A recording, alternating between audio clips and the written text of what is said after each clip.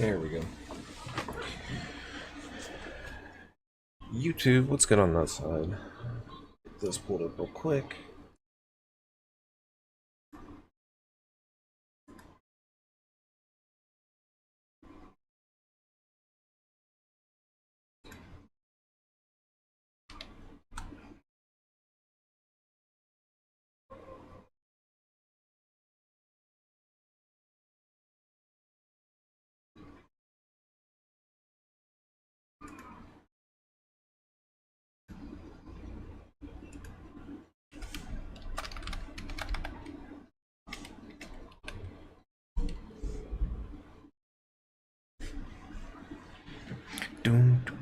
Of course, there's a Gundam card game. There is a Gundam card game. The Street Day was today for the pre-cons, but they also went ahead and put out the set one list and everything.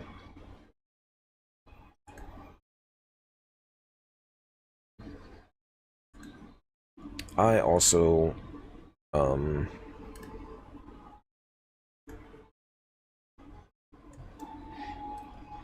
pulled this today out of the pre-con.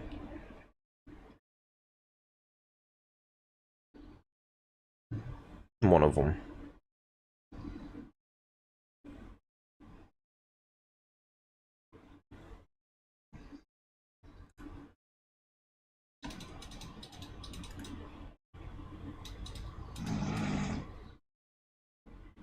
All right.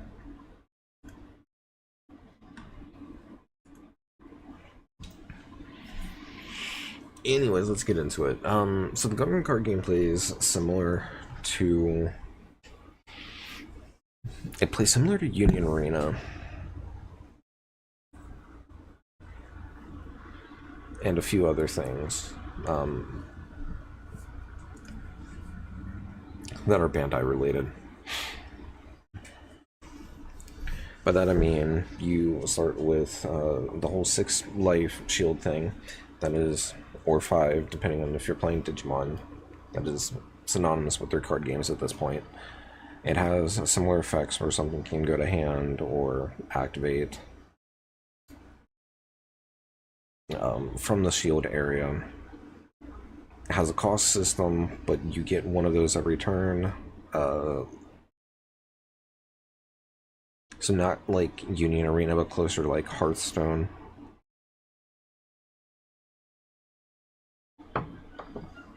I'm not sure if there is a cap on that. There's temporary ramping you can do.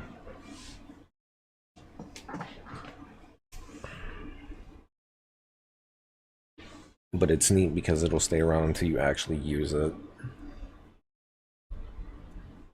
That feels kind of like a memory thing from Digimon.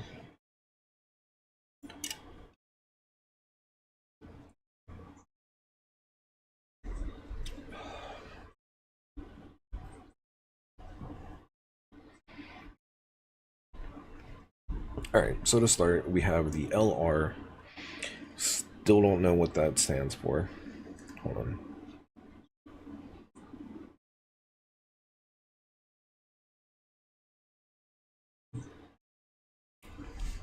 Because you got common, uncommon, rare, promo.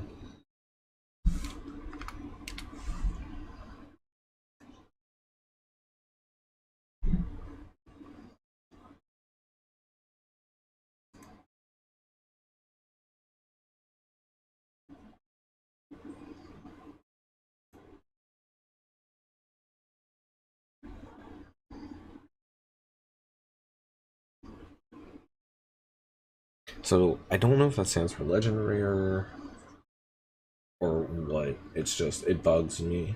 It's nothing important, it just bugs me not knowing it.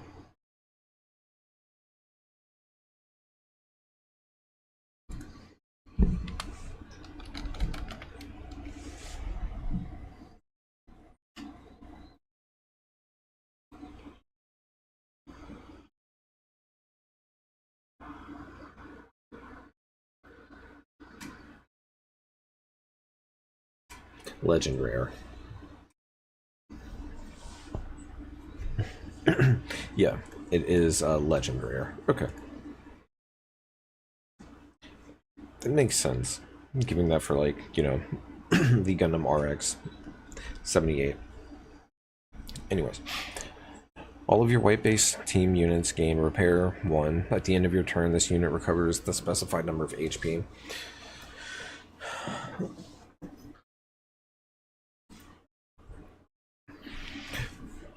So they've got a power and health system similar to power and toughness and the like from Magic, but closer to Hearthstone, in that the damage stays. So giving all of your things the ability to heal one in turn seems pretty good. When paired, if you have 2 or more other units in play, draw 1. So if you're in, it's card draw. Card draw is always good. Especially if it's card draw while you're in advantage position. Whew. That destroy mode unicorn Gundam, that's pretty.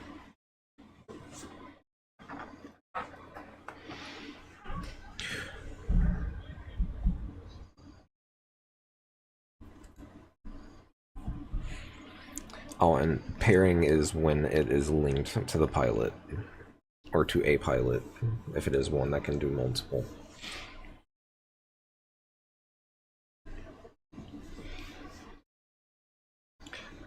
When playing this card from your hand, you may destroy one of your Link units with Unicorn mode and its card name that is level 5. If you do, play this card as if it has 0 level and cost.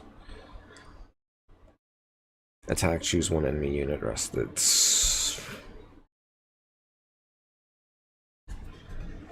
That's a game ender.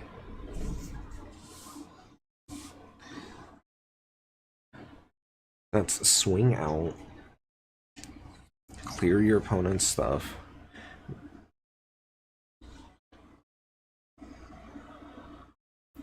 I could already see a deck with this, Unicorn and Tall Geese. Or anything that can restand for multiple swings. And then while you have the Unicorn Gundam and one of the pilots in hand, you just pop the Unicorn Gundam, play that, link it, and now it's no longer summoning sick.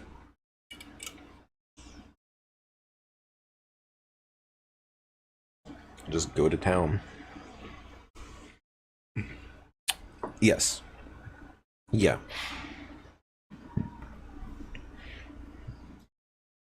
So blocking in these games is done differently. You don't assign something as a blocker unless it has the block keyword. That is something that is just universal with Bandai games, it seems.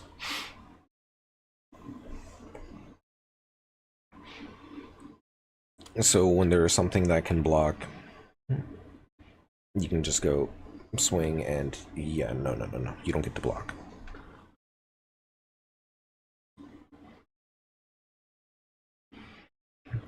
Sometimes it works because you also can't attack unless something specifically says that it can attack non-resting units.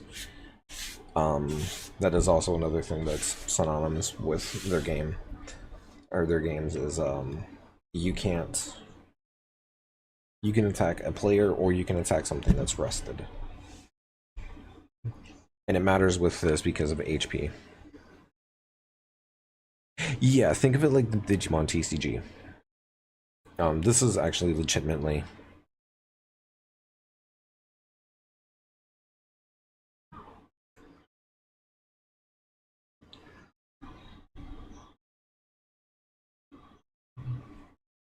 This is one of the reasons why I started taking a break from the Digimon TCG. Not only was I getting tired of the playstyle and pattern, just constantly being the same, and I know that all games hit that point, but it was also just hitting a monetary point that I was just like, yeah, I'm good. And I know that this one is out the gate going to be a little bit more because of the IP that it is, tariffs and everything else. So those moments when you can get your little sense of joy, parts of joys, this will be mine. As I'm still finishing off my Final Fantasy Master Collection. Anyways, Yeah, the LRs so far that they've are showing for blue seem really good. Unicorn seems phenomenal with the destroy mode. And then Gundam, I mean, as a low cost, you get to play it fairly early into the game. It repairs, and it draws cards. So it replaces itself in hand. This is just a game ender. That's all to really say about that. Banshee Destroy Mode. Unicorn Gundam 02. Banshee. During link and attack, choose 12 cards from your trash, return... Wait, I'm sorry.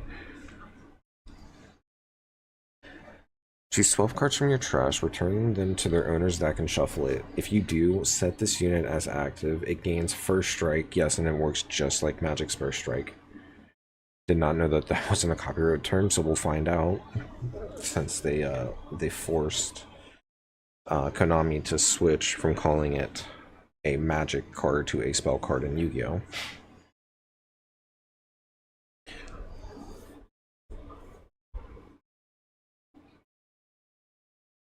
That's gross. Okay. That is a 3 attack.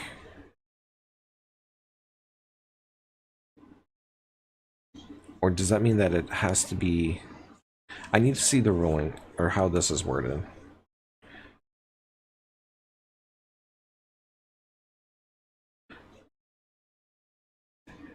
Because the way it's bracketed and everything is just like Digimon card game and everything. So that's... You get that out. It's there for a turn. If it stays, and if you've got the clearing, you go swing, put 12 things to the bottom,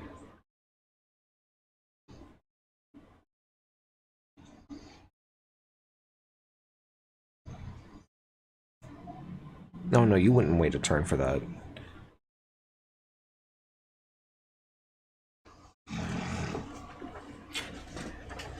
I gotta keep this in mind if they ever release a mill strategy, because this just, with like a turbo mill, it's just like, alright, cool. Yes, I am that player. I like that though. Gun Cannon. Repair 1 pair, choose one enemy unit with 2 or less HP, rest it. Yeah, I mean, it's low cost disruption, possibly removal if you're willing to trade something. That's fine. This is also going to be a set 1 review too, so I'm not expecting things, you know, as gross as what other card games have right now. But I'm expecting something, because this is still...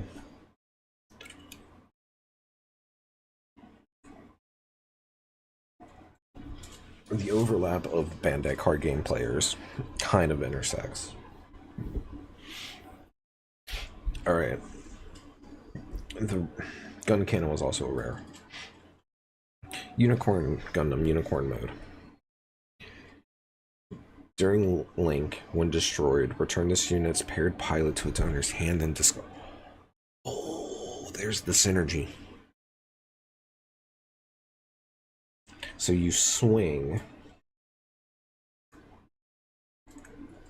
you pop it, you get your pilot back, you link, you swing again.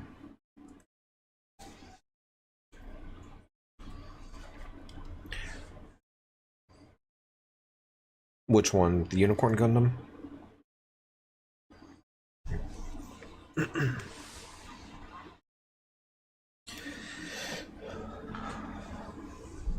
So, the pilot cards link. So, this is actually a really good card, from what I'm seeing right off the bat. So, while it's linked, or when it gets destroyed,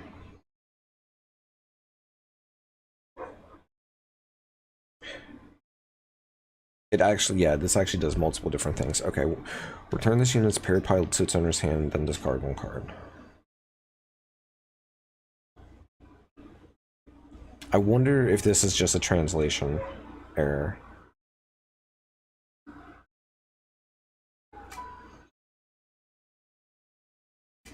Because currently, like, reading it that way... Hold on. How does this game play again?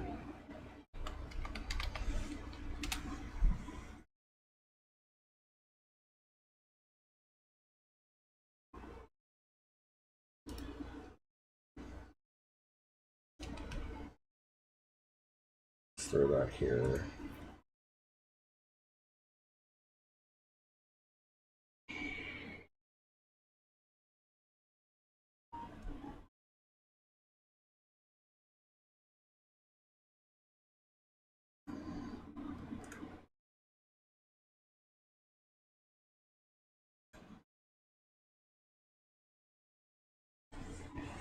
Here we go. It means the effect listed after the during pair timing is active when this unit's during pair is paired with the top pilot.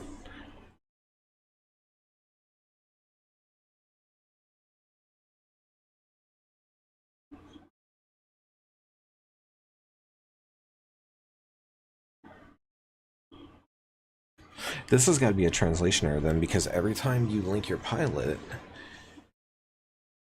you return...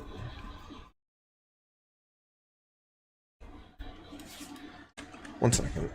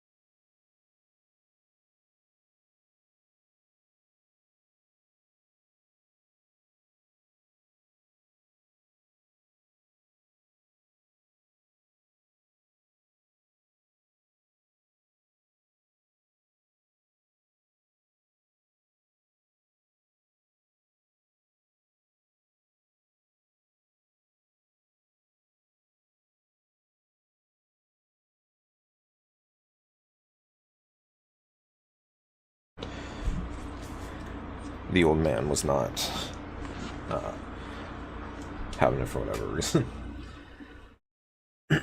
Okay, so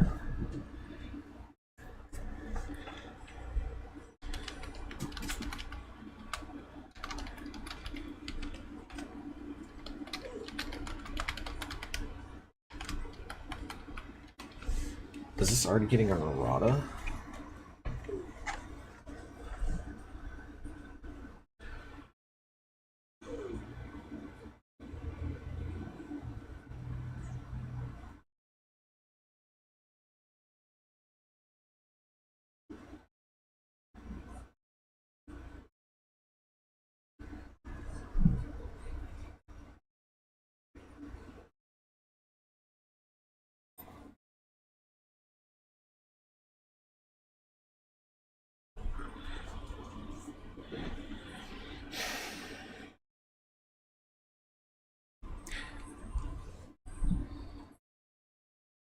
Okay, so you might actually be onto something, Ben.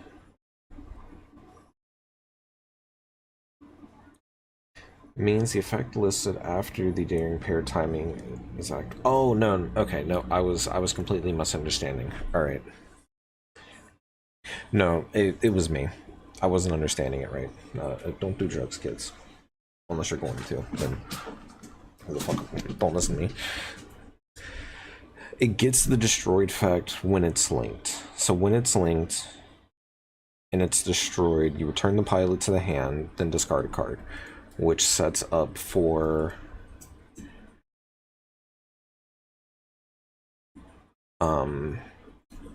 it sets up Unicorn Destroy. And it sets up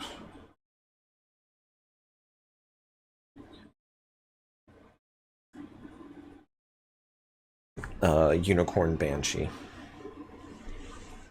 Yeah. That was entirely just me not understanding the card at first.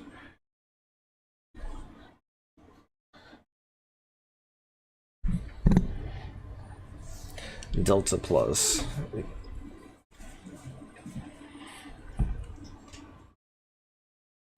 Also, before I forget about it, pairs with Amuro, or links with Amuro, links with Vanagar, links with Cruz, any white base team. It specifically, you'll have your ones that are like generic for whatever the series is, and then you'll have your ones that are only the person that piloted it. I'm coming, Butters.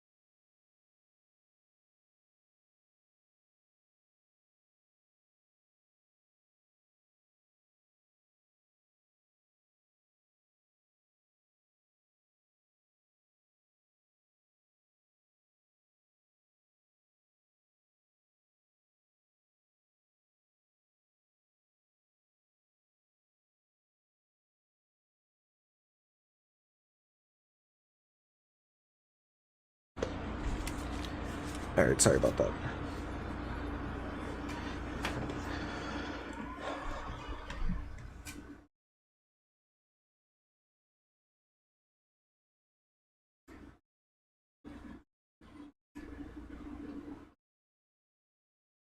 Link works.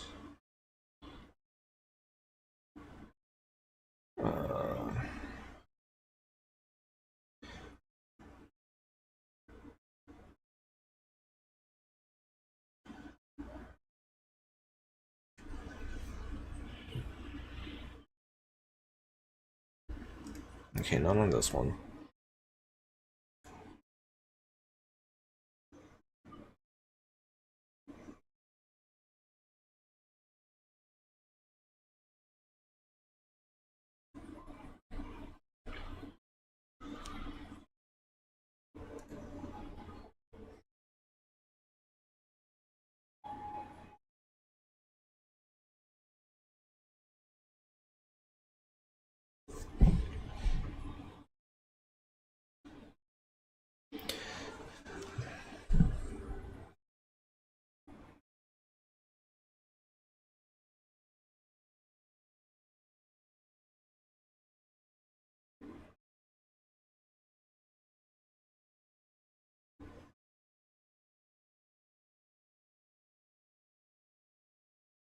Okay, so how Link works is it is similar to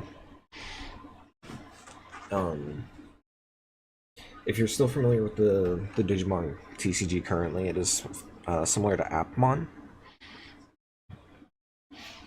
where you can take a card and slide it up under by paying a cost.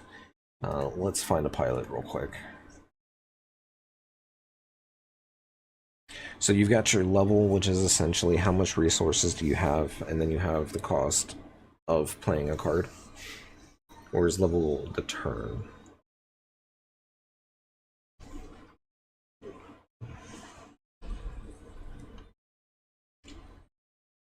No, because you get a resource every turn unless you've ramped. So yeah, your level is the turn, basically, turn number. The cost of the card, how much resources that you get or have to pay for it, which you get a resource at the beginning of every turn. Where is a fucking pilot at?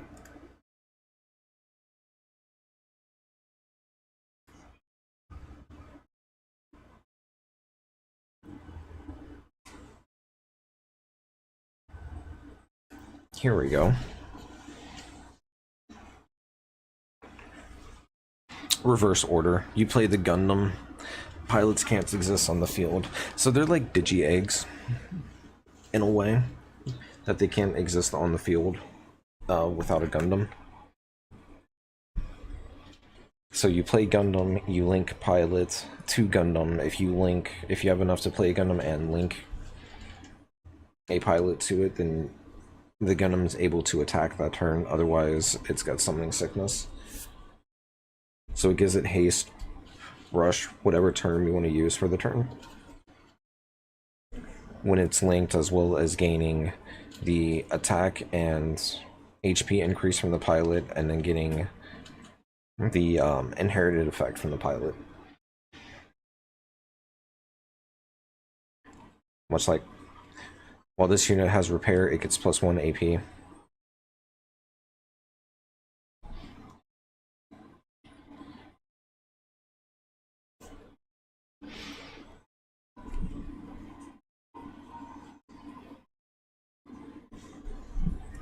Plus, I mean, they do have the learn to play video I could just throw on again.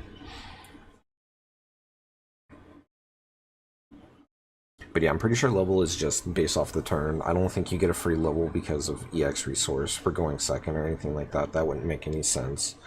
That would be a stupid amount of ramp. So yeah, level is essentially what turn it is, which also dictates typically how much mana or resource you have. If you're going second, you get an extra resource that you can use that turn or whenever. So it's like the coin and Hearthstone.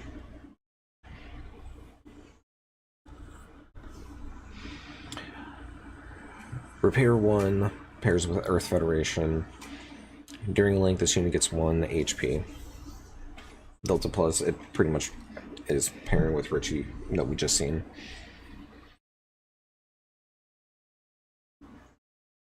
What's the cost in that anyways? Level 4 for 3 that you would pair with a pilot, or that you would most likely pair with Richie. Would have repair 1, so you would get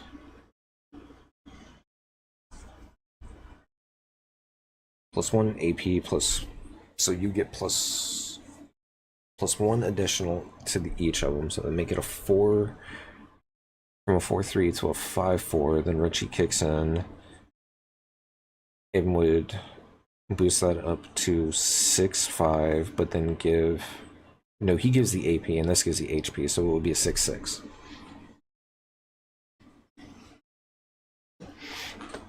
A 6-6 for 4, that sounds like modern magic.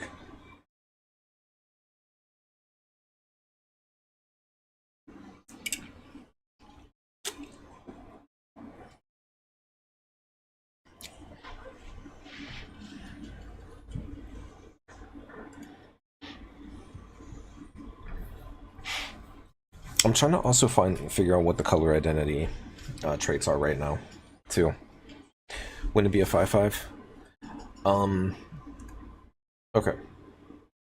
So, it's a 4-3 base. When it is linked, it has, this unit gets +1 HP. So while it's got a pilot, it will always get the +1 HP. So it would make it a 4-4 from that.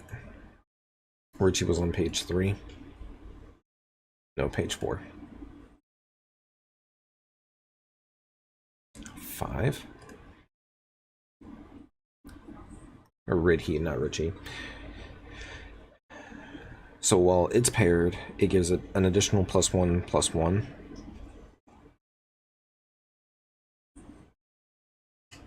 Oh no, it would always be a head-on attack then. Yeah, so it would go... When paired, it's a 5-4. And then the unit effect kicks in itself, making it a 5-5. So it'd be a 6-5 since it's got repair. That still seems really good. I'm mathed wrong, but that still seems really good, like for a low-end rush strategy. And I mean, it's Earth... Whoops. There we go. What was that one? Earth Federation. So you would be playing it with Gundam, because it's got Earth Federation. You could play it with Banshee, because it's got Earth Federation.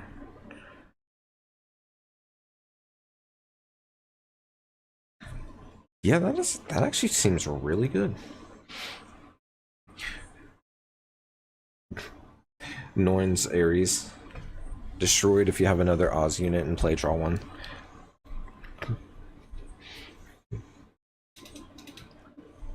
That's not bad. I mean, we're talking about early portions of a card game, so I'm trying to look at it from that aspect.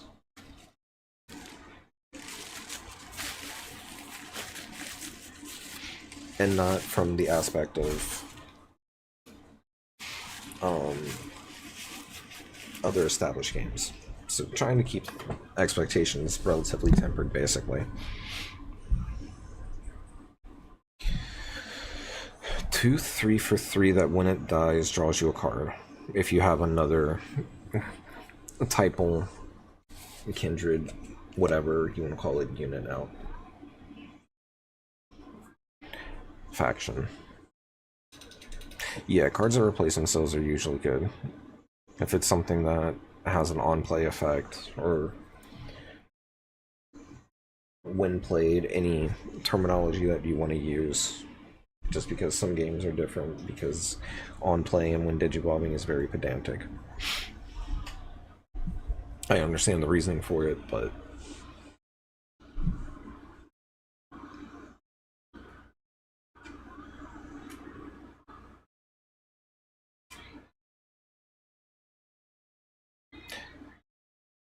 But yeah, 2 3 for 3 that when it dies draws a card.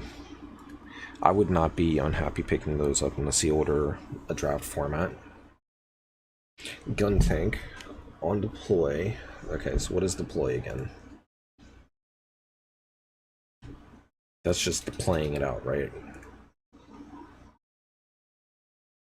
It means that the effects activate when the card is with deploy is deployed. Yeah, so on play or ETB. Choose one rusted unit, one rusted enemy unit, deal 1 damage to it. That's not bad. It's a 1 cost ping 1, on play ping 1. Deal 1 damage to a tapped enemy, or yeah, something tapped for 1. That's okay. Hey Paul. What's up, bud? What's the difference between a demo and a prologue? A demo is an incomplete section of a game that you're getting to play. It may or may not be the beginning. It may be a middle section. It may be further. It all just kind of varies on what kind of demo you're playing. A prologue is typically a section of a game that is also unfinished, but it's the beginning portions of the game, and it will retain your save data in particular. Well, which one's bigger? Which one is better? Or no, which one's else you could do more stuff in? Usually a prologue, because it's closer to full release than a demo is. So a prologue? So I would want to download a prologue. Yeah. Instead of a demo. Okay. Yeah. What are you downloading? I want to get a game book. I want to play and I go to 14. Okay, well what game? No, a zombie graveyard simulator. Zombie Graveyard Simulator? Yeah. That sounds like fun. Go have fun. It's like a game where it's like those funny looking little zombie things and the graveyard thing. Maybe we'll get you in here playing Resident Evil sometime. Huh? I said maybe we'll get you in here playing Resident Evil sometime. A game I have never played, only watched be played.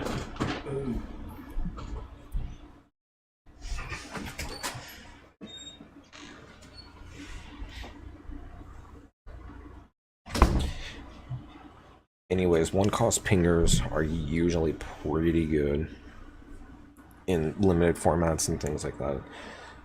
This can pick off something bigger just because of the fact that damage stays on too. And it's just when it's played out, you don't even have to give up a pilot for it. Also, deploy. Choose one of your white base units. It gains high maneuver. This unit can't be blocked. For a cost of 2. You can do it with itself too, if you have, yeah, because a white base pilot that costs like 1.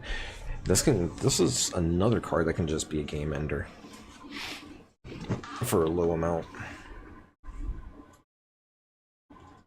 Yeah, a pinger when damage stays on sounds annoying. It does, especially if they introduce any kind of bounce instead of destroy, like just outright destroy.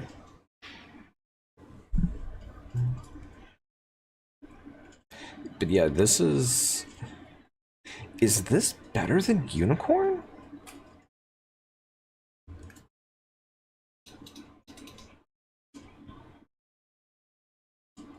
No, because it's slightly... Wow, that's... They're both low cost or not low cost, they're both game enders. This one does allow you to have multi-attack, though. Because you swing, you pop, you get the pilot back, you link, you swing.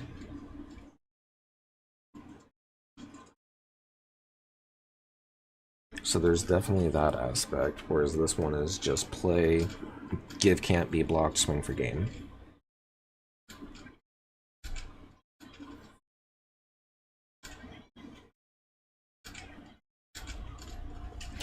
Blocking works like Digimon's blocking.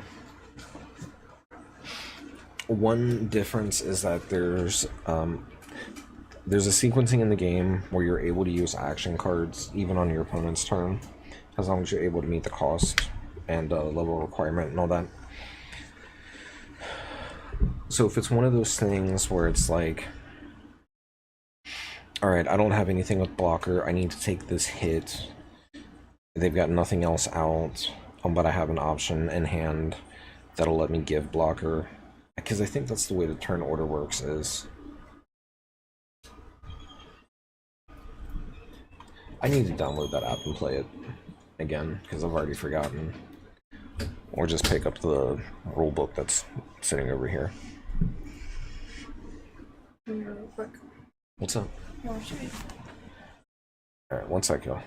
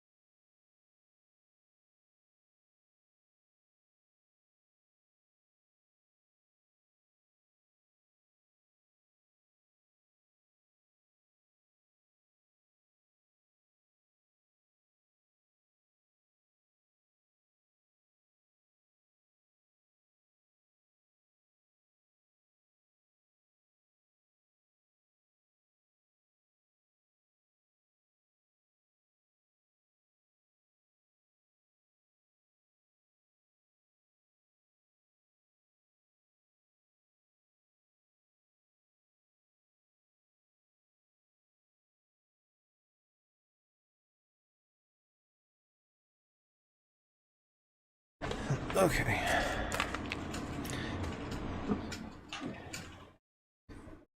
Yeah, blocking works like the Digimon TCG, but one hand is grabbed.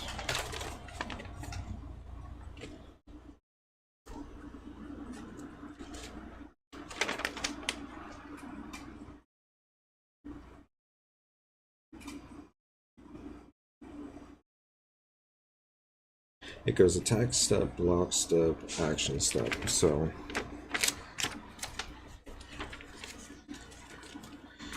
it definitely lets you bypass blocker.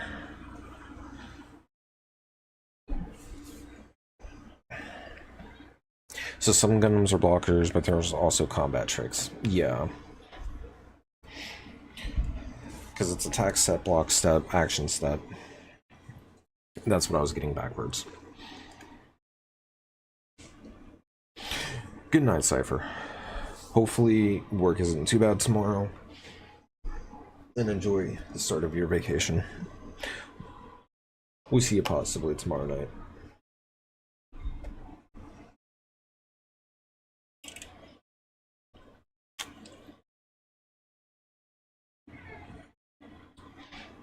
O2 Banshee Unicorn mode. When paired, choose a unit with 3 or less HP rested. 4-3 for 3. That's not too bad. That seems okay. It also depends on what the rest of the the Banshee side wants to do.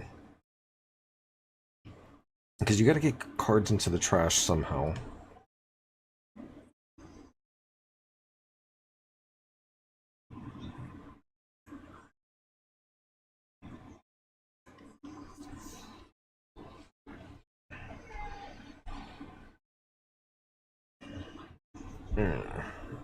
I've got a elderly dog, as I've mentioned before, that's sundowning.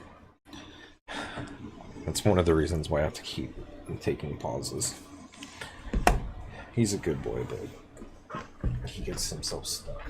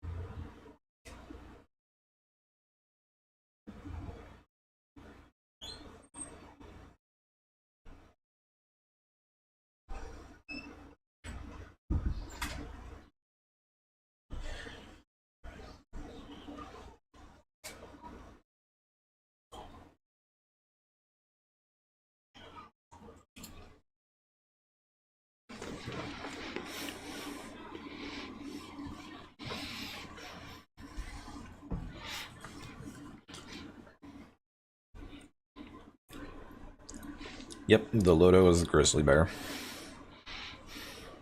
Duh, bears.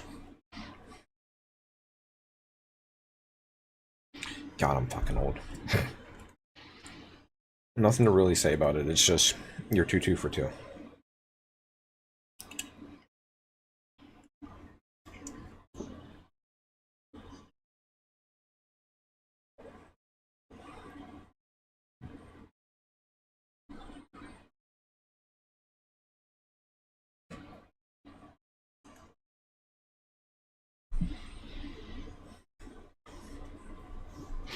But yeah, just 2-2 for 2.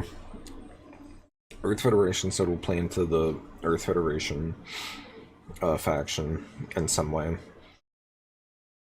2-2s for 2 are usually... The thing is when you're not playing a game that doesn't have a rotation and actually has a limited format that people will routinely play, 2-2s for 2 are usually not terrible.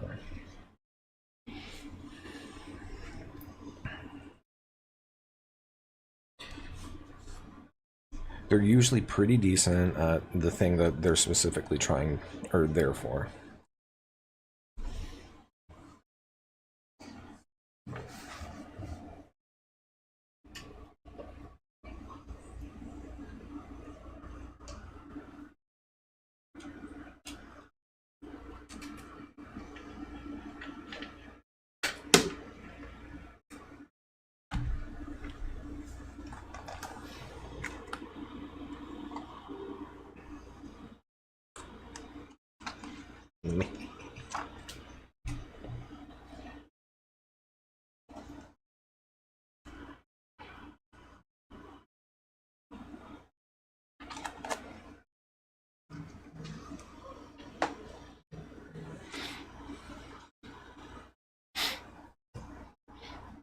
Zex Leo.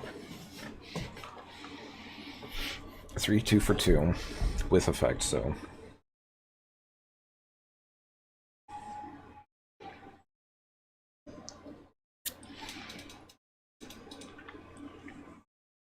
One pair, choose one enemy unit with 3 or less HP, rest it.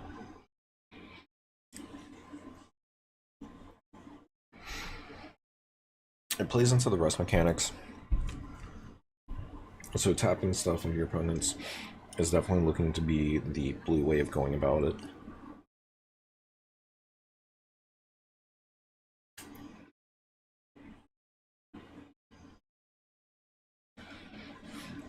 It seems kind of familiar. But it, even though it says Zex is Leo, it only cared about Oz trait.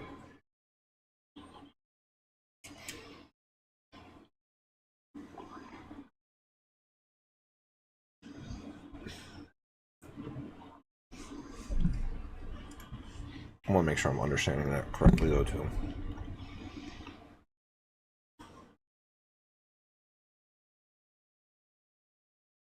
Fuck you. Oh. That's weird.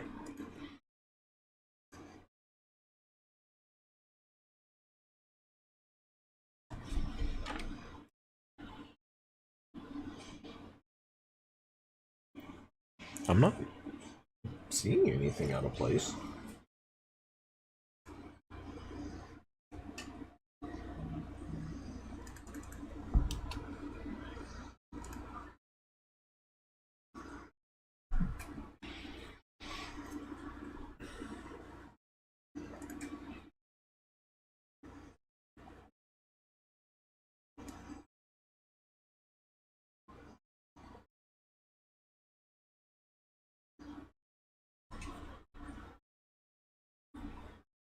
Yeah, pay a chat a moment.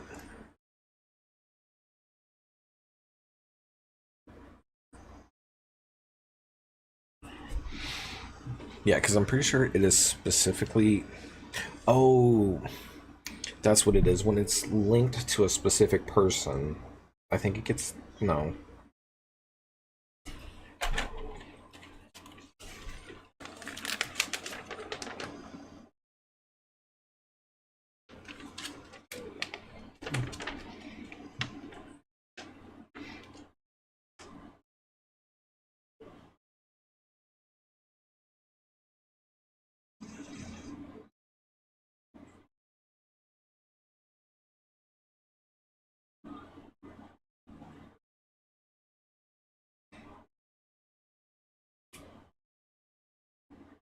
When a pilot card is placed with a unit in the battle area by placing it underneath the unit.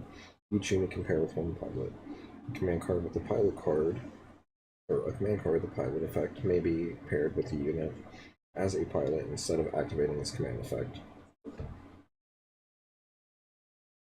That sounds like reconfigure from Neon Kamigawa. When a pilot is paired and the link requirements are fulfilled, that unit becomes a link unit. Link units can attack immediately on the turn they are deployed. Yeah, so the link requirement does have to be fulfilled for bonus effects and being able to attack and all that shit. I was correct about that.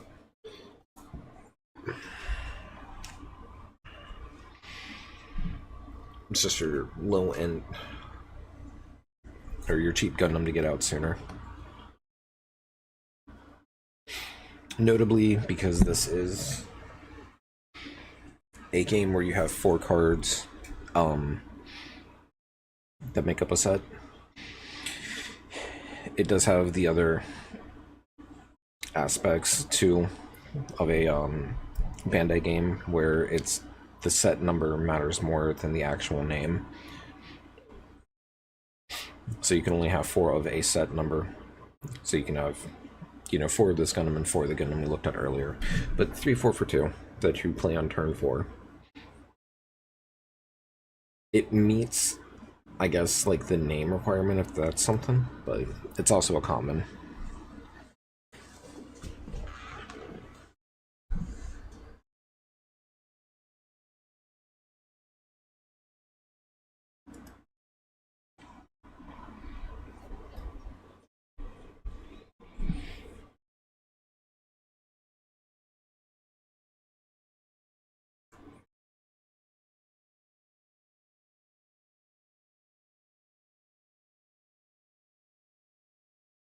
Yeah, it does.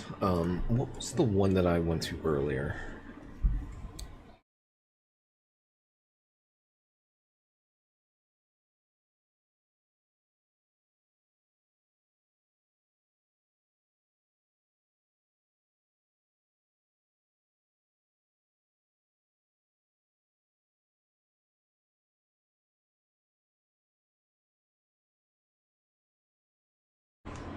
Alright, no, seriously, what was the site?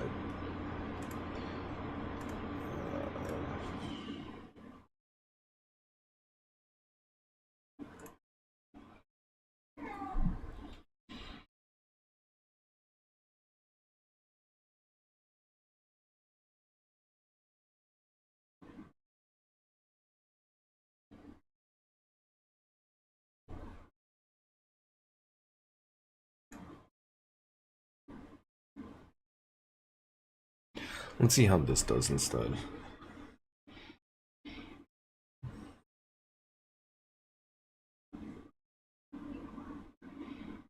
Okay, card set, new type rising. Is it on here yet?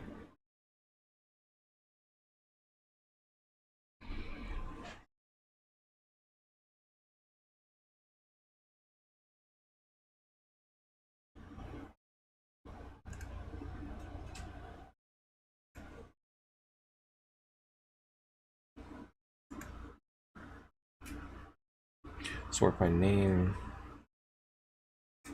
Won't let me sort by color.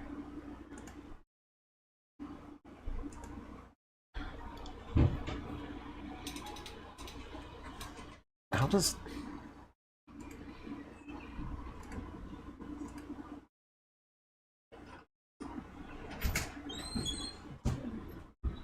Yeah, it's not giving me everything.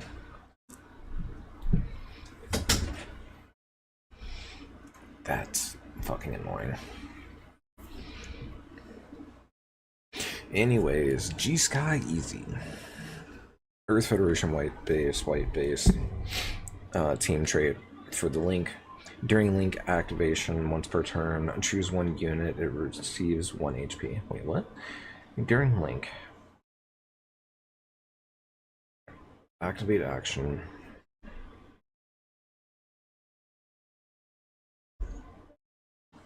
Once per turn. Okay, so while it's linked, you can go, cool, I'm gonna heal this. So this thing doesn't actually really swing. This just stays back and buffs. It's not an anthem, but just a recovery piece.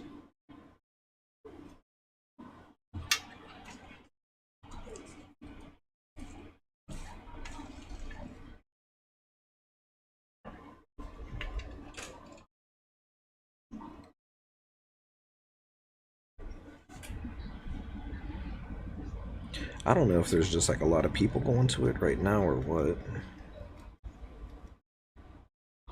It's just like, man, you gotta be figuring you're kind of outside of like the technical issues. You're kind of going on all cylinders right now. The even with my own personal gripes of the Digimon TCG, the game is doing absolutely fine. You've got the new hotness going with the Gundam TCG just dropping. You've got some games about to release and everything.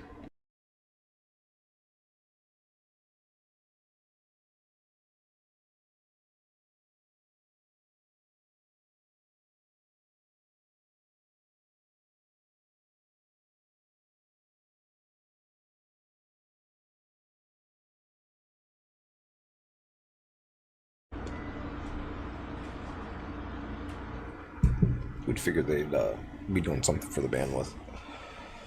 The... Anyways, Ball, the best unit ever. I just liked OA's team and him going to town with the ball in the first episode. Anyways, on attack, choose one of your units that recovers 1 HP. It's there to do its thing. It's there to swing, help something survive, maybe take out something that's got 1 HP left, maybe just wing it into security. It does its job nobly.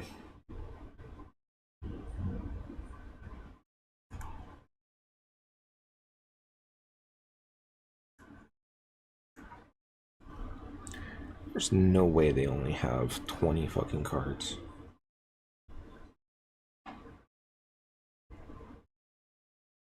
I guess, I mean, it's being ran by a group of people. So that's going to be the time, the effort to actually go through and add everything, so I shouldn't be harping on that. 1-1 with a clear mission, exactly. While you have 2 or more Earth Federation units in play, this or in your hand costs 1 less. So a 2-3 for 1.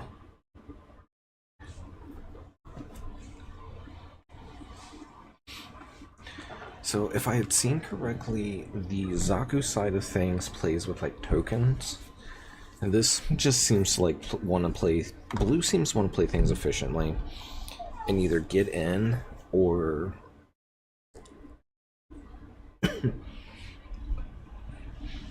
they don't have a lot of stuff that's recurring though. I think they want to like take the hits and then just try and recover. Kind of like your basic white deck in a way. Actually, this is kind of what it feels like. So blue. Okay.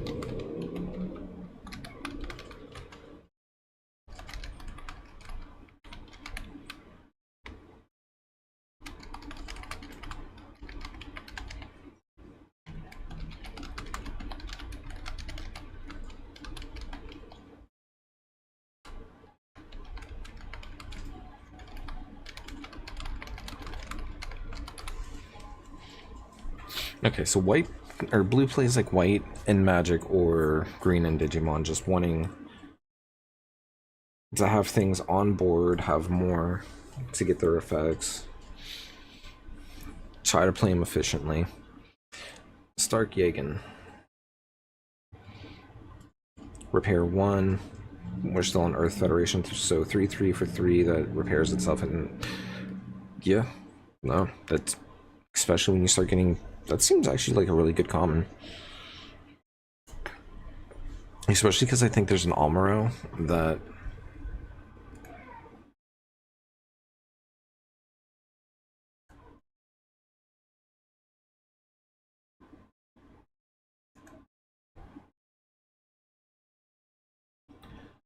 Well, that's loading.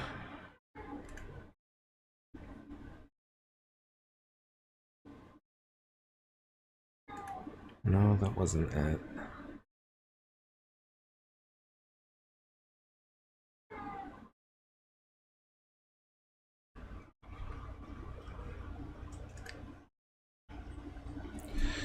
Rezel, Earth Federation still.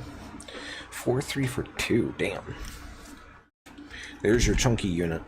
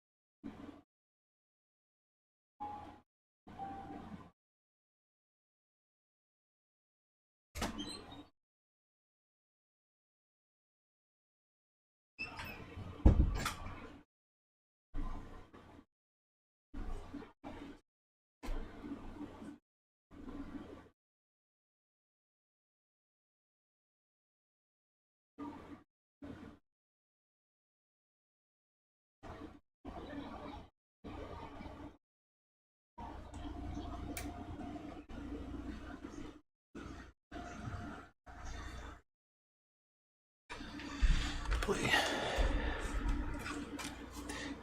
Yeah, I don't think the stat line is bad. Sorry, I had to stop again for Butterball. The only thing that's bad about it is that you have to wait until at least your third turn to play it. But when you can put something out with that body, I mean, that's not bad.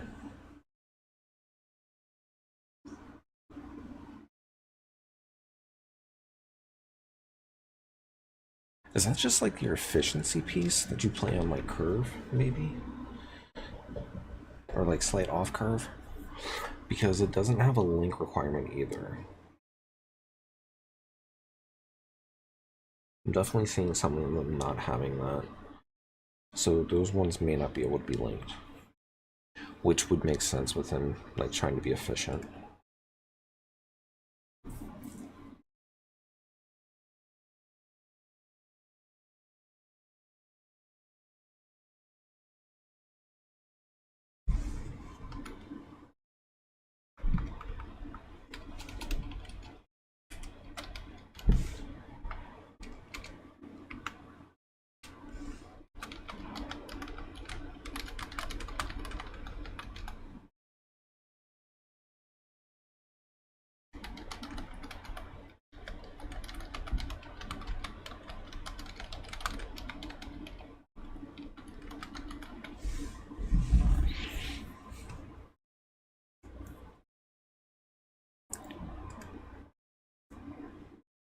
Quit giving me that bad gateway shit.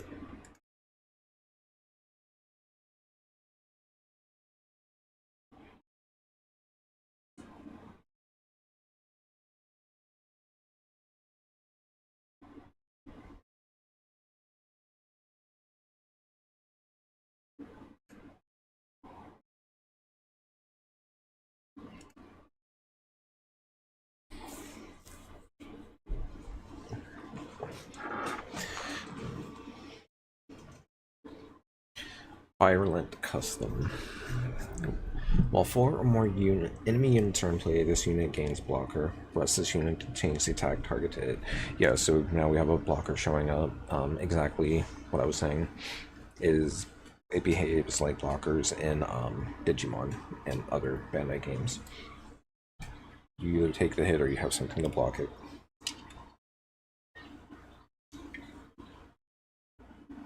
Specifically. Like, that is its role.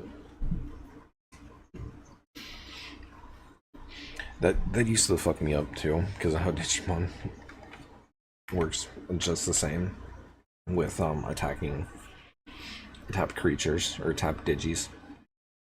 So I had been playing it for so long to a point that I was doing some magic testing and attempted to attack something that was top down. It was just like, nope. Been playing too much Digimon. Anyways, another just generic thing. 3-4 for 2 for 4. Something that's supposed to be like your mid-ish late game defensive piece. It's there for what it's gonna do. The stats are fine. Its role is fine. Whether or not it stays in after, you know, a set or two, that remains to be seen.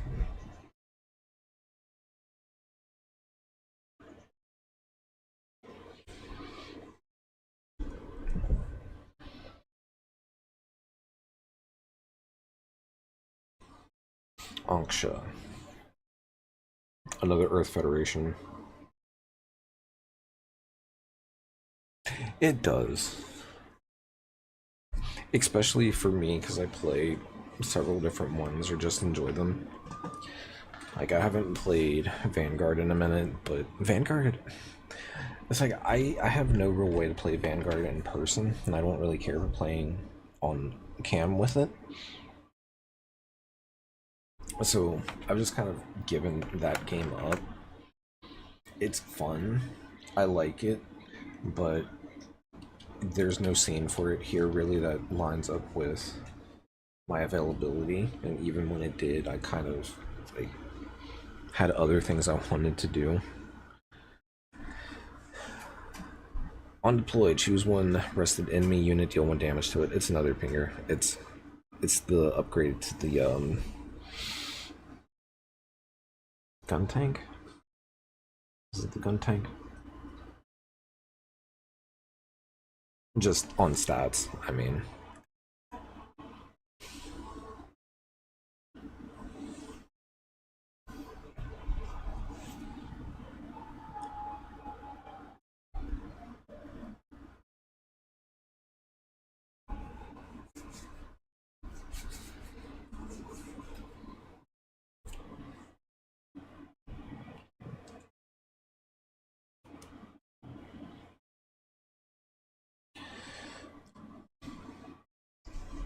Pisces.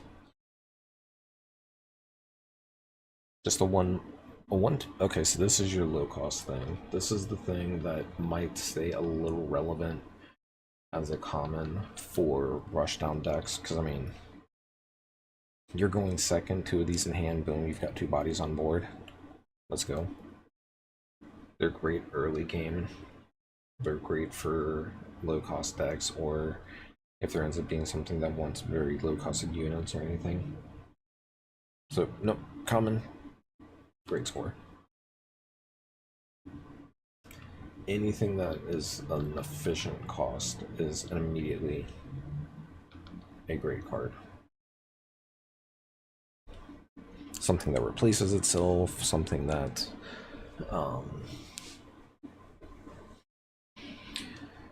something that can deal like low point damage and be a removal option. Something that's just very efficiently costed. Yeah, any 1 cost card has potential just for its cost, exactly. Like something that I routinely do, for example. Oh, I'll wait until the ads are over.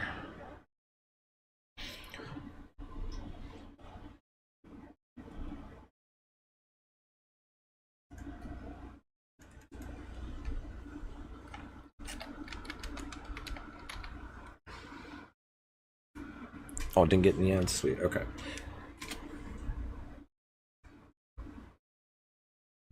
But something that I do routinely on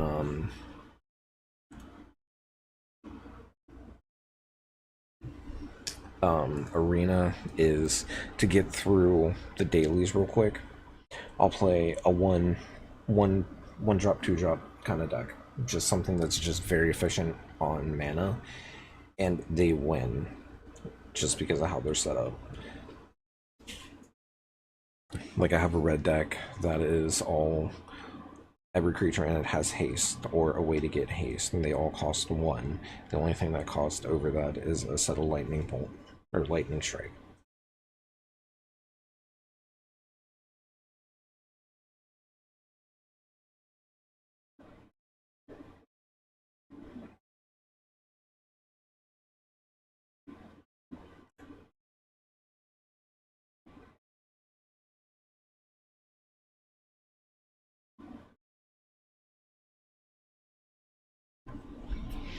Anyways, 2 2 for 2, or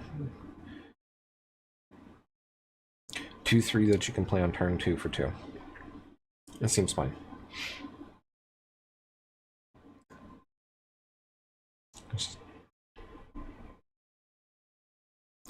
Yeah, flooding the board is always a strategy, especially if there aren't effective board wipes. Exactly. Sometimes just the pure efficiency of it. The black one I play is just obnoxious though, because the only way that it can win is through stalling out long enough to bleed with a couple of agate instigators, or rat out makes a token. So when you give the early game whatever -1, -1 and kill it and get a rat out of it, and you just start swinging, it's just a 1/1 rat token. It usually gets ignored. Okay, now we're into the green section. I'm also doing a sidebar with Blue Sky at the same time, giving my thoughts on this. Also, welcome back from that. Char's Gelgal. Active main, discard one Xeon/Neo Xeon unit card. If a pilot is not paired with this unit, choose one new type pilot card that is level 3 or lower from your trash, pair it with this unit.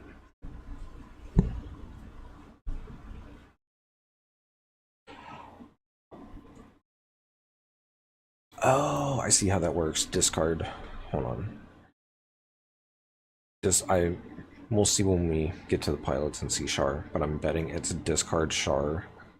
Or, yeah, play this on curve. Discard Char, tuck Char.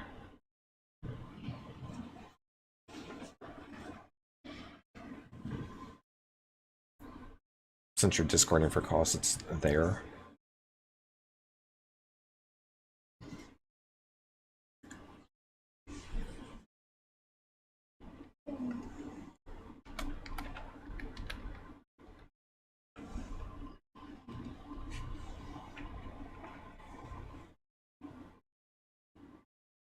Exactly.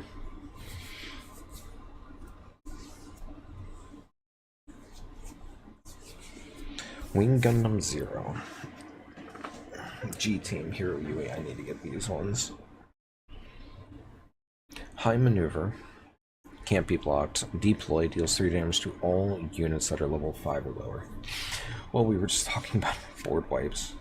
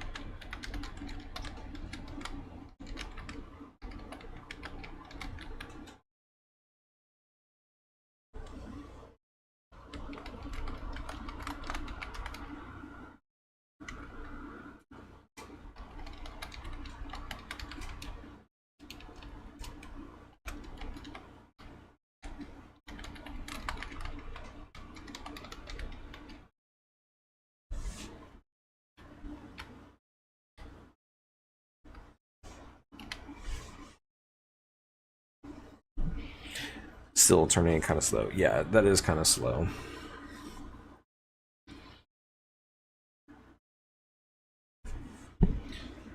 Let me make sure I'm understanding that correctly, and that level is not equal to your resource count.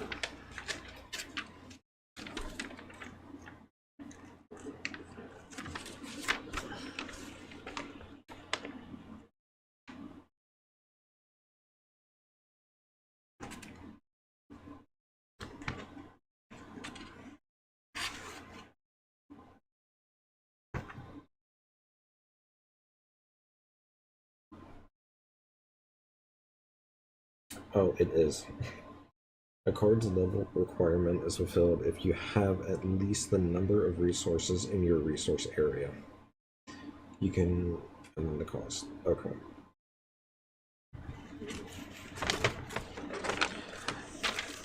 So it is the ramp deck. Because the Wing Gundam bird mode, for example, that's in the pre-con. So let me go find it real quick. Deploy, place one EX resource. So you can ramp into 0.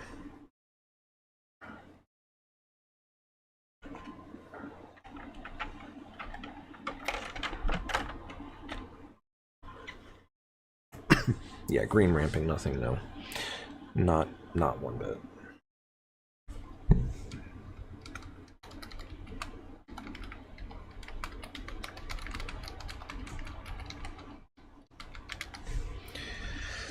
I didn't load the image, but Death Scythe, when paired with Operation Meteor Pilot, who is Duo Maxwell, place one breasted resource Yeah, so there's your ramp some more too. One resin resource, and then this unit gains first strike during this turn.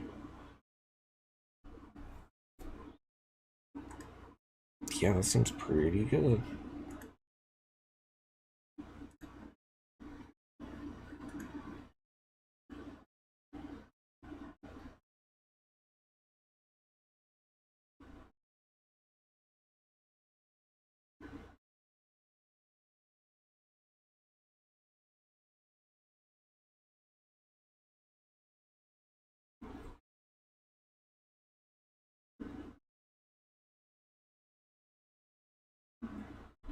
And it don't look bad either. So this is your turn 6 playing on turn your turn 4. Hey, I'm actually playing something meant for turn 6.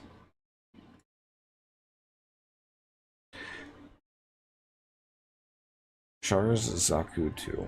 During paired, when destroyed, deploy one rested Char Zaku 2 token. Okay, and it's also the token strategy, so it's the go wide.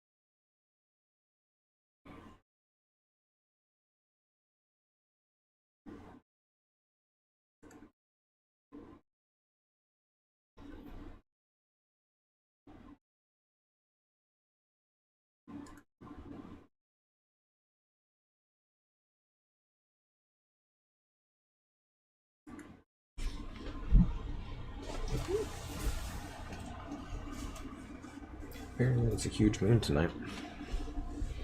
Big Zom. Breach 4 when this unit it's trample. It's trample.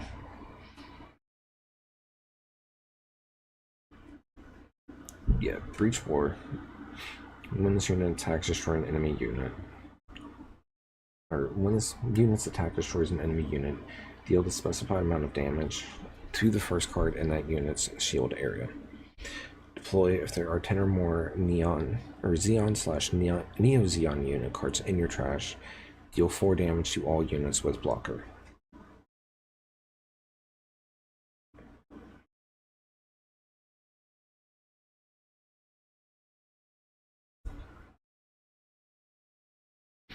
I'm glad that this doesn't count as an attack, because that would be gross. But yeah, another board wipe. It just requires it to be deployed, so you don't even need to really, even if that's just your plays, it's like, yeah, I'm just going to drop this and nuke the board. And then have a 5/6.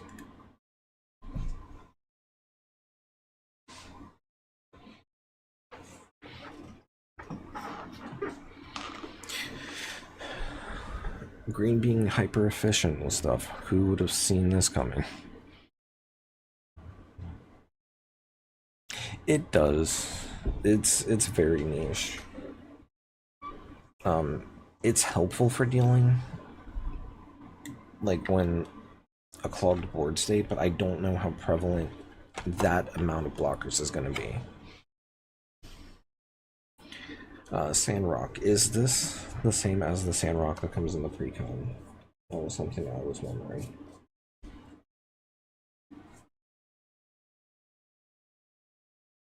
At least I thought Sandrock came in this. Bergman, heavy arms, yeah. Level 4 costs 2, 4, 3. Nope. It's got one more toughness. It's got one more HP. Same link requirements. It costs 3. Can only play when you've got 5 resource. So when you hit that, deploy, you may deploy one Meganacorp, yeah, so here's some more play stuff out.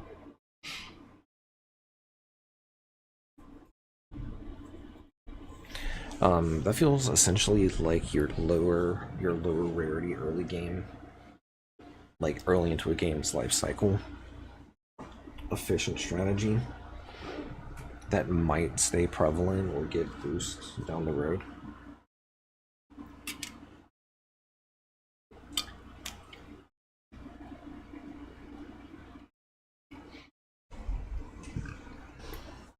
Shenlong Gundam.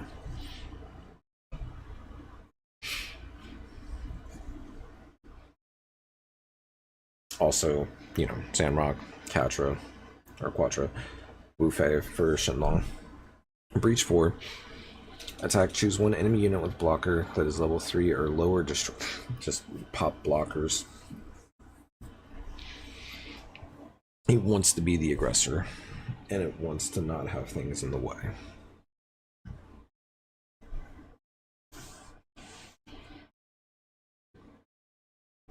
But it is falling within to that like niche aspect, like you were saying, Ben, of only dealing damage to blockers, or in this one's case, it only being a level 3. So something higher than level 3 is there. It's your attack is still possibly not going through.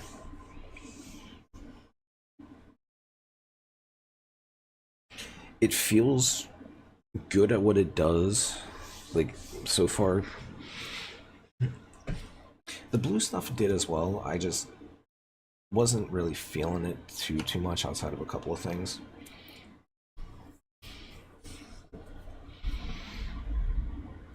Rick Dom. Just a breach 2 for Xeon. 3-3. 3-3 for 2. And you're playing 3. Yeah. That's okay. I don't think it's bad. I think it's definitely a card that might see play, but it's a card that's going to probably be replaced fairly quickly.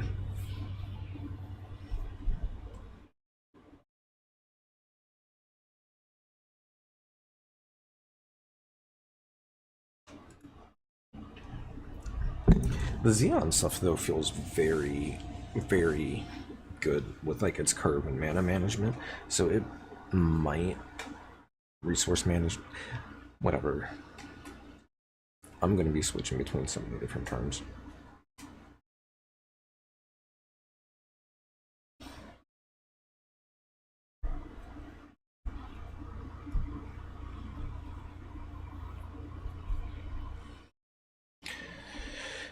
Xeon trade for the Gelgog.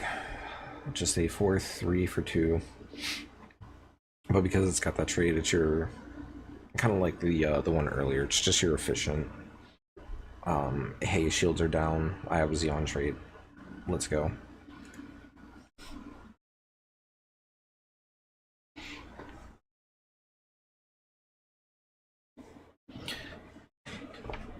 I mean, green is definitely my color for now. It's possibly permanently. It depends on what they do with like the Wing series, because that is my favorite series. Damn, was that Wing Gundam pretty too? That was good. That was a good pull.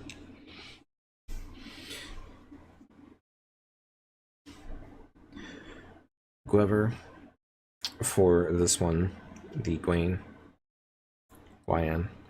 when paired Xeon Pilot, choose one enemy unit with blocker that is level 2 or lower destroy it. Okay, so we're seeing the thing, that trend still.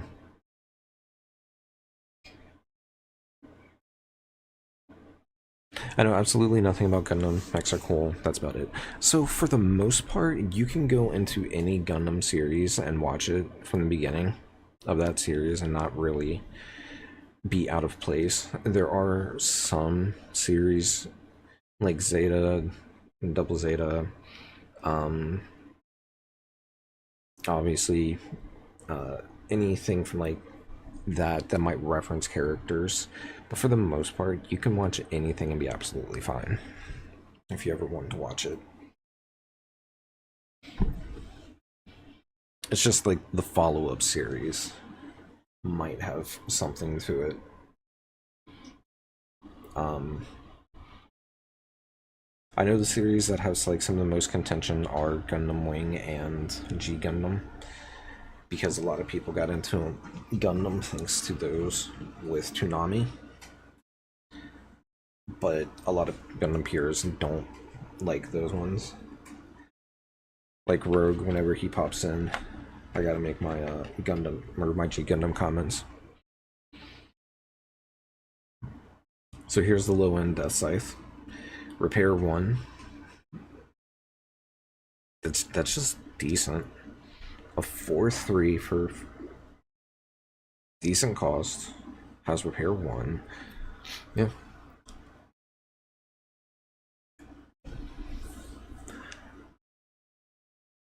I think as long as duo or it also depends on like what they do with pilots too, because if they ever print higher rarity pilots, I don't know if they have yet. Um, or even promos, because promos tend to be kind of bad for Bandai games. Like that's all it takes is just one good promo or something to just break something and make it expensive, or also just good. During pair, this unit gains Breach 3. Pairs with Troa. Seems fine. It's your efficient trample card. So next should be the efficient token card or play something from hand card.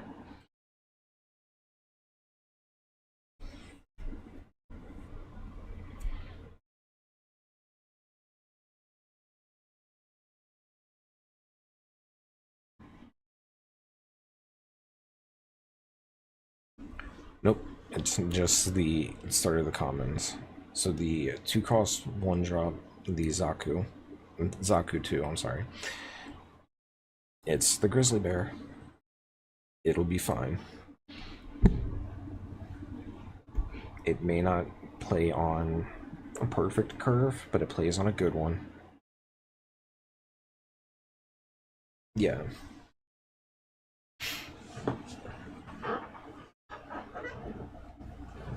Actually, green feels like it wants to go second because of the extra resource. But I don't know if the EX resource counts towards your level, is the thing. The Gulf. It's your slightly up. It's your Centaur Corsair kind of deal. Slightly upgraded. Cost just, cost 1 more, has like 1 more toughness or 1 more power. It's almost like that card game that is 30 plus years old has been around for so long that it's influenced other games without even realizing it or having to say anything. And one of the reasons why I always recommend people to at least give it a shot, because of learning the technical, because you can become a so much better technical player just from playing it. Yeah, green is just efficient. That's all to say. It's another cheap cost, low body. Cheap cost, low body, cheap cost, low body, yeah. Or ramp.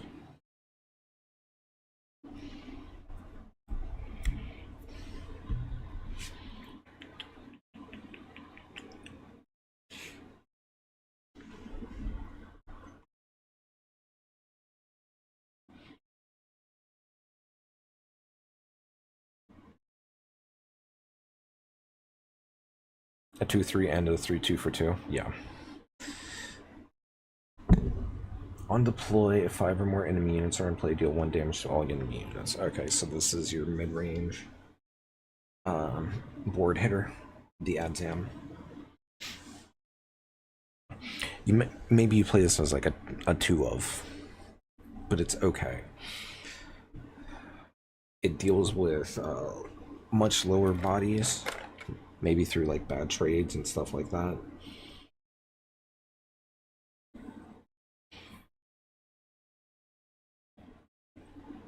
I don't think you play a full set of something like that at all. Maybe you play like 2 of them. It's a limited all-star though.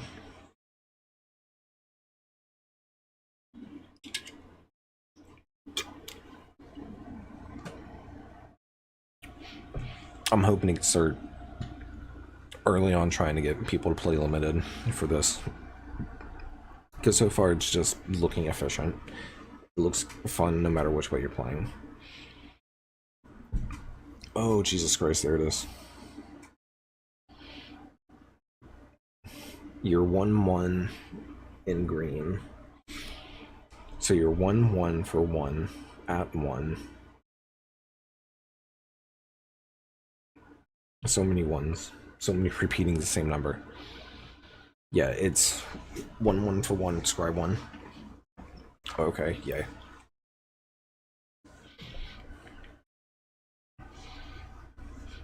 There's formats, and there have been formats in the past where something like that would see playing constructed.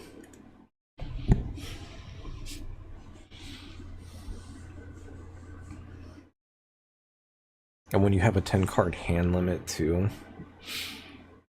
that it's not giving like handcrafting, but it's helping to find combo pieces and stuff as well. There's the common wing Gundam.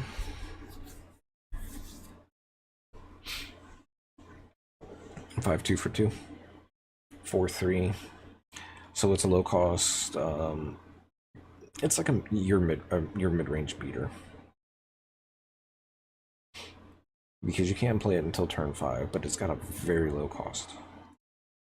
And pretty decent stats.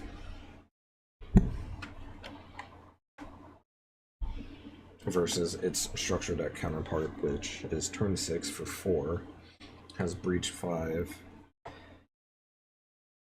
and it can attack unsuspended level 4 and lower.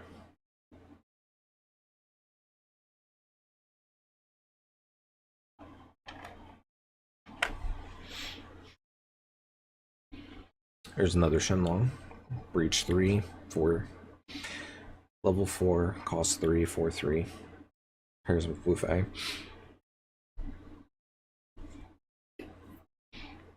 Again, green is just being very efficient with cost. It recognizes the level system, and instead of playing like small things that can give benefits, it plays like decent costed.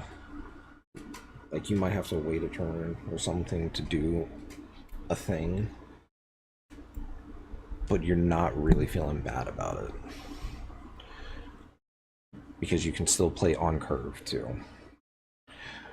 Duo's Leo. Oh yeah, from when he was piloting Leo. Yeah, this unit may choose an active enemy unit that is level 2 or lower and attack it.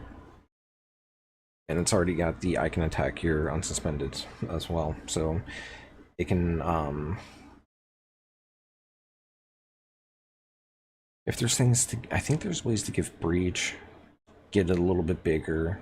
You can attack your opponent's on curve stuff. It's not the worst.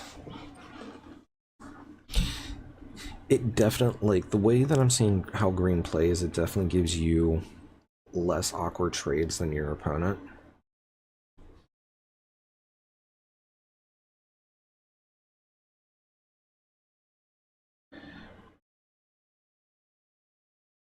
Rashid's Maganic.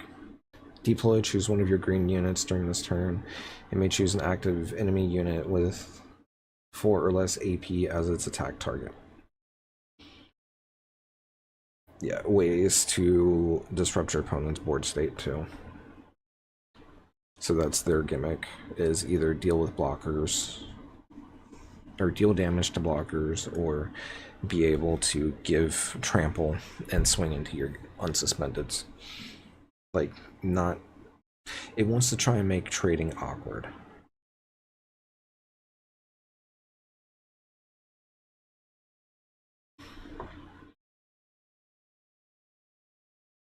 Yeah, exactly.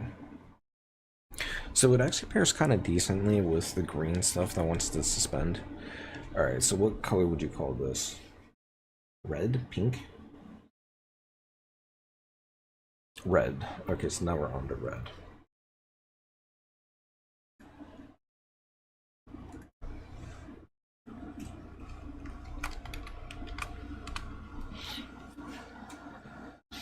Well, my first thoughts at looking at it is a level 5, so it's a mid-range card for 4.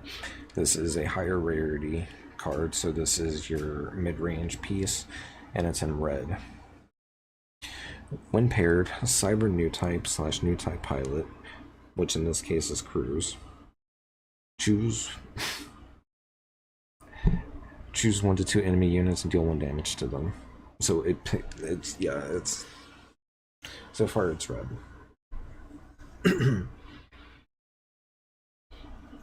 It's dealing the damage.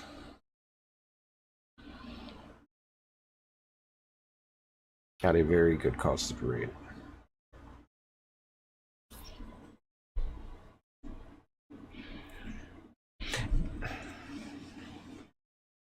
I'm also not noticing any cross-color faction too much right now, so like you might play a series. Like obviously the Wings of Advance Precon is Operation Meteor and Oz as the traits. But I mean, if you're doing that, you might as well just be like, you can play red-green very efficiently, it looks like, too. And red-blue just kind of gives a, or not red-blue, green-blue. It doesn't so much feel like Simic, but it feels,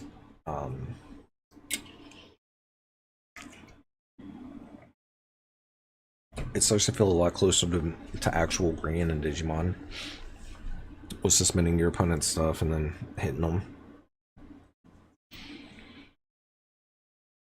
Anyways. Dual Gundam. Assault Shroud. Also.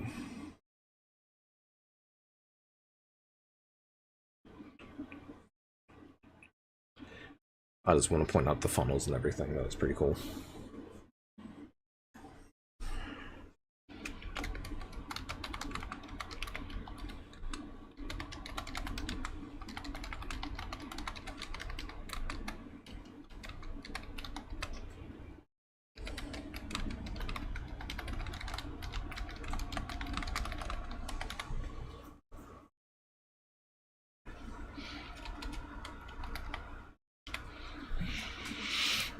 Yeah, the cashier. Just, I want to see the alt arts. Yeah, it's starting to get kind of old.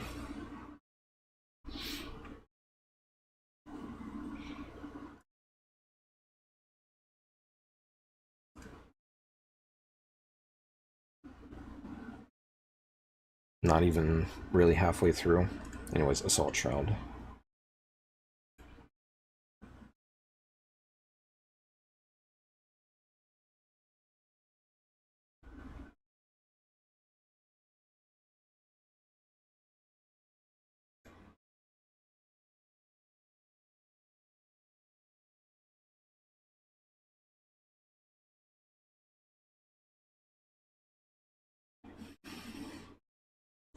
When paired, look at the top 3 cards of your deck. You may deploy 1 Zaft unit card that is level 4 or lower among them.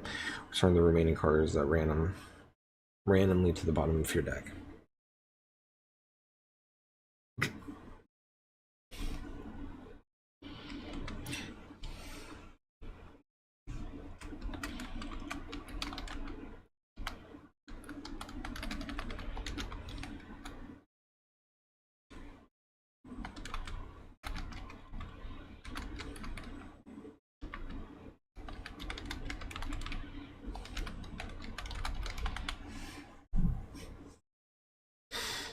Okay.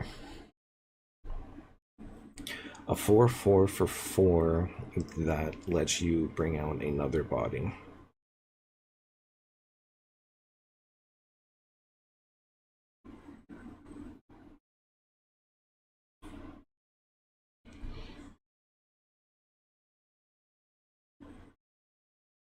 Yeah, that seems pretty good.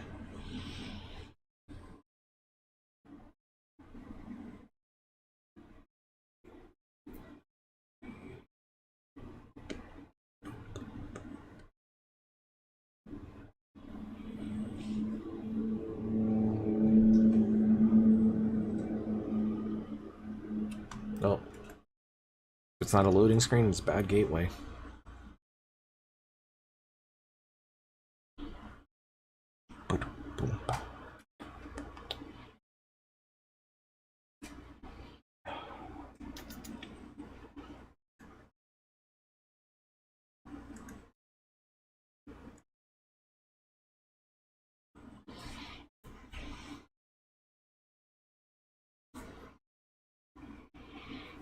This is from the pre-con, this is from the pre-con, this is from the pre-con, pre-con, pre-con, pre-con, pre-con, pre-con. Not pre-con.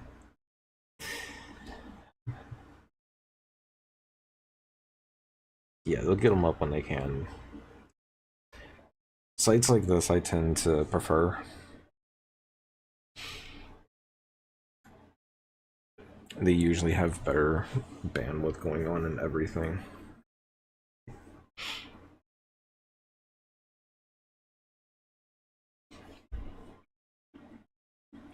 Buster Gundam. Oh no, so Red's got 3 LRs in the Gundam slot. Active main support 3. Rest this unit. One other friendly unit gets AP plus specified amount during this turn. So give it plus 3. During pair, coordinator pilot.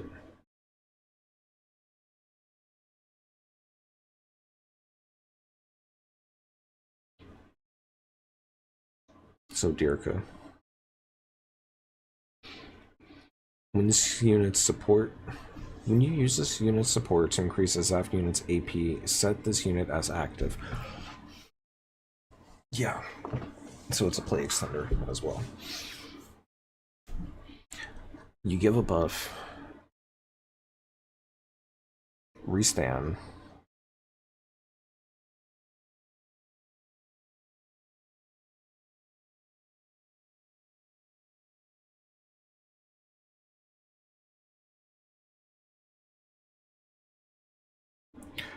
Alright, I'm on page 3, I just want to double check real quick.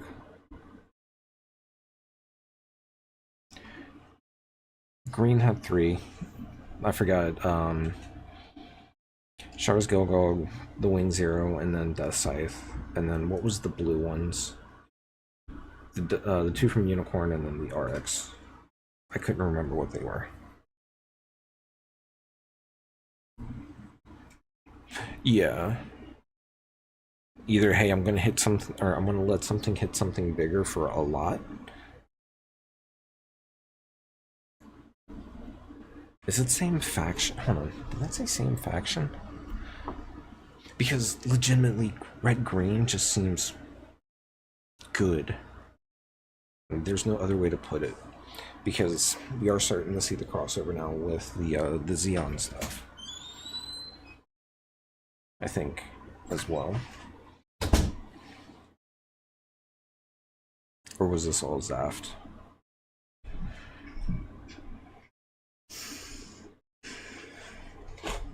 Yeah, it specifically has to be Zaft. I'm like in my prologue. Okay. So I asked why you keep putting cool back in my room. Hmm? I was gonna ask why you keep putting cool back in my room. Because every time I open the door, she wants to go into your room. She wants to go into your room or she want to go out? She patrols Aid. She's a German Shepherd. I know, but whenever she does that, she just sits at the door. Yeah, that's what she does. That's what she does in here too. She starts whining every now and then. Because she's not able to patrol. She's just laying in the hallway. Not patrolling. That's what.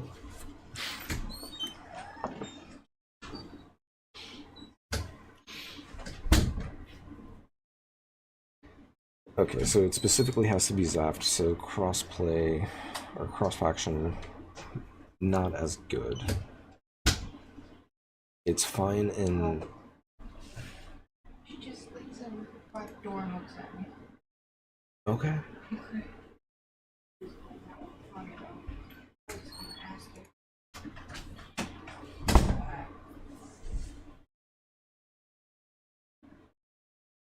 Oh no, this was Neo-Zeon. That's right. So yeah, we're seeing the Xeon Neo-Zeon cross compatibility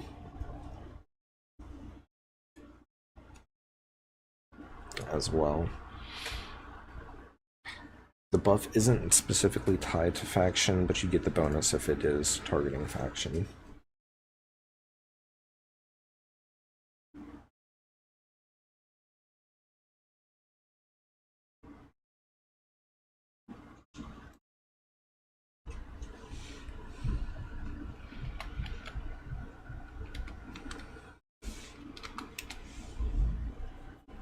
A Shamblo, Xeon, new type trait, Cyber new type trait. On attack, if two or more other rested friendly units are in play, choose one enemy unit, deal 3 damage. Yeah, it's your BD deck.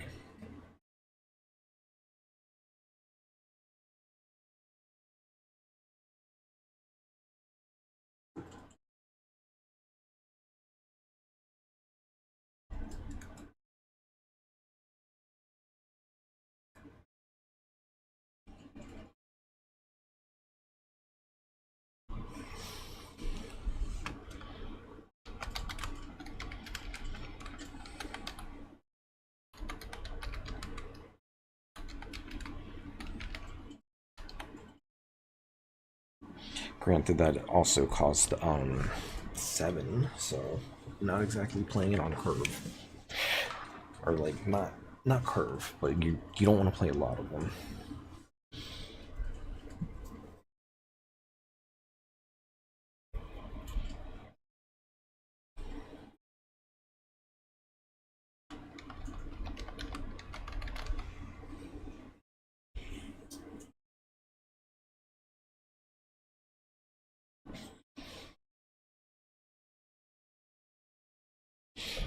Granted, if you're playing it with green ramp,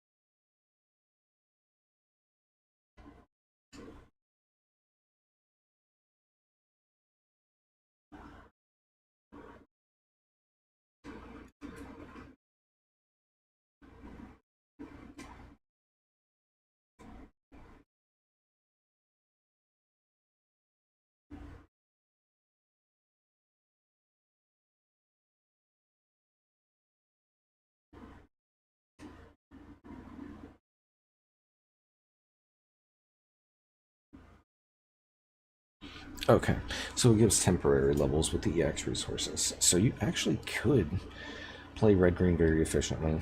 Play the big red stuff because you're ramping with green. Huh. Tale as old as time.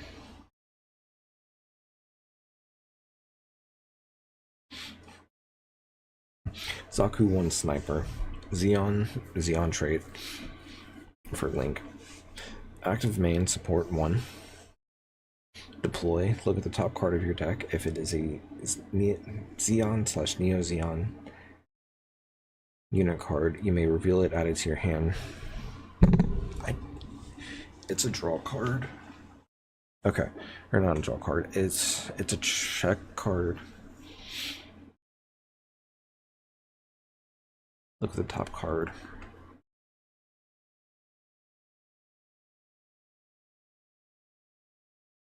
Oh, that sucks though. It's risky. It'll be fine for the Xeon deck because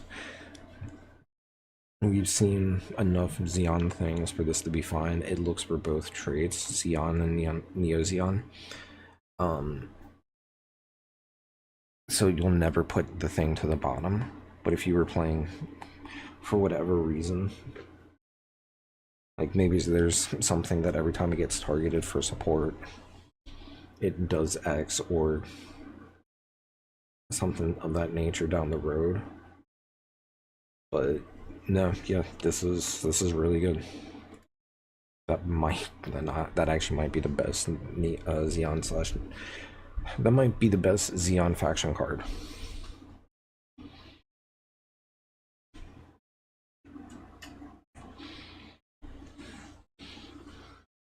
It's low costed card, or it's low costed and replaces itself. Blitz Gundam Zaft. Nicole. Nicole. Deploy. Choose one of your Zaft units with 5 or more AP. It gains first strike during this turn. So they're kind of Voltron-y.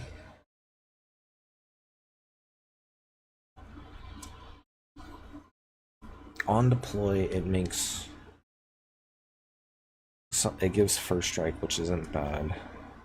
Has to be in faction, which makes sense.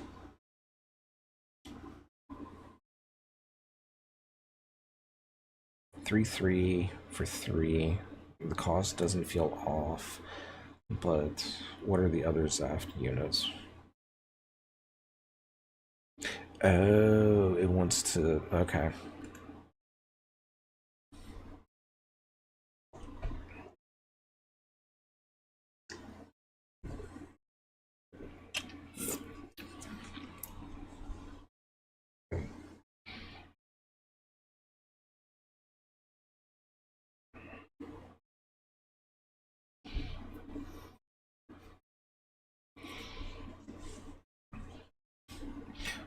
So when you pair him, or when you pair the dual Gundam, it'll be ready to attack.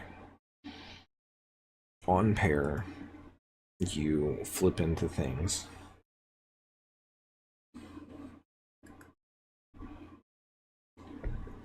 You get the Buster Gundam to give it a buff. Play that one, it's now got first strike.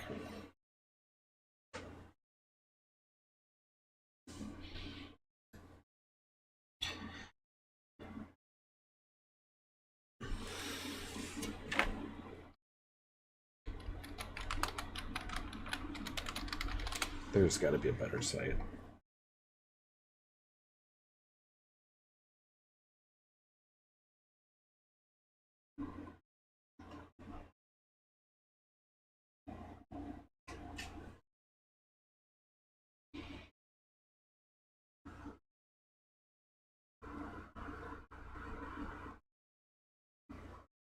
No.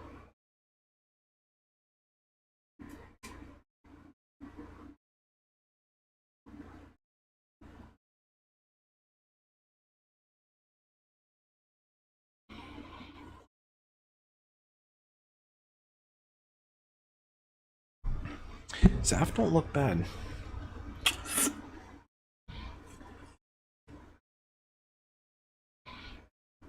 Luckily, with the stuff tied to faction and not like the faction mattering more necessarily than the color when it comes to pairing stuff up.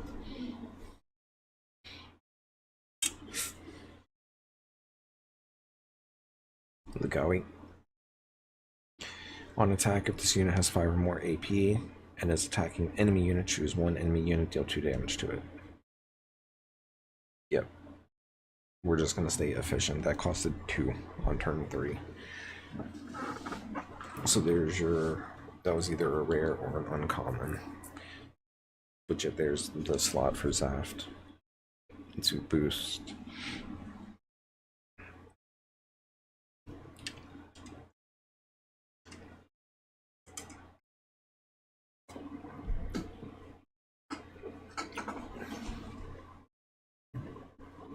I feel like Cypher is gonna like Zaft. Back to Neo Xeon. Cyber new type trait specifically for the lower rarity Kashira. I can never get names right sometimes. Like specific things. I get. Either way, that was a 3/4 for 2 that you can play on turn 4. or when you're at level 4. Not, I gotta stop saying turn because ramp is a thing.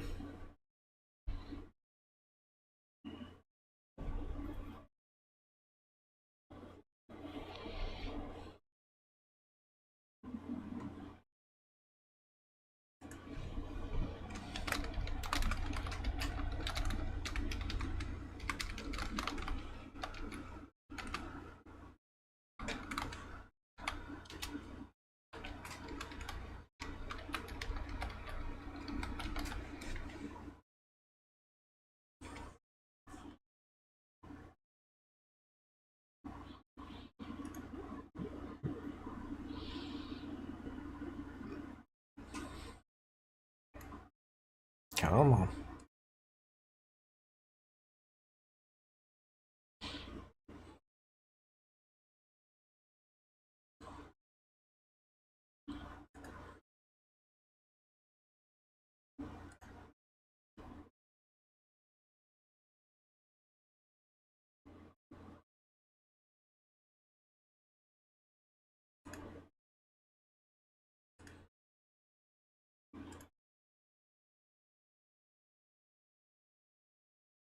Yeah, the level, it really does because the EX resource counts towards your level, but as soon as you use it, you lose that level. So it's very interesting. You have your permanent resource, and then when you start having things that are making temporary resource, it that's actually kind of neat. I also like that it's not tied to how much your opponent wants to give you. That is legitimately one of my biggest gripes with Digimon.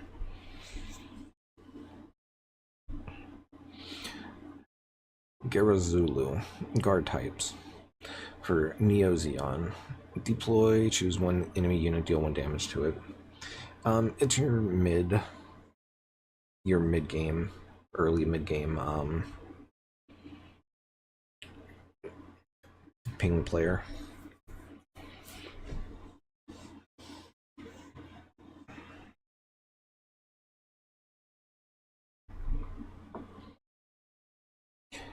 With it being 2-color locked as well, that makes the design a little bit more straightforward.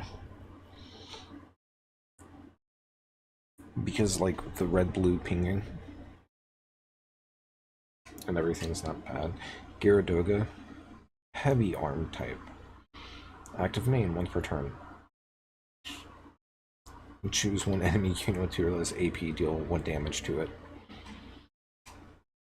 Yeah, another way to pick off bodies. You do have to pay 1, but I mean, pay 1 to, pick off a low body. It's not the worst.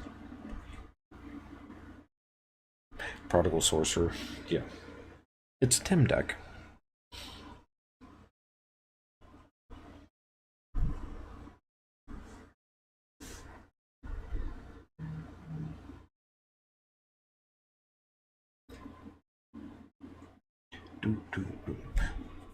The lower end dual Gundam.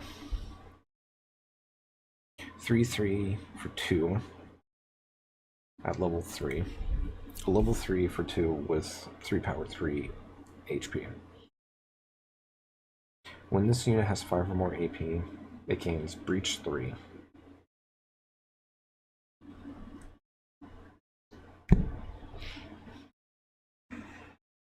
Yeah, that also pairs well with the tap down stuff.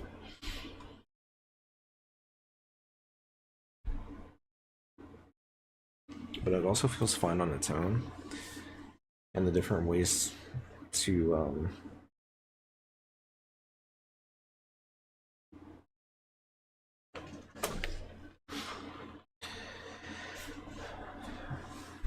the different power, or the different ways to gain power, and it being consistent. God damn it, another bad fucking gateway.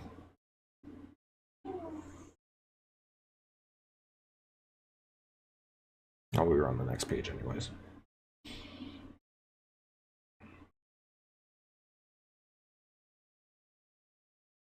What are the colors? Okay.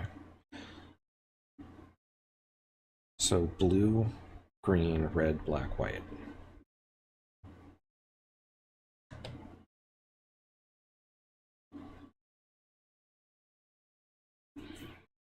That's like 10 already. I'm gonna start counting. Yeah.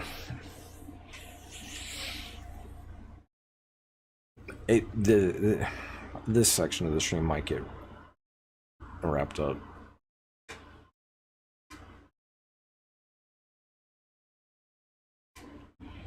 But cool. Another Zaft unit. Active main support too. Level 3 for 2, 2, 3. Okay, so this is your early game buffer.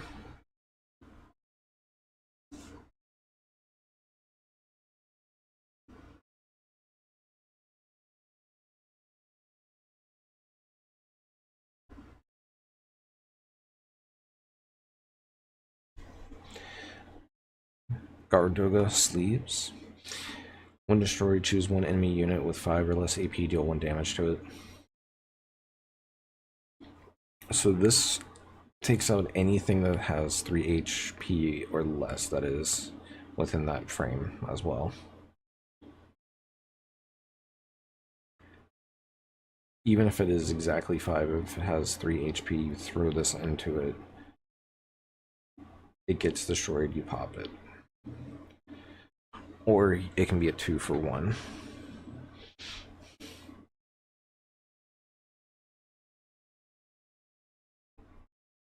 Yeah, support 2 seems good.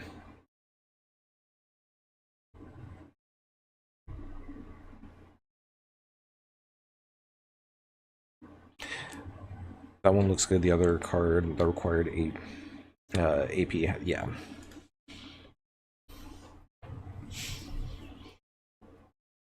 Yeah, they seem to play within... The rarity seem to play within to the other rarity spot for it very well, with the higher rarity playing into the lower rarity better. But like your uncommon spot on the support and your uncommon benefit from the support play well together. Same with the rare and then the LR. 2, 3 for 2 on 2. It's just decent curve card.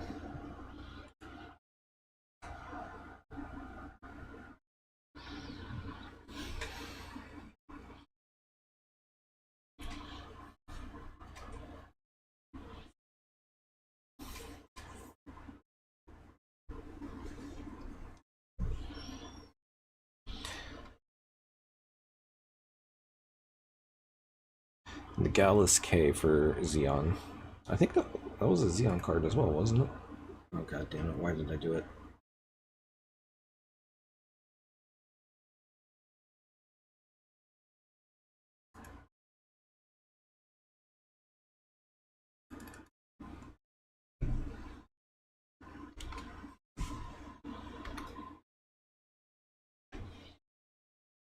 Yeah. The Xeon faction, especially with the ones that crossplay with Neo Xeon and vice versa, real well, are like that seems like the best one out of the gate just in terms of synergy.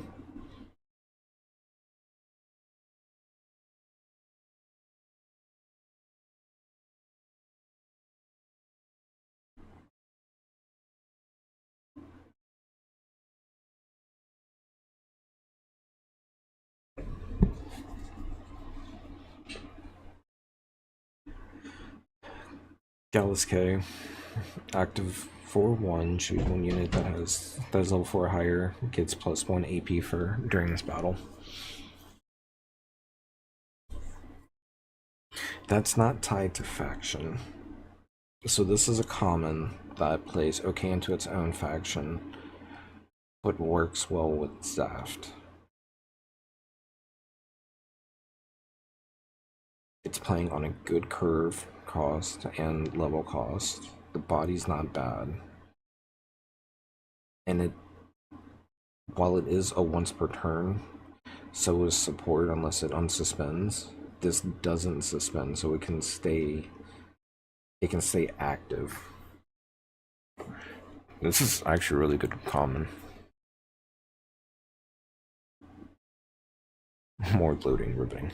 Yeah, this is actually really good common.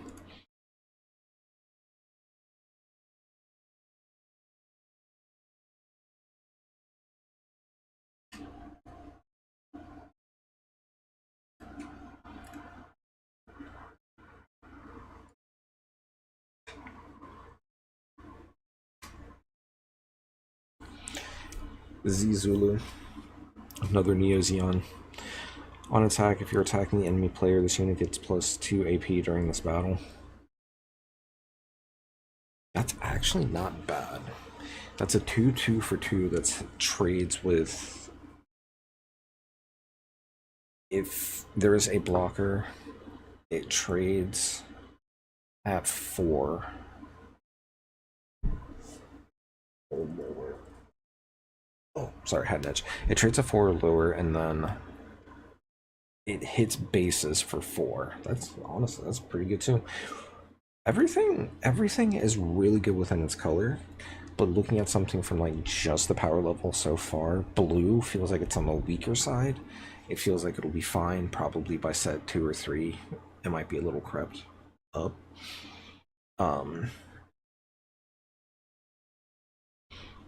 Red and green both feel real strong. Another 2/2 for 2. Yeah.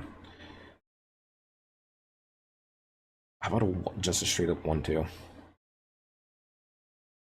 Just a 1/2 for 2, or just a 1/2 for 1. It's better Savannah Lion.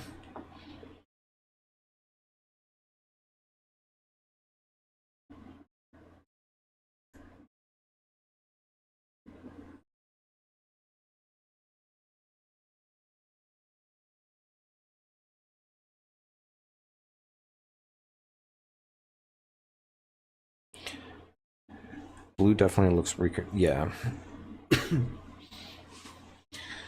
Blue definitely looks weaker than red and green. Blue looks like it'll have some good synergy, like the blue tap stuff.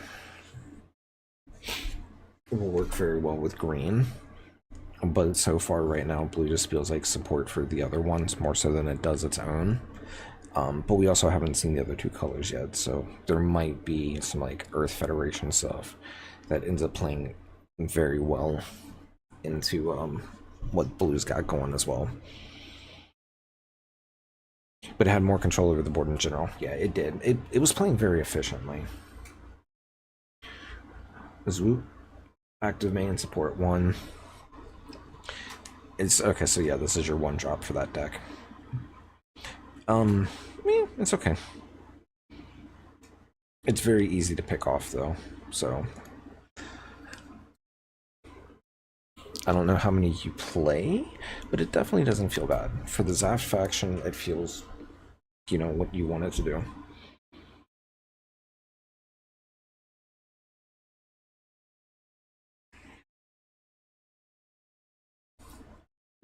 Another Zaft one with gold. Just a 1/2 for 1. So it's the reverse. Hold on. Was it Elite Vanguard? Whatever it was. Anything that costs 1 can be good.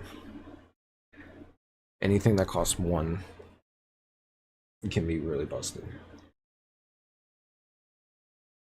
Because you're just playing on curve. Or if you have benefits. No. Zaft trait. So here's your low cost get in there for game. During your turn, while this unit is battling an enemy unit that is level 2 or lower, it gains first strike. So it trades with higher level and just outright wrecks lower level. Yeah. Red being aggressive? No, never. Not in any game.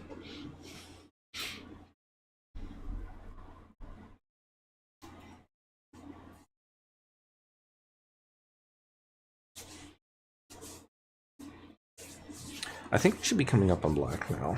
Maybe one or two more red cards. The Den. 3-2 for 2. Yeah, red stays winning in terms of just aggression. 3-2 for 2. Level 2 for 2 for 3. Yeah. Level 2 for a cost of 2 with 3-2 body.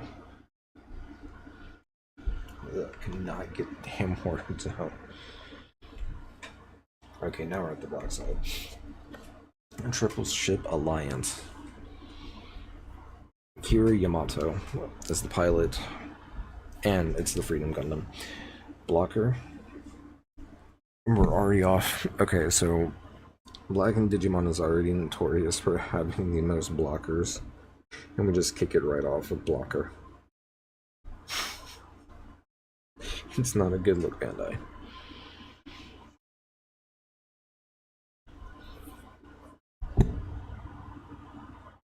This is white. Oh no, this is white. Yeah, I was wrong. I was looking here and just assumed. I didn't even look at the border. That's on me. And I definitely didn't look right here. Okay, so during pair once per turn, when you pair a pilot with this unit, one of your white unit with this unit or one of your white units, choose one enemy unit. It gets -2. Okay, so this is your yellow. And your make weaker.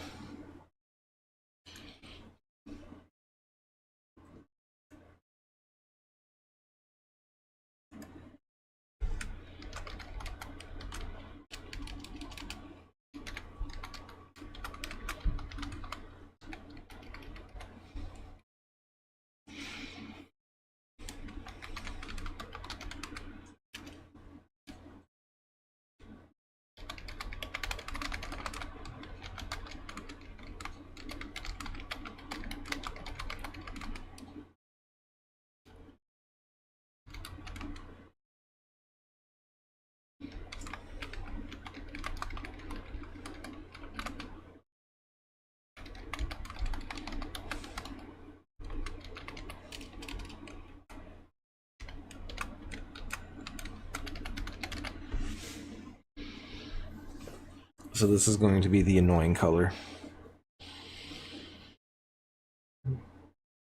Curve feels fine.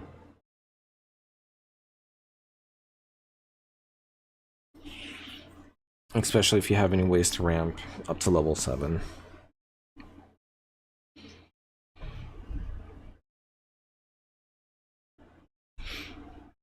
It definitely cares about what color you are in, though. More so than some of the other ones. But it gives you pretty good trades. It's gonna be annoying. But it's no more annoying than red. It's, you know, swing and pop your stuff, or greens. I'm just gonna hit your unsuspended things and deal damage. I'm just gonna trample over. The Justice Gundam, so we're still in the Triple Ship Alliance, is the second LR. On deploy one Phantom blocker token. It's the Aboromon. During pair attack, okay, so while it's paired in attacks, choose one of your Triple Ship Alliance unit tokens. It may attack on the turn it is deployed. Okay. So you can, this is your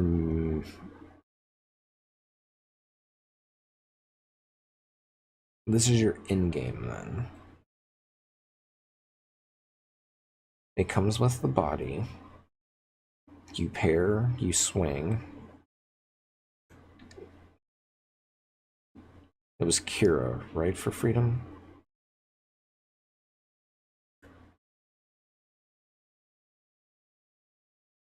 The body stats aren't bad either.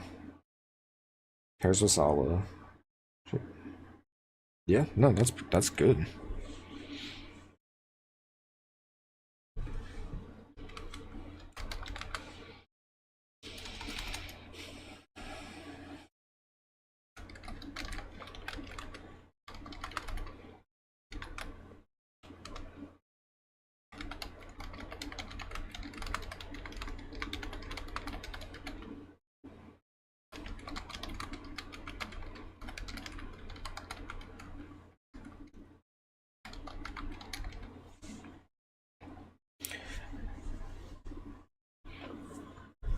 Academy this time.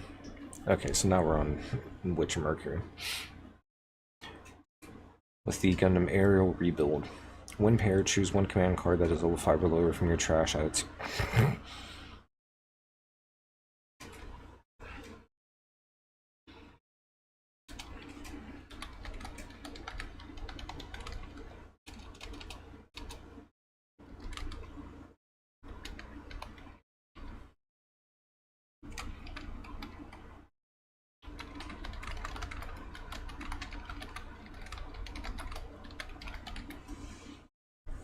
So are we at the blue for magic now?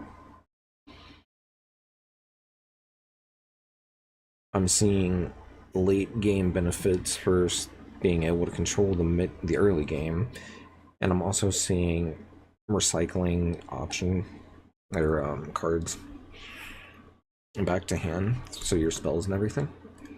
But then you've got the command cards that also double as a pilot.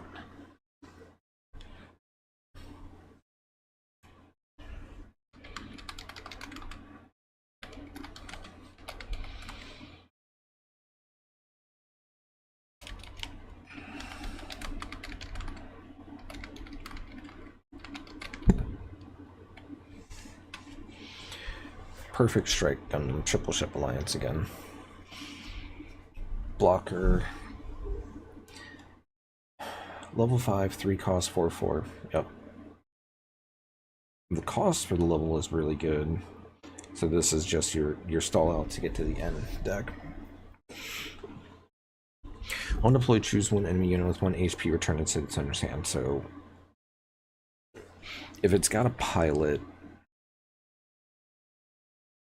you get rid of the pilot as well. It's disruption. White plane control, something new for a change.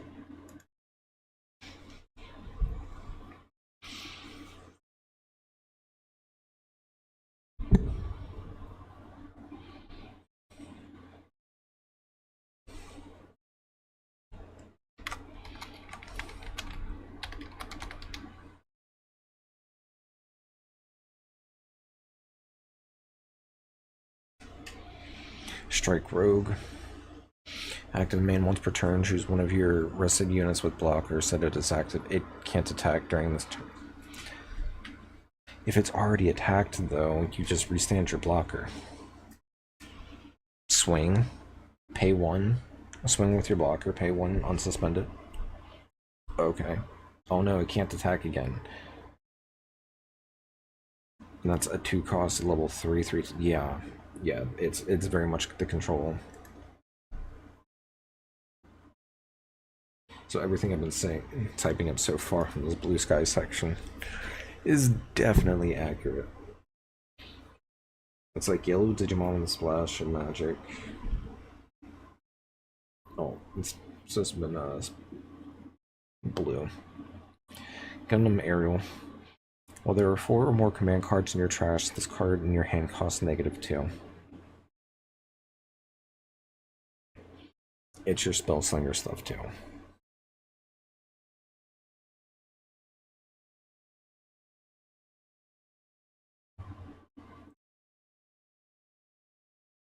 It costs 1 when you have your spell slinging going.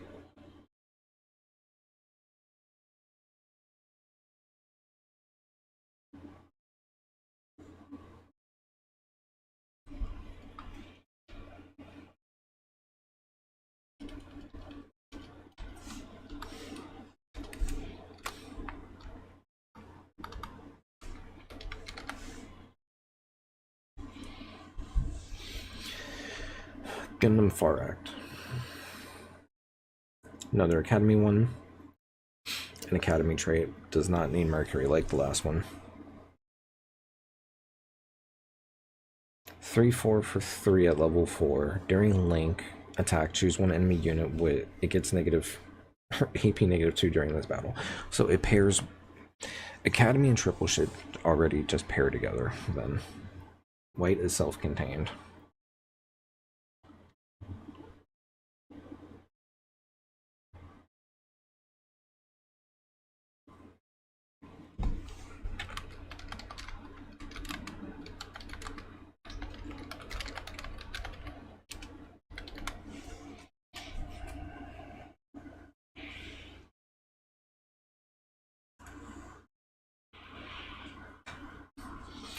Launcher Strike Gundam Blocker.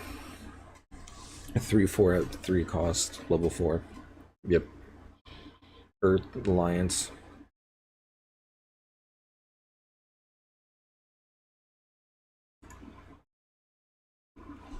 Yeah, white is indeed looking. That is the thing with that color, because the closest to that in like Digimon is yellow. So like Magic's white, and the thing that it does, the two things that it does in Magic well, it may not necessarily, it can do at times in Digimon, for example. Since we're just talking about another Bandai game and one I have more experience with. But the thing it does the most and does the best is the most annoying, with just like all the minuses, all the like stacks and taxing effects and everything. It's just like, or board resetting. It's just like, yeah, fuck this. This shit is annoying. And then you wonder, you get some people that are just like, why doesn't anybody want to play against this? And it's just like, I don't know. When you're just wiping the board and recovering, it gets annoying.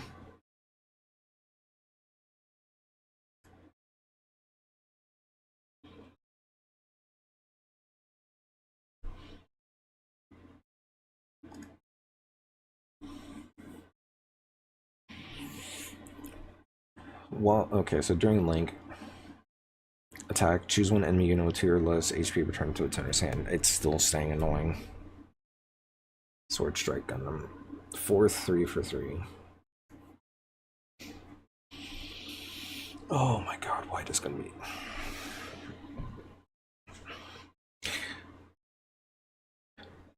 White counters. White counters red pretty well though. That was Earth Alliance.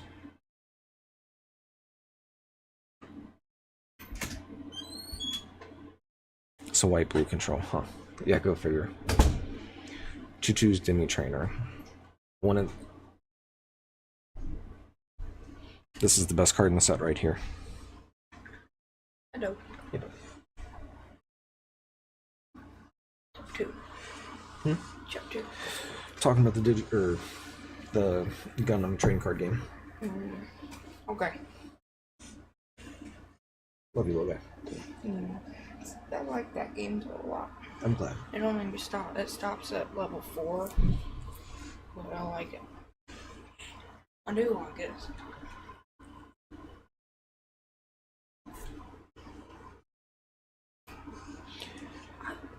I think you would like it. You should download it. I might. It should be in your Steam library, or you just search it up. The prologue is what I got just downloaded. Yeah, it would be. I think you should play it for stream. I might give it a shot sometime. Okay. But right now it's not that time. Maybe next stream. You can try something new. I like it a lot. I'm glad you do, bud. No, I'm serious. I'm glad that you're enjoying that game. Yeah. I'll get you the full game sometime soon, okay? Okay. Just not this weekend since you're getting ready to go. Yeah. Alright. I Go have seen fun with you guys. Dangerous Funny playing it, and then I seen that looked pretty good. I seen that I had played all this stuff. I downloaded it. I like it. But I think you would like it too. So you should try it. See you later. Alright, bud. Yeah, so we have, this is probably the best rare in the set then. I can't remember if I said that earlier about something. If I did, I stand corrected. Not only that, we're, like you just mentioned, Ben, white, blue.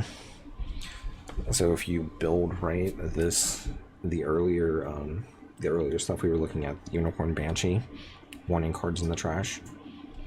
I mean, this puts cards in the trash on swing. It's a looter. Looters are good in any game you play. And that was what? Yeah, level 2, cost 2, 3/1, so it's easy to remove, but if it's unnamed, if people ignore it, it's gonna do the job very well.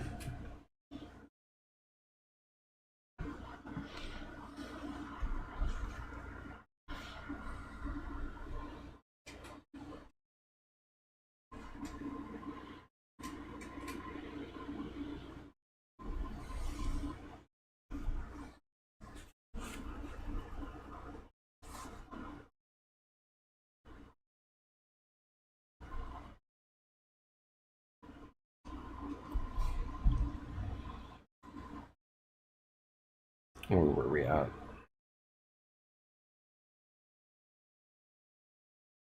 Oh, okay, we are already on page 5. Yeah, that should have been, I think that might have been the last rare. So let's see here. 1, 2, 3. Oh, there's only 4 colors right now. White, red, green, blue. White, red, green, blue. Yeah.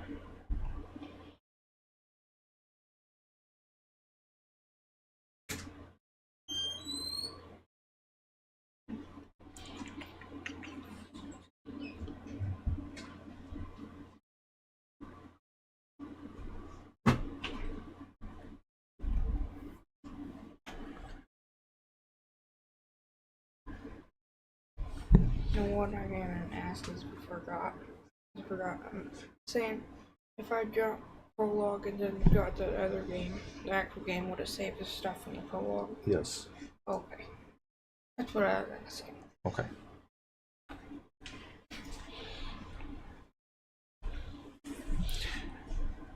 Duro Baldi. Deploy, choose one enemy unit with 1 HP, return to its owner's hand. Level 3, 2, 4, 2. Body's pretty good. Cost, yeah, it's just annoying. I just want to check real quick. We're on page 5 of 8, so actually almost through everything.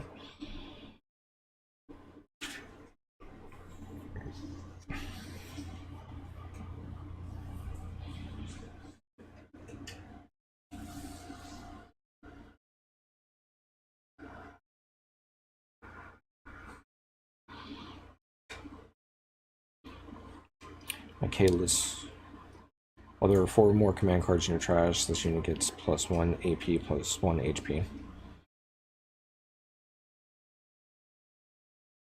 It's the uncommon slot benefit to go with the rare slot filter or cycling.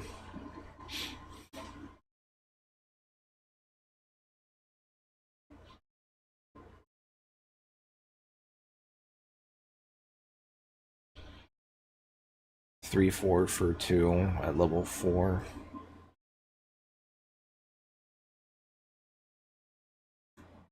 It seems okay, but like after seeing all the other annoying things we just did, a vanilla at that level slot doesn't feel as impressive, but there might be things that makes it actually impressive. Mistral, deploy, choose 1 enemy unit, it gets AP. Yeah, it's just annoying.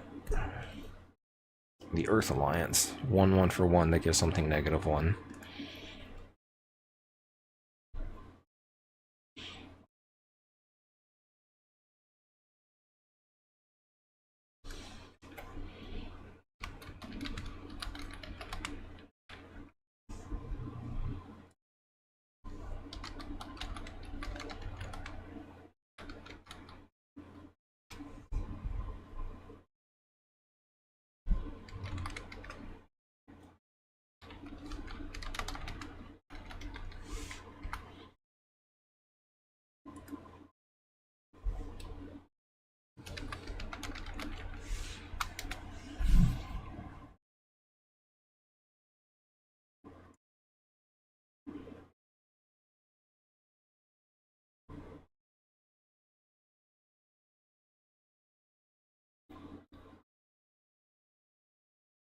Sky Grasper. Two. Yeah, it's the white 2/2 for two for at two. Yeah, it's. We've already discussed this plenty. It's fine. Get your on curve piece.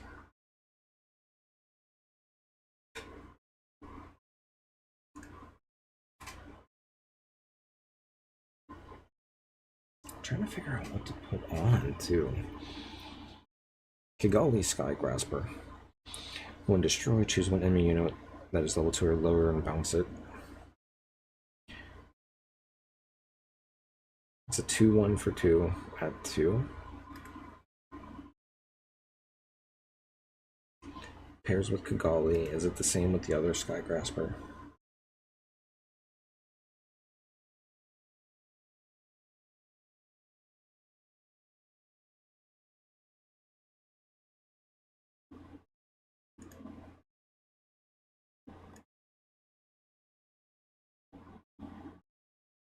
No, like, none of this is really hitting.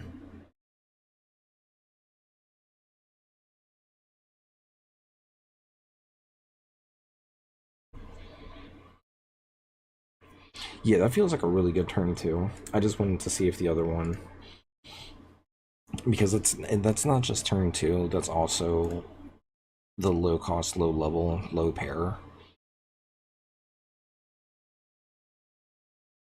I would imagine that the pilot goes to the trash.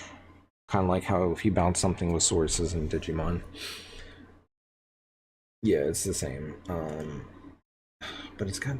I can't make out the pilot if it's just a trait it's looking for or a specific pilot.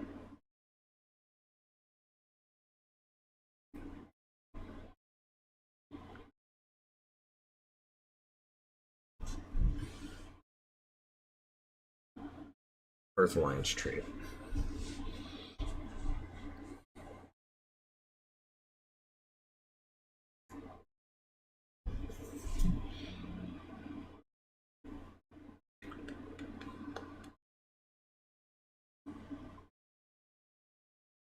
It's so bogged down.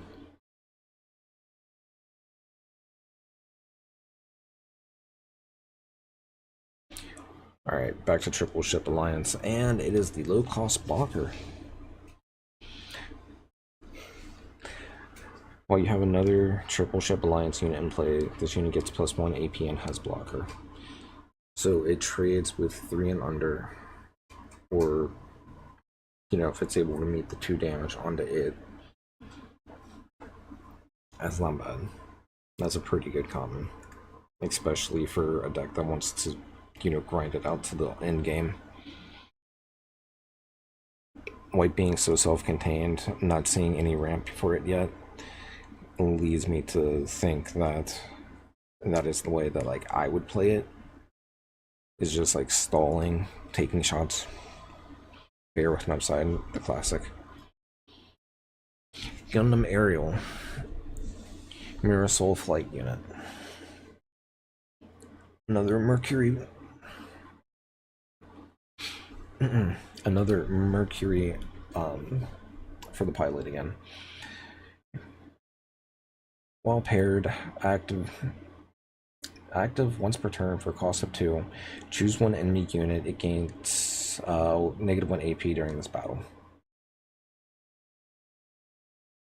Oh, it's during the action phase. So that's during. So if you attack with this, it goes to blocker. If they block, you can give something -1. If they don't block, you get into for the shield.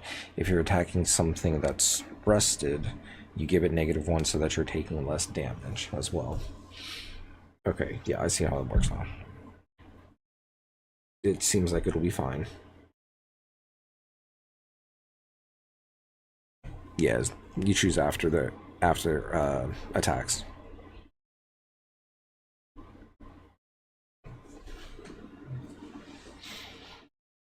It's still doing what white is very, very much showing that it's going to do on this, and that's making trading awkward. Gula's been Delnaza Academy trait, just a 2/2 for it's another bear. Duh, bears.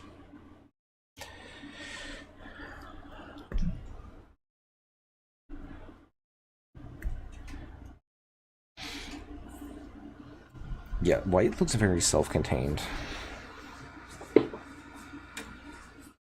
Whereas green looks like it wants to splash into red depending on which faction it is. Possibly blue. Like, they've got it like, hey,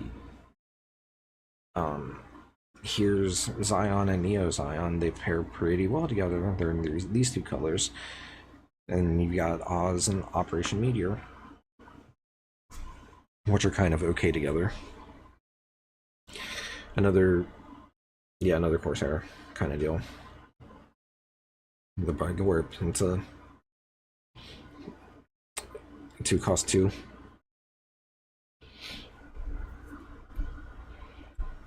It seems like they're trying to keep the pace of the game at least fairly well. Like,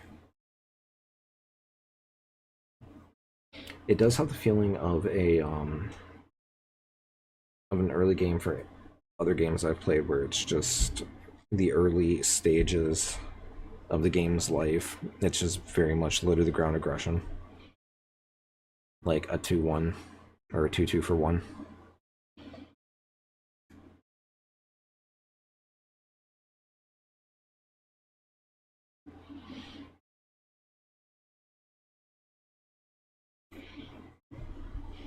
Card draw is going to be very important in this game, since I don't believe Gundam, the Rift, it's the low cost blocker and the low drop blocker.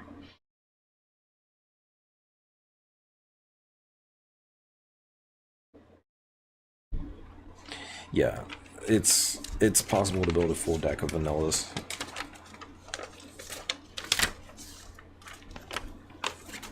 It would be the equivalent of like White Weenie or okay, now we're getting into the pilots. I just want to double check something.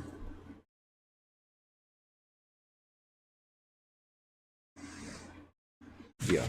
So it's not like Digimon where if you Evo, you draw a card. No, with this, if you link, you don't get it. So it's very much like Cross, like Digicross or the app bond stuff. Anyway, Sailor Mass. Most of the pilots, all the pilots as far as I'm aware, have the add to hand clause. So if they're checking security, you add them to hand. Anyways, Earth Federation White base team new type. While this unit is blue, it gains repair +1. Okay, so this is caring about which color of the mech it's going into as well. And that was a 1 cost on that pilot at level 3. Yeah, blue. We knew that blue had the repair, so the pilots are kind of showing what they want to do, and that's whittle your opponent. It looks like blue wants to whittle stuff down and like self-repair. When linked, draw once. Okay, so with this one, we'll at least recycle with Banagard links. Banagard. Civilian new type.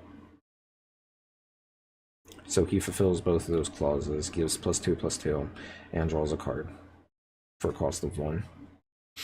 Can't really complain about that. What power did she give again? She gave 1/1.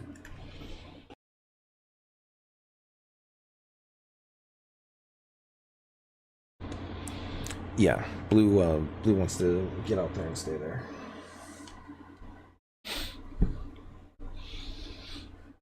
Riddy, we talked about earlier with the Earth Federation. While this unit has repair, it gives +2 to it. It has a +1/+1 as well. Level 3 costs 1.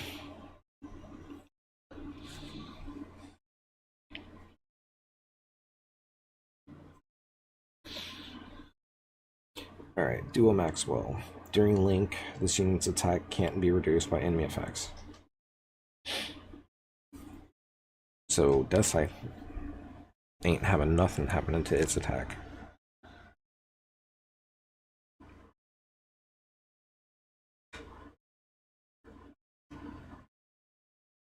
And that doesn't look like it's on your turn either. And it gives +1/+2. So it gives bigger butt.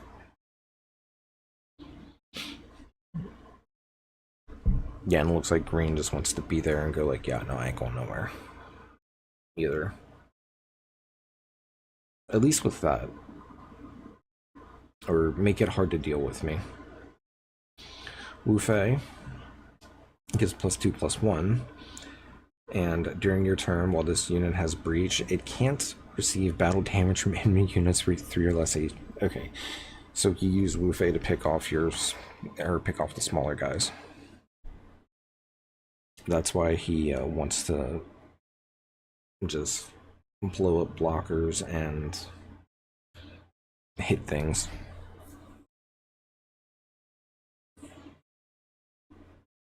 Yeah, green is just good.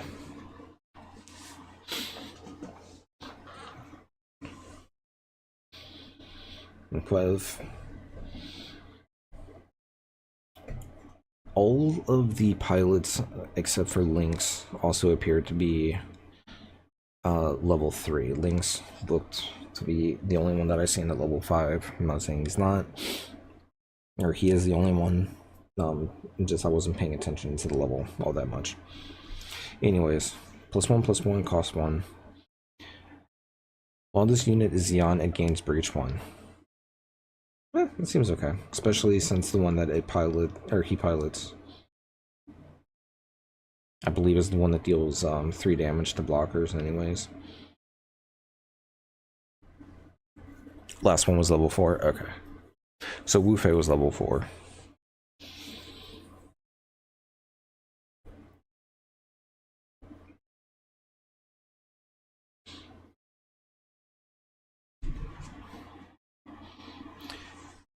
And Cruz is a level 4. Neo Xeon Cyber new type. +2/+1 during link attack. Choose one enemy unit whose attack or whose level is equal to or lower than this unit. Deal 1 damage to it. Yeah, red stays picking stuff off.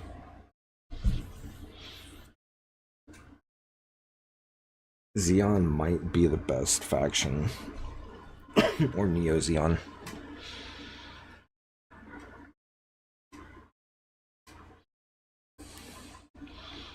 Zagul. Zaft Coordinator. When an enemy link unit is destroyed with damage, while this unit is attacking, draw 1. That's pretty good.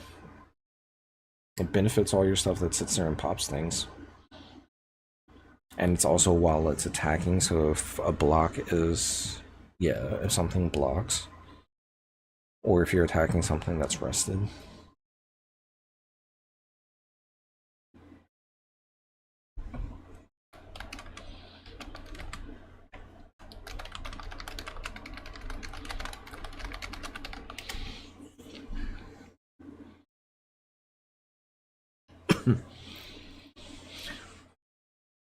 When linked, discard 1 if you do draw 1. So, cycling. +1/+1, level 3, costs 1 cycle. Yeah, if I had to make an assumption off of set 1 meta, I would say that Neo Xeon is the best faction right now. It's got 2 color that it's already playing very well into. Kigali Eula Thumb. While this unit is white, it gains blocker +1/+1. Even the sources gain blocker. Level 4.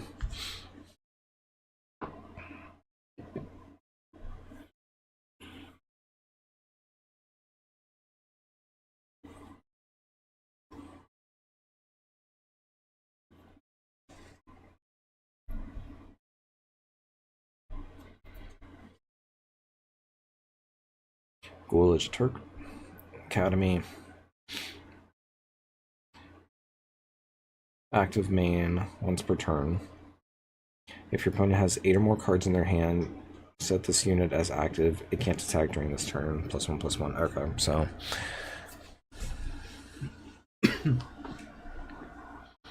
there's one of your other payoff cards. Swing. Oh, you've got 8 cards in hand. I'm going to go ahead and unsuspend and have a blocker ready.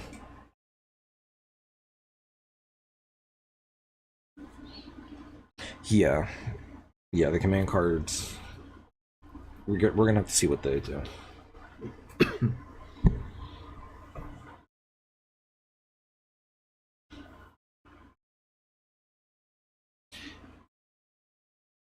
Lanceris, Enhanced Person number 4. +2/+1, Academy. Active action once per turn. If an enemy unit with 1 or less AP is in play, this unit recovers 1 HP. It seems okay. That seems really good for the blocker stuff. Yeah, the pilots seem generally like pretty good. They definitely have the tamer feel from Digimon, or like an enchantment, just something that's hard to deal with. But in this case, you know, they're not. They're just good for what they do. Okay, here we go. Now we're getting into the commands. Alright, starting with blue, intercept orders. Burst. Choose one enemy unit with 5 or less HP, rest it. So if this is checked in security, you get to stop an attack, or a follow-up attack. Main action. So you can use this during main or during the action phase. Choose 1 to 2 enemy units with 3 or less HP, rest them. So... and it only costs 2.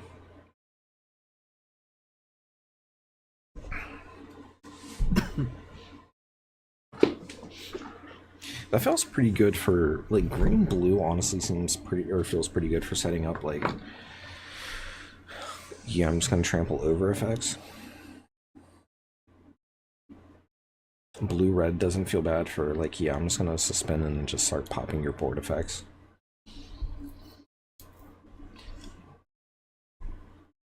Draw 2 for 3.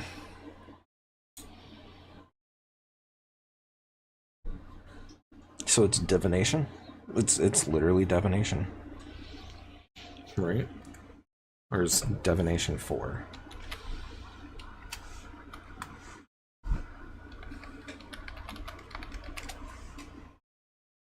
No, it's straight up divination.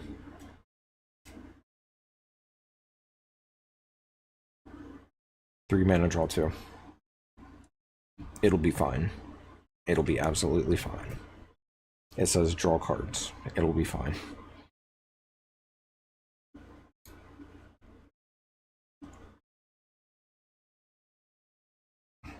Deep Devotion. Serenzia Noin. Okay, so we got the command with the pilot this time. Main or action, choose one friendly link unit. It recovers 3 HP, so we've got a heal as well. A heal or a meets the Noin requirement and the Oz requirement at +1. Cost 1. And this don't feel bad. Again, with green and the things I want to be punching into stuff, feels pretty good.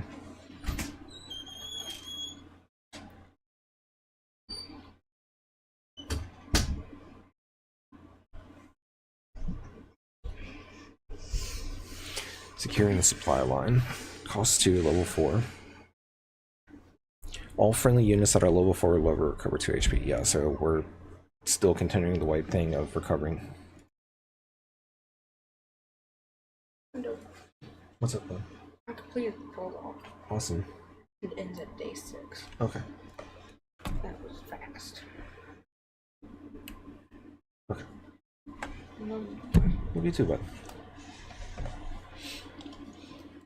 I didn't expect it to be over that fast. Well, have you done everything? No, not everything. Well, then do the rest of it. Well, it said prologue is complete. unlock the crematorium, but not like it. I just didn't unlock the chapel or church.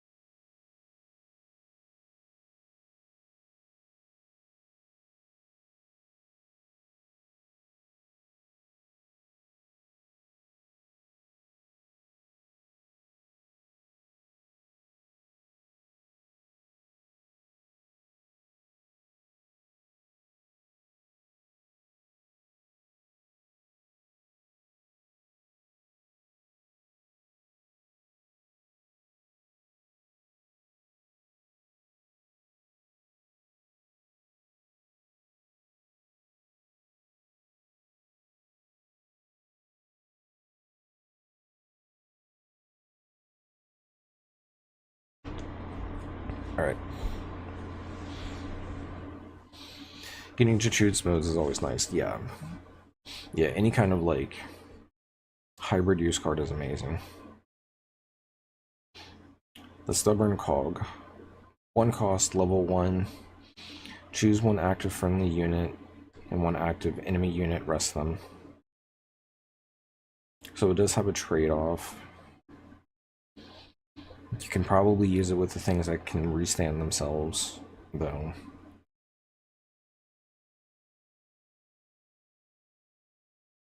And it gives a +1 HP. I think it's okay. I think it'll probably have some, like, game ender use with,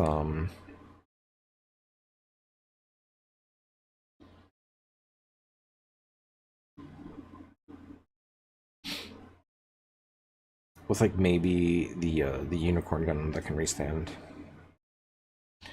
Signs of a Revolution. 3 cost 2, level 3. Burst, draw 1. Main, choose 1 rested enemy unit, deal 2 damage to it.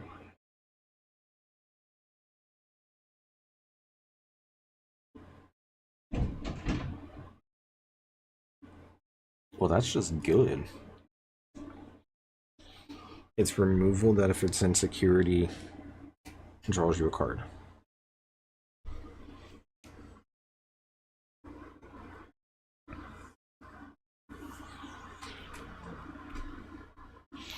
Citizens take a stand. Burst, add to hand. Main, all your units get +2 HP during this turn, so it's an anthem. Or a buffer. Cost 1, which ain't bad, and you're going to be setting up anyways by the time you get to level 4.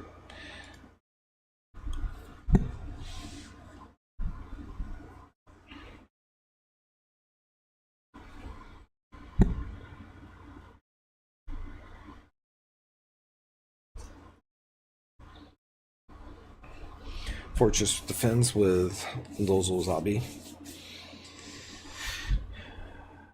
Main, deploy 2 Zaku tokens, or you get a pilot that... Yeah, that's not bad. That's really good. Cost 2, play it on turn 5. And it's Xeon, yeah. Hold on, did the Anthem also have the Xeon trait?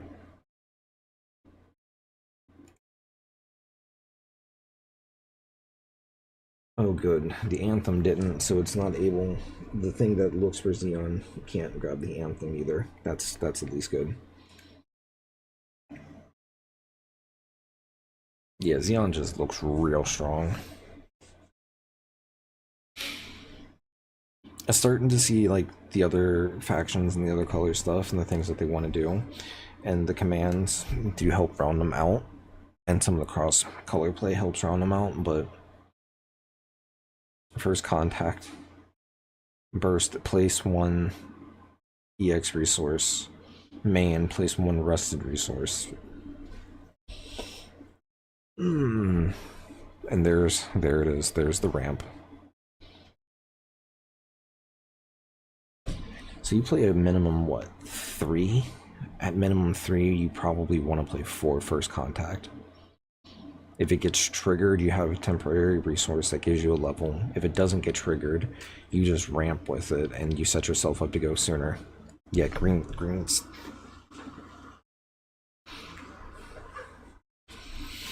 And then you play it like the wing side of things. That's just like good generic green too. That's not even for like the wing side. The wing side of things though, like it's on theme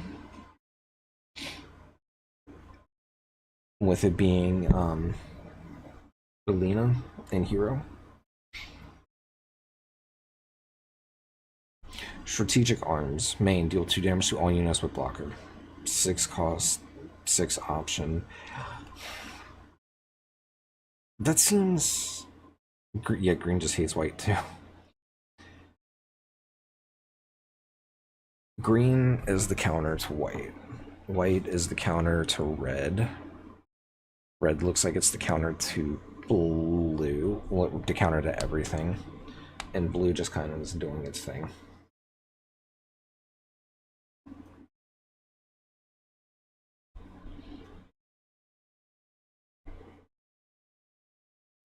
The path to victory or defeat.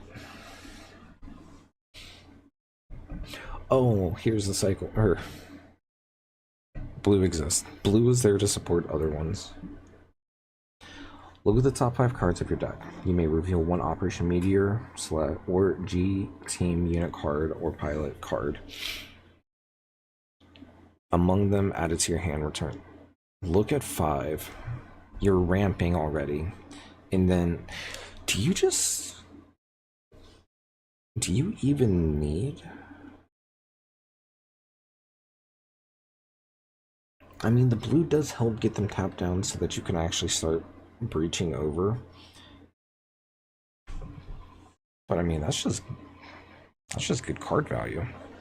Look at 5, select a card for 1.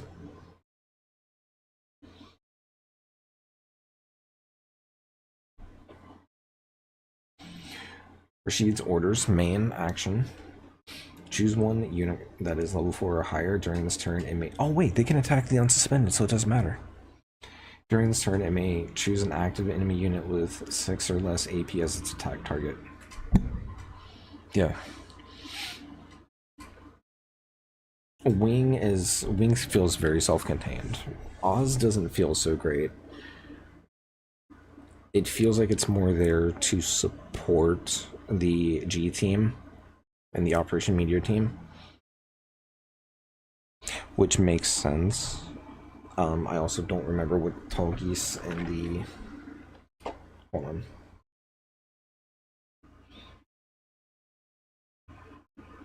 Yeah, Tall Geese is just kind of a game ender card because it's active main once per turn, pay 4, set this unit as active, and then it pairs with, or it links with Zex, obviously.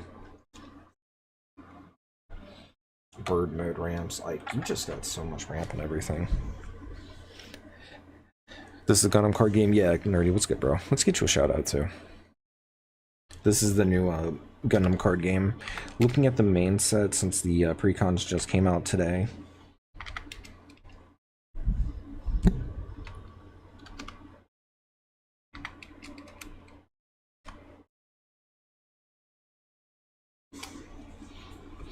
I know you're trying to grind up this game and everything too. Not this game, the Twitch game. So let's get you a shout out. Also another person that plays Magic. Buffs the butt, let you swing at unsuspended to trigger the breach. Also fuck blockers and everything else. Yeah. Wing feels very disruptive. The Wing faction. Or Operation Meteor faction, I guess it were. And then just kind of uses Oz for support. Like you were just saying, Ben, Blue just kind of exists right now. It's just kind of there feeling. Burst. Choose one enemy unit, deal 2 damage to. Yeah. Red removal. Choose one. It's lightning bolt. It's shock.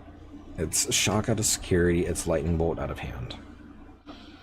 And it also works in the main and action phase. At cost 2. Yeah, it's red stays good. And because it's a command card, it's not faction locked, so it's gonna be there's your generic for red. Yeah, lightning strike, not lightning bolt. Thank you. Extreme hatred with Loaning Garbe.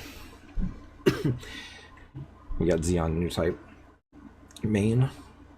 Choose 2 of your active units, rest them. If you do, choose 1 enemy unit, deal 3 damage to it. There's the lightning bolt with downside, especially with it being level 6. And then the pilot side gives +1/+0. Yeah, you might play this like a 2 of. Not quite bolt. Yeah. Bolt with a downside. Well, if it's anything like how Digimon is, I need to check for rules clarity there.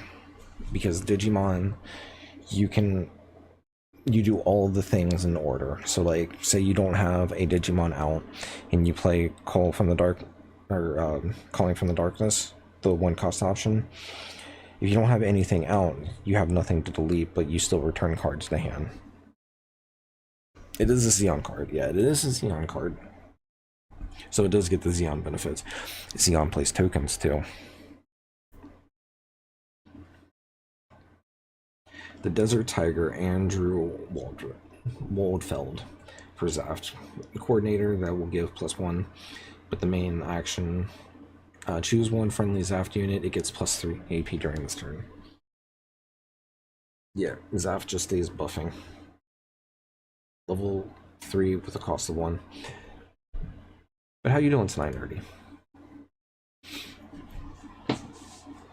I wonder if they're gonna have the alt arts up too.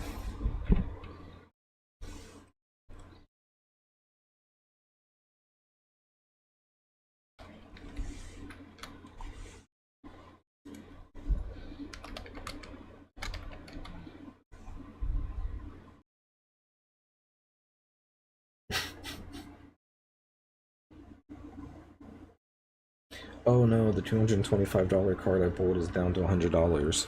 Whatever will I do? Not trade it, that's for damn sure. I like the Wind Gundam too much. I just wanted to check with it being a launch day. I'm expecting it to get even lower. Xeon Remnant Forces. Choose 1 enemy unit, deal 1 damage to it.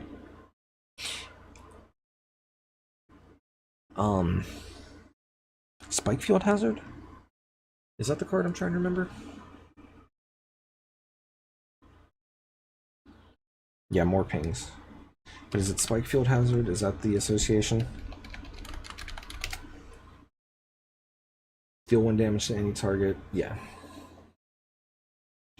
And just a 1 cost spread ping. It's not tied to a level though, so it can pick off something bigger if it's already taken enough damage. But it's not going to feel too great to have to give things up. Red does have a lot of things that just throws damage randomly though. Nicole Amaranth from Zaft gives +0/+1. Main and action. Choose 1 enemy unit with 2 or less AP. Deal 2 damage to it. For a cost of 1. So this is, here's your shock.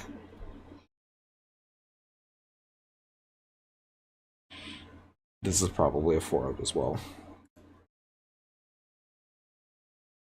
Maybe a 3 of. Maybe you play 4 of the shock from security, bolt from hand, or lightning strike from hand, and 3 of that. The Witch and the Bride.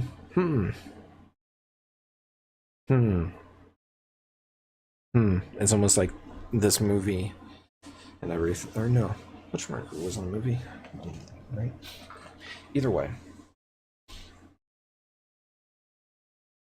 It's almost like the Witch Mercury is an allegory for something that they really shouldn't have doubled down and said, like, no, no, no, it's not this. Anything that does direct damage can be used, right? Anyways, burst, activate card's main effect. So main action, choose one enemy unit with 5 or less HP, return and bounce it. It's a disruption card. It's white. Yeah. White is self-contained as Aureus.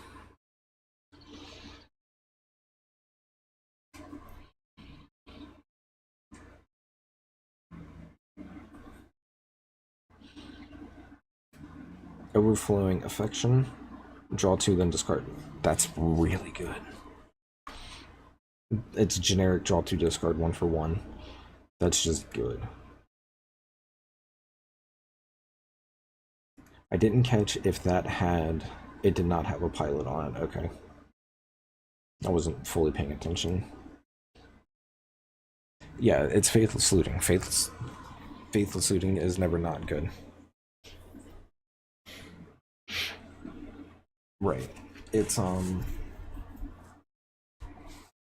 +1 instead. No, is it? It's a neutral. You stay neutral.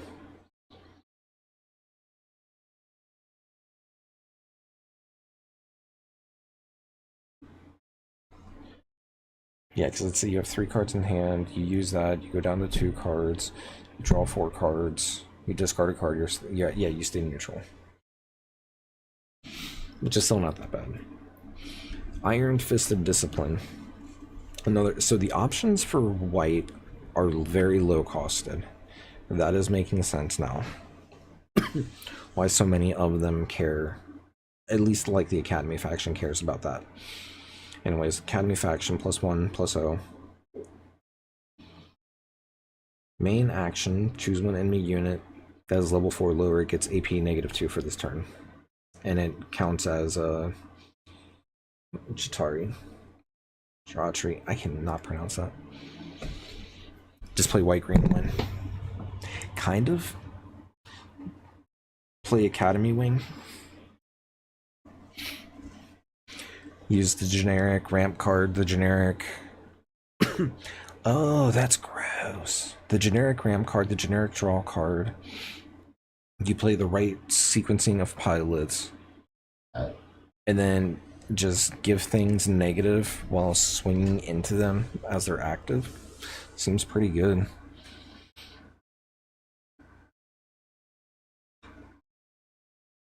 Naval Bombardment, another low-cost option, or command card. Level 2, cost 1, has a security effect to give something -3 during this turn. Action, choose one friendly unit with blocker, it gets AP +3 during this turn, and then can make something with blocker bigger, so this is definitely playing into the blocker stall section of white very well.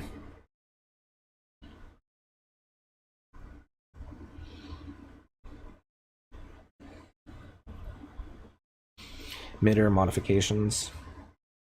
Another burst to activate the main. Choose one rested unit with blocker, set it as active. It can't attack this turn.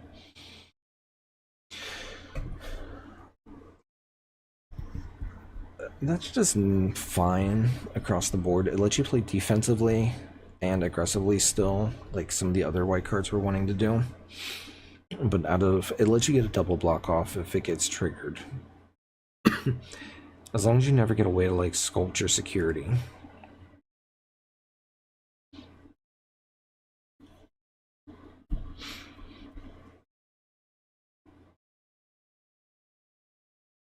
And it seems like they kind of learned their lesson with having a security cap.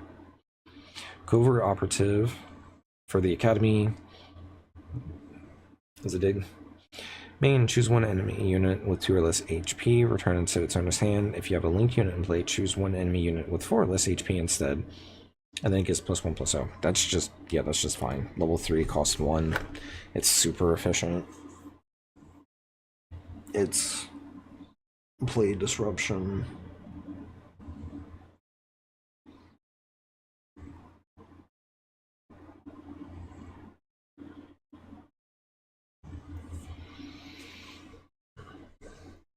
Oh right, I forgot about the bases.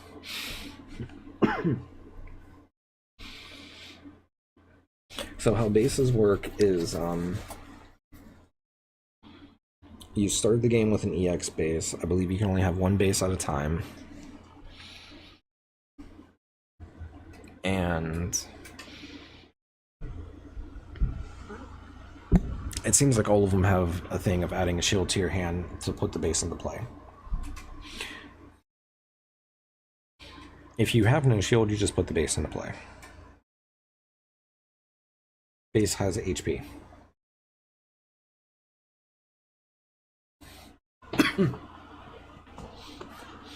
Anyways, burst, add this to the hand. Level 3 costs 2. Deploy, add one of your shields to your hand, then choose one enemy unit with 3 or less HP, rest it. So it's setting up for the tapping effects. And that was Earth Federation.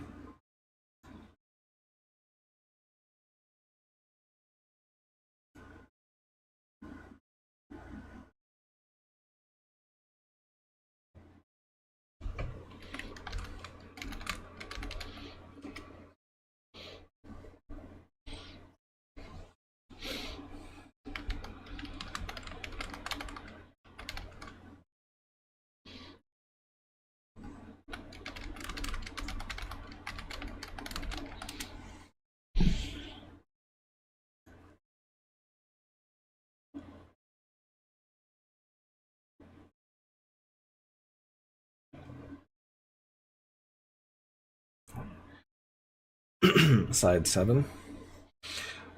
1 cost, level 1, okay. Burst, add to hand, deploy, add 1 shield to your hand, active main, rest this base.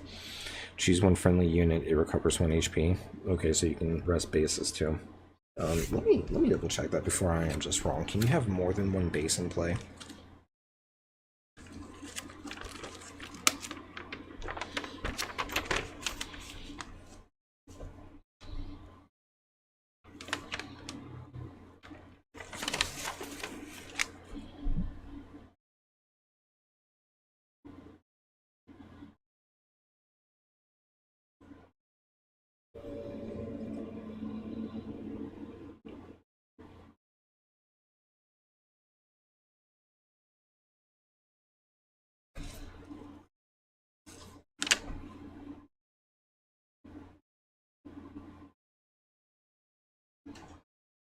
Oh, it doesn't say. Hold on. Yeah, card limit. Up to 6 units and 1 base may be deployed.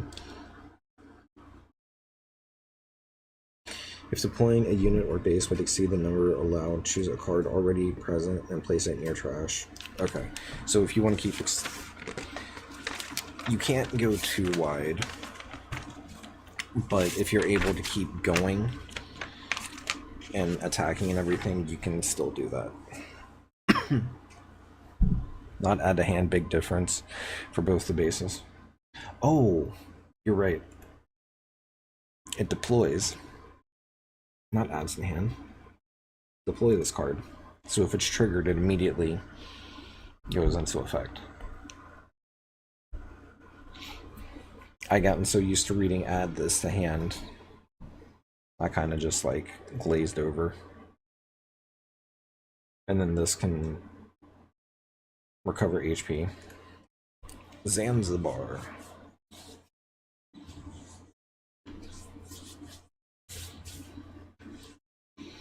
Those were both.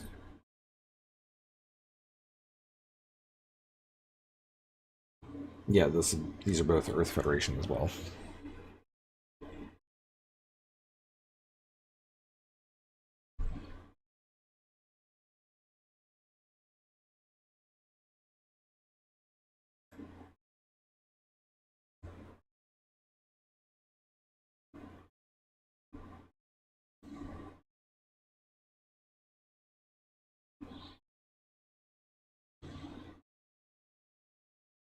There we go.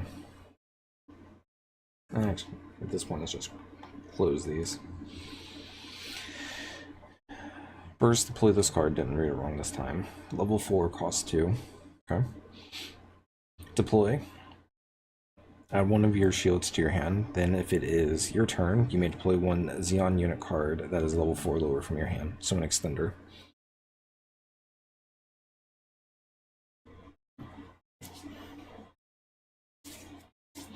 I'm sorry.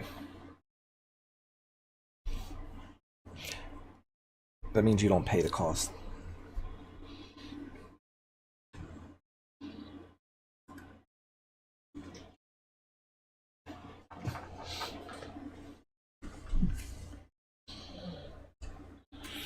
Yeah, that is definitely one of those bases where if it's hit early, it kind of feels bad. If it's hit in security, because it's just like, oh cool, you get to deploy it, but you don't get the benefit if it's not your turn.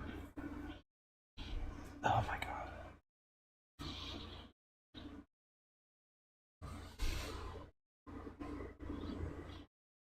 We're going to be switching over to Honkai soon enough anyways.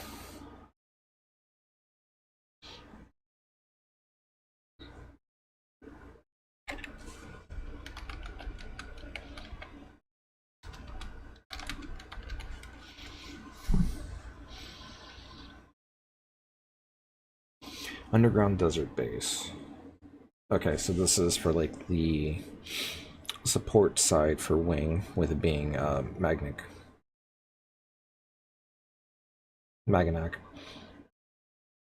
I don't even know if I pronounced that right. This one is just a 6 cost. It's low. That's a 1 cost of level 2 shield with 6 HP on it, and just add it to hand. So I mean, that's not the worst.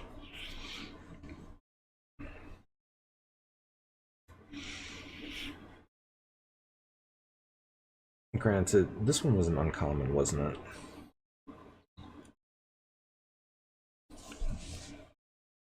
Or common.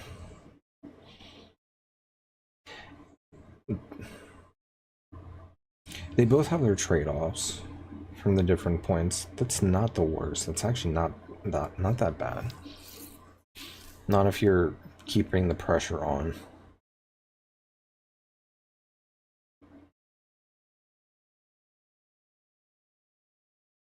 Oh, those resources are hot.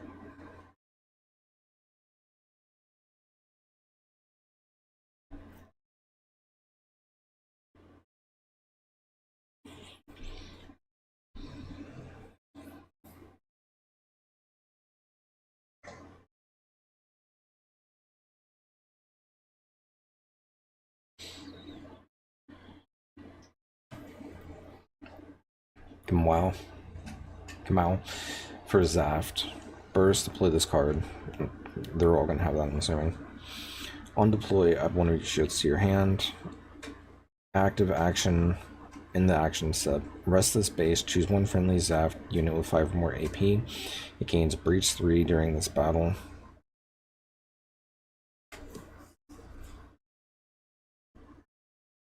Oh my god, the base rounds that deck out. Even better. Like, it just wants you to be at 5. Like, yeah, okay. Level 2, cost 1. Yeah, bases. The Zaft base is really good.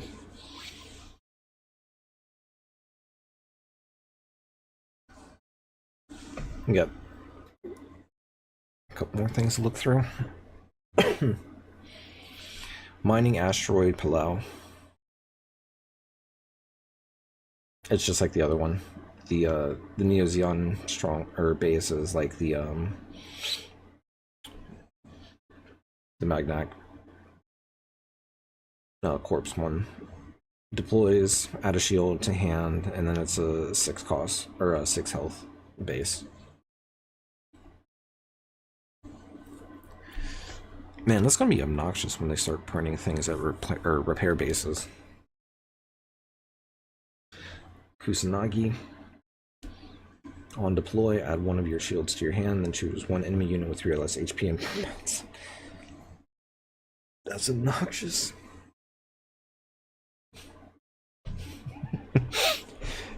It stays obnoxious.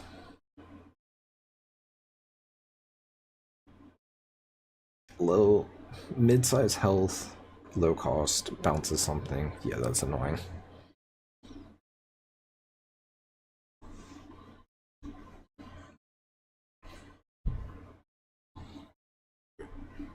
Oh.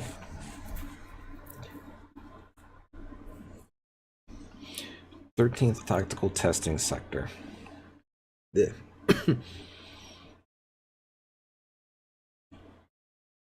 Level 3 cost 1, 5 health.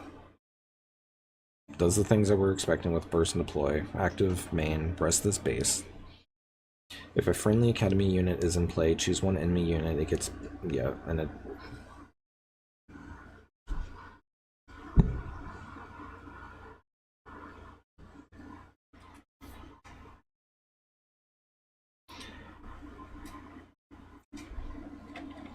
What does the base that comes in the pre-con do?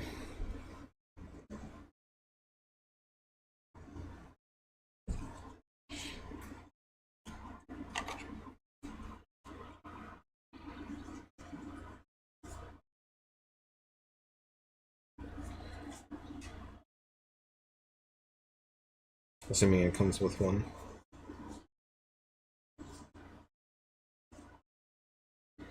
Oh, yeah. St. Gabriel Institute.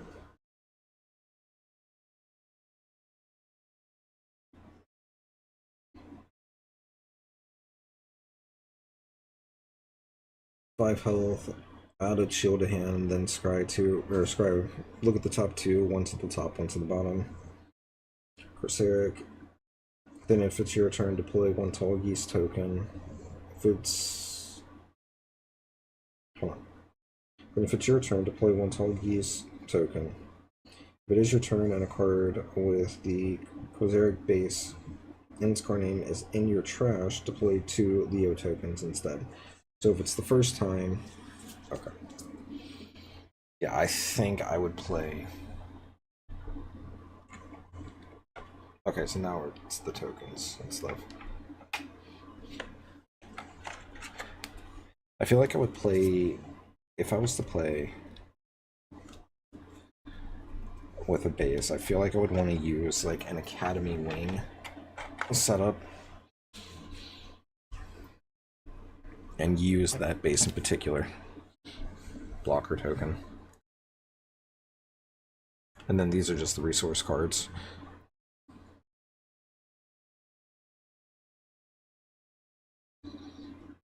Those are all some good looking resource cards.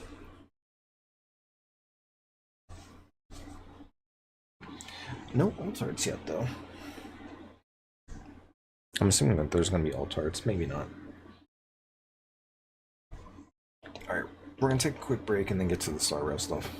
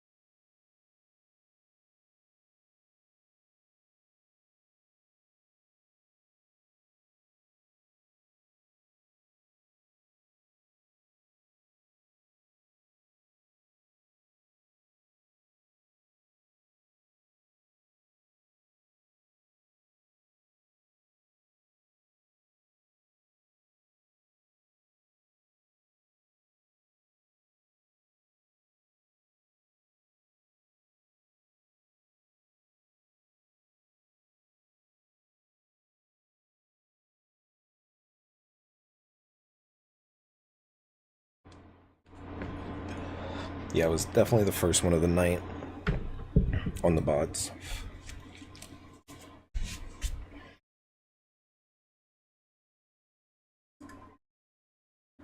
That account was created literally 17 minutes ago.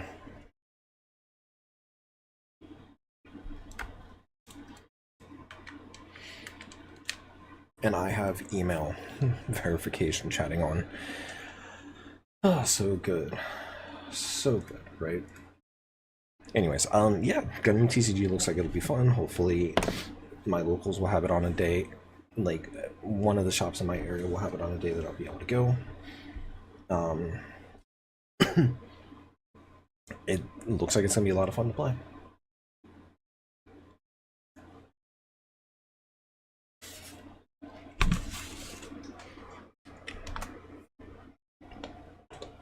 Now to have my charcuterie.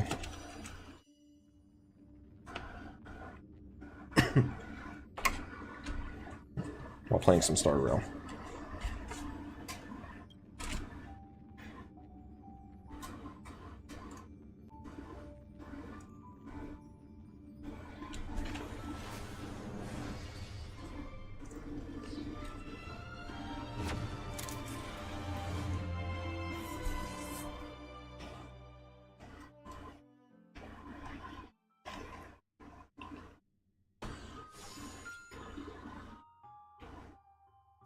Also, if I can get over here. Had fun, but it's about to be 2 a.m. I was out all day. Have a good stream. Hey, I appreciate it, man. Also, why did it auto... Like, I see why it auto-modded it, but why won't it let me allow the message to be posted? It didn't say anything that I found wrong.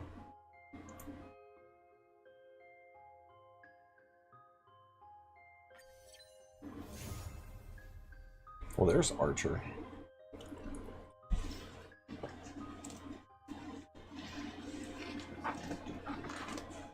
And I need to switch it over to...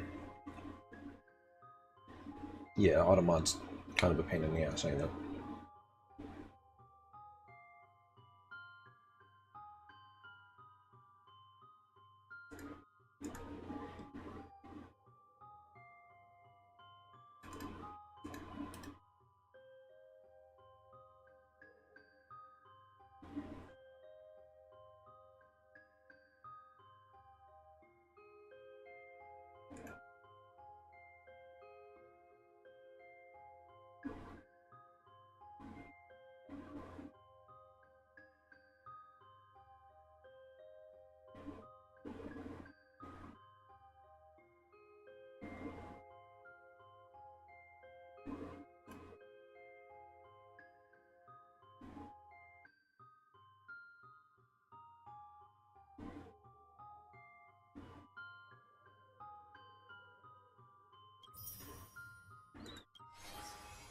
That was not nearly enough.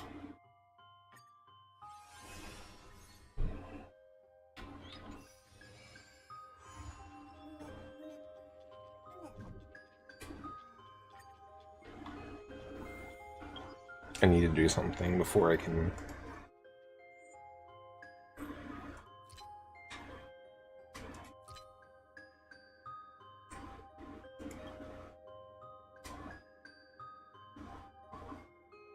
This is a 10 gigabyte? Okay, I guess we're getting them with no voice.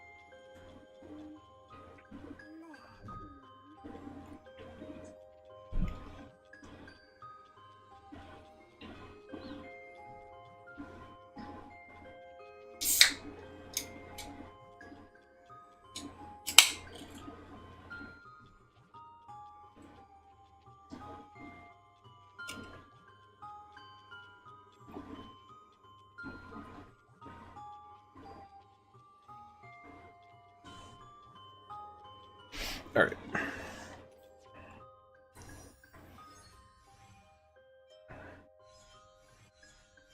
Yeah, I probably will not be pulling for Saber. I don't know. I need to be pulling for Sparkle.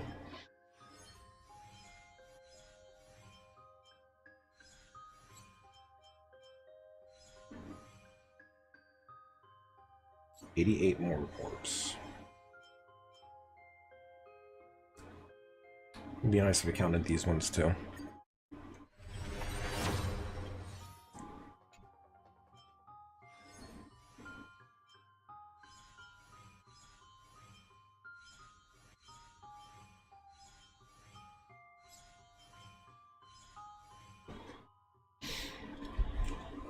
Sparkle is Archer's best in slot, I'm pretty sure.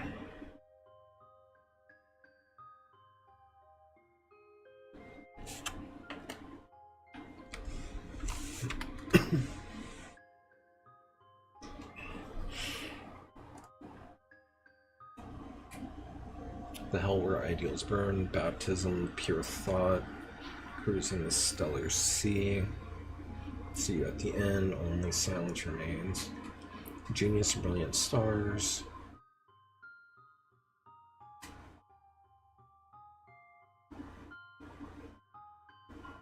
Rudolent Arena, Gallagher, Sparkle, Rodney, Silverwolf, Cypher.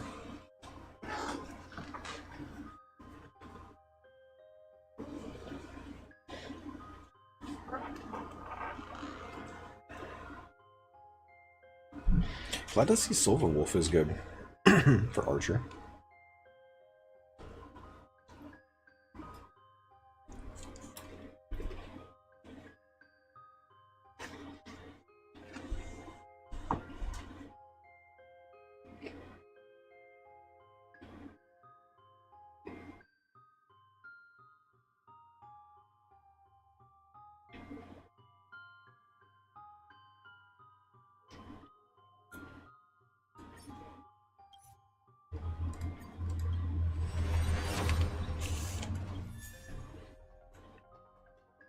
I got a little too excited.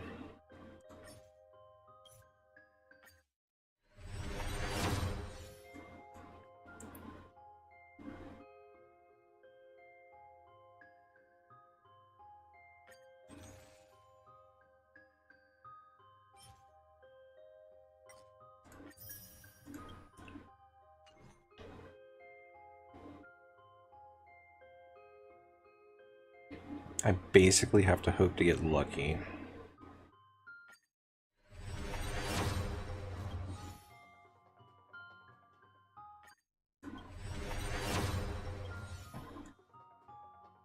Or put money into it.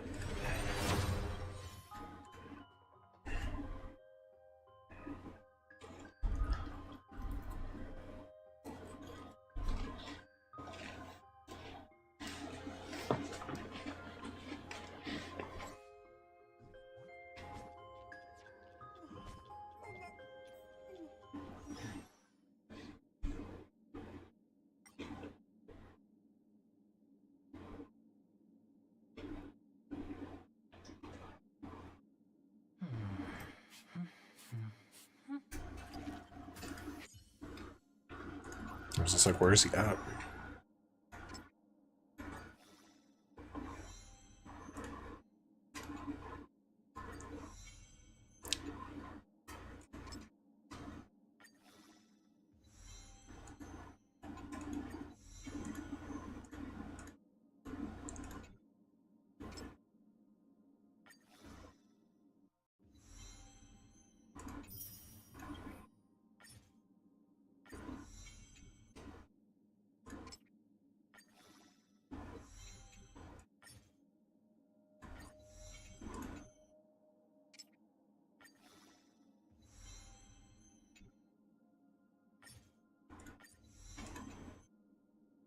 I'm not sure if I have a set good for him yet.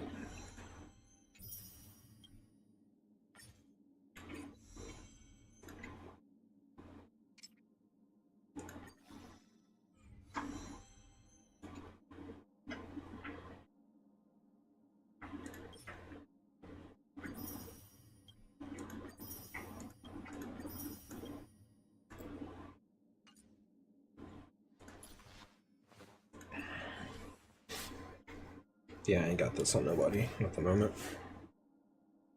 It's my best choice, I'm pretty sure. See you at the end. S5. I don't even think I have one. I can make a...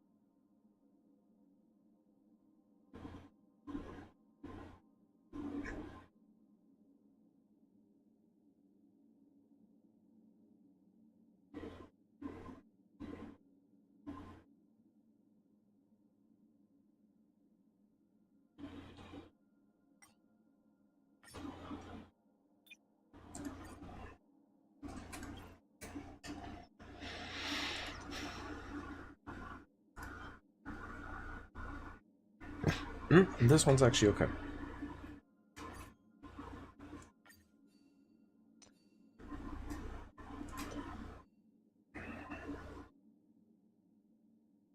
This one's okay, but I need better.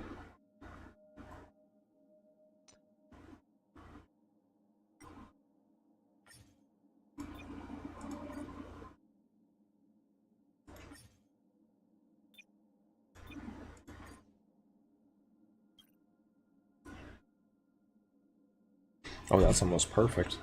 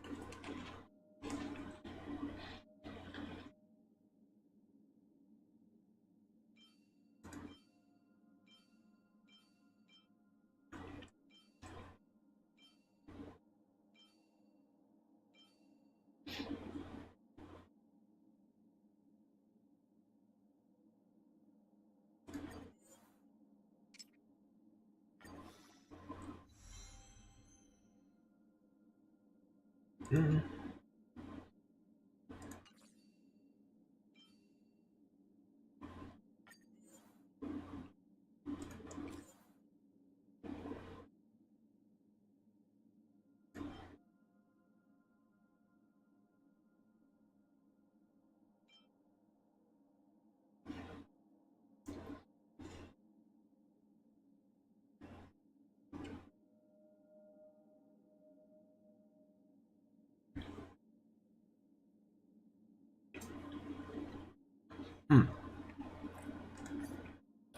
That's the old one I had on Firefly.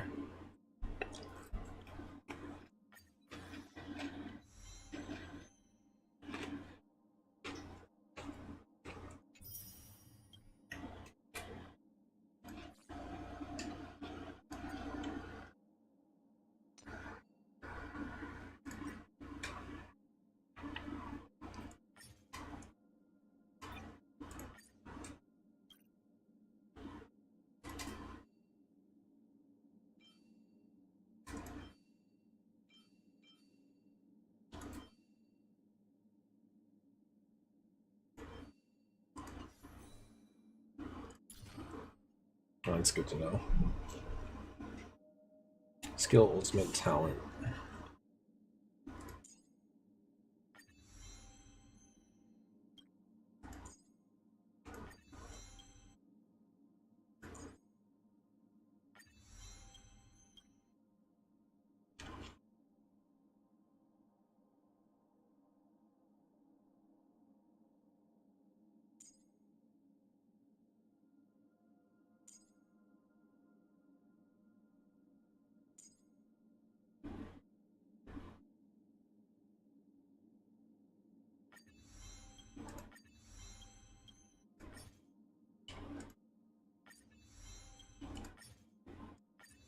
I don't know if I actually have enough farmed out.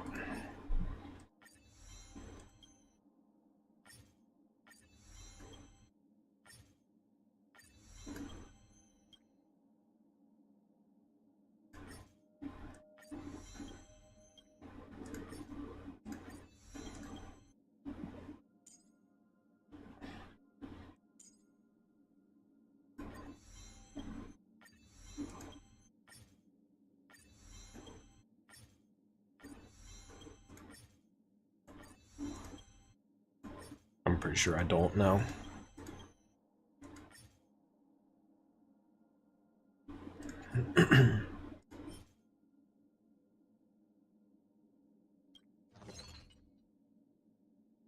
Whoops.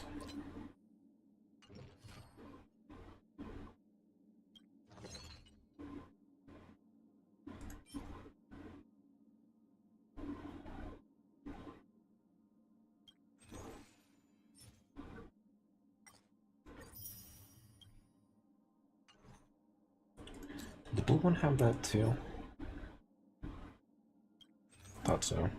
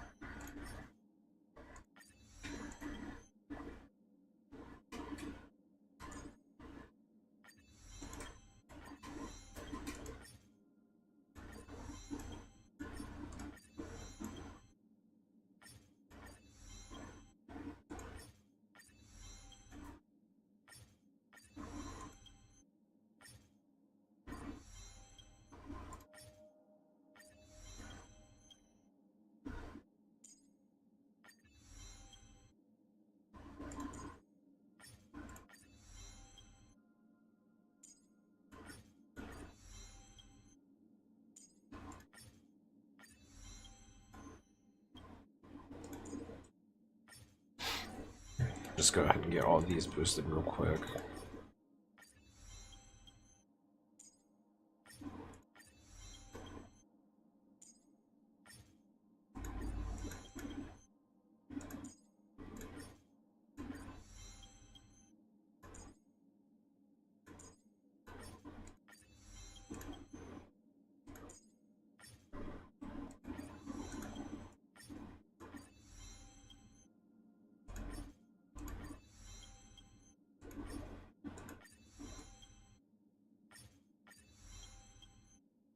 Sure, why not?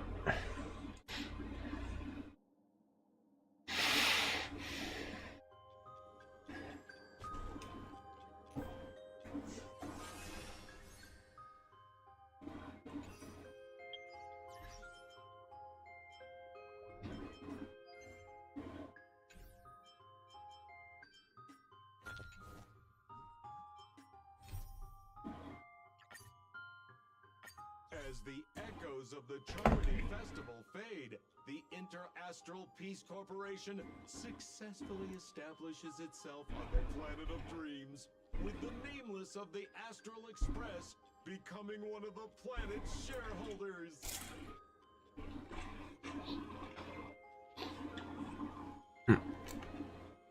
Now, a grand spectacle is about to unfold yet again in this holiday resort famed throughout the cosmos. Starring the superstar of Epsilon and the head of the Oak family, the lead actor is Miss Robin. Featuring a special appearance from the stylish and witty Nameless. I just realized it was Sampo talking. With a powerful guest appearance from the charismatic and commanding director, Adventurine, one of the 10 Stonehearts of the Strategic Investment Department. Directed by the renowned Mr. Rekka and his trusted companions. Lastly, exclusively sponsored by Old Odie, the head of the Alfalfa family, and a business tycoon of Penacony. And then there's Scott. You mean that IBC specialist who's good at mimicking animals? Okay, well anyway, the marketing development department is in on this too. Sweet dreams and the Holy Grail War. Now airing across entertainment channels throughout the universe.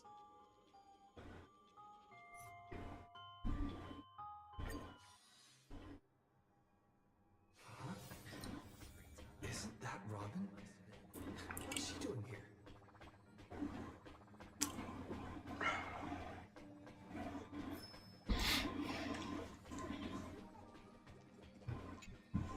It's been a while. Mr. Screwin said he'd stop by today, so I figured I'd wait here for a bit. So this is the device for testing the divergent universe, huh?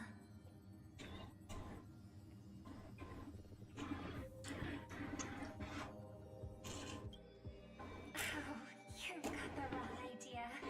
I may have taken some history electives back at Paperfold University, but I'm hardly the right person for scientific research. I'm here today on someone's behalf, to bring you a gift. Do you still remember the Holy Grail War we had back in Penacony?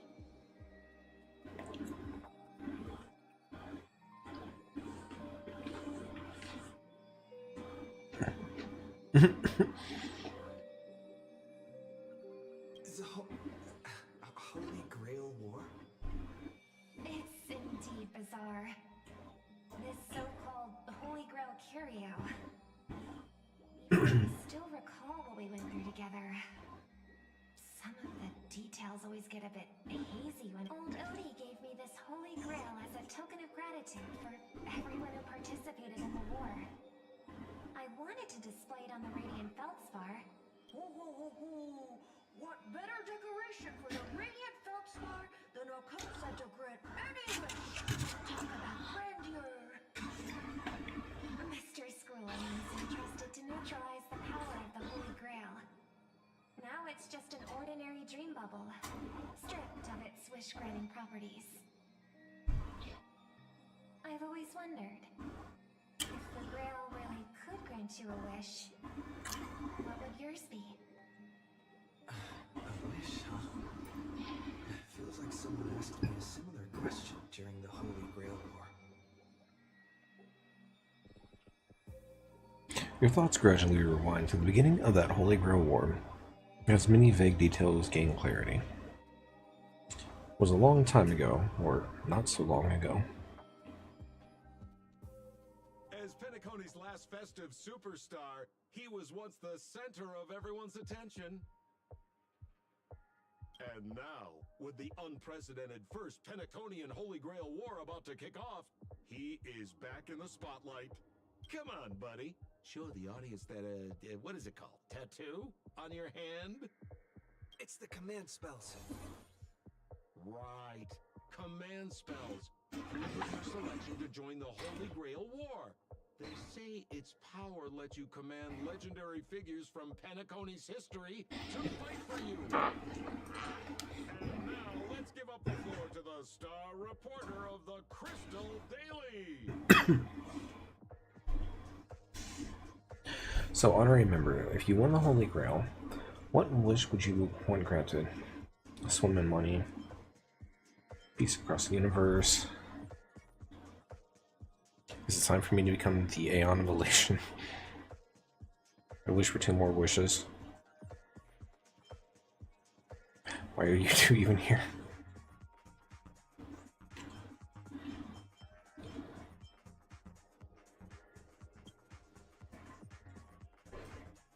Well then, do you think you've got what it takes to win the Holy Grail War?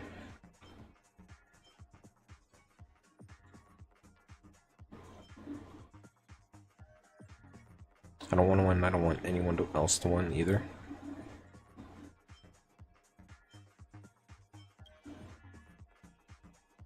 Oh, dodging the question again, huh? Must be hiding an mace up their sleeve. It's an ace up their sleeve, not mace.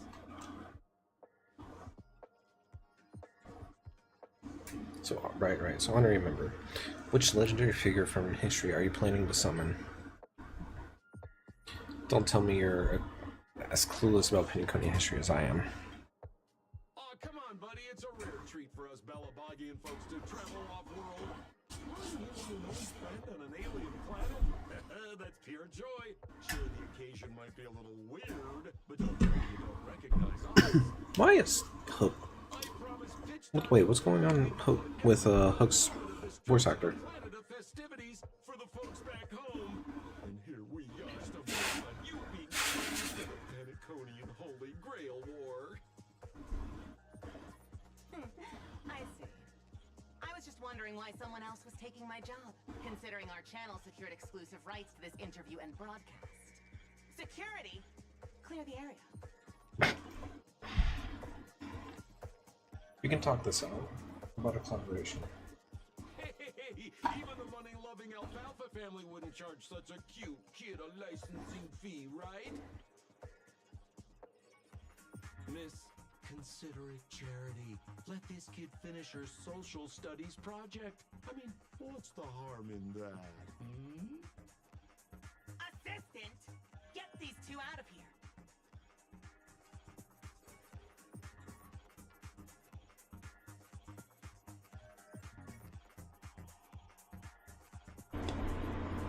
The Alfalfa family proudly presents the first Paniconian Holy Grail War.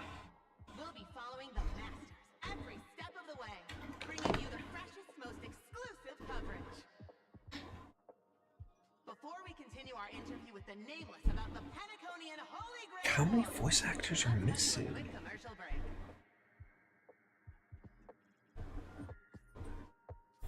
Ladies and gentlemen, I'm sure you've all heard the legend of the Holy Grail Laboratory. Across the vast cosmos, such tales abound.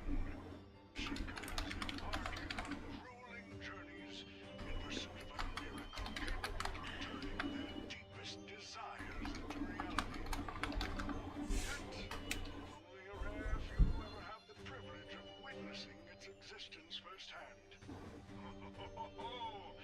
But today, I bring you all that very opportunity. I have brought the omnipotent wish-granting chalice, the Holy Grail, to Penacony.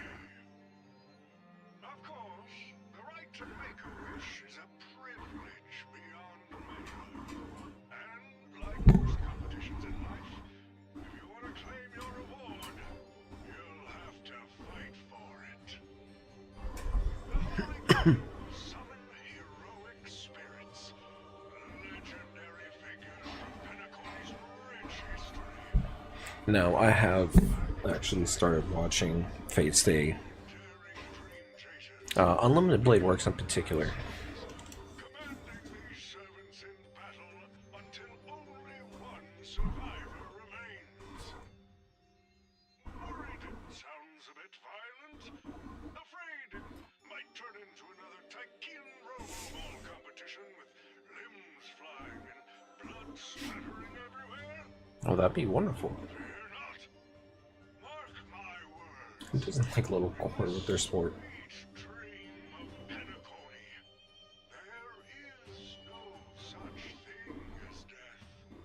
Any violence you witness is nothing more than harmless spectacle. The only thing real is the prize of having your wish come true. After all, this is the planet of chasing dreams. Here in Penacony, anyone with a dream in their heart has a chance to make it a reality. Now, brought to you by the Alfalfa family and proudly sponsored by Soulclad, the high-stakes battlefield where dreams are on the line. What if I want Ryder? The first ever Penaconian Holy Grail War. Let the games begin.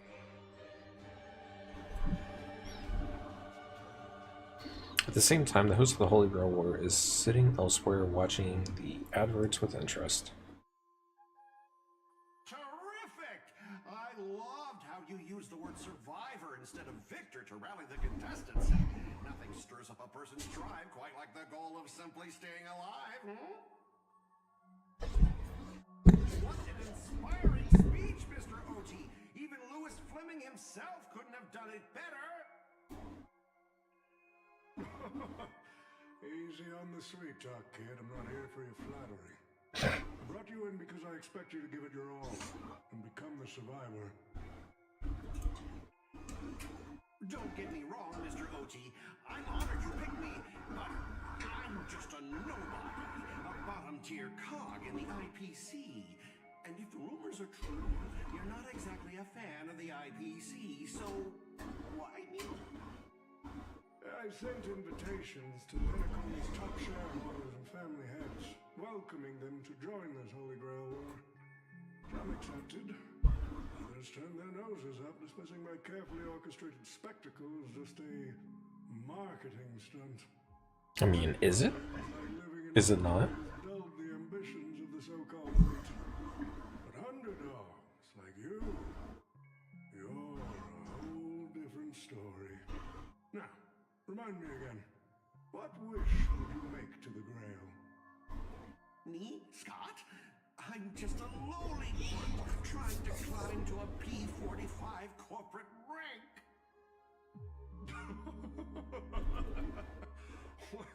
What a delightfully mundane wish.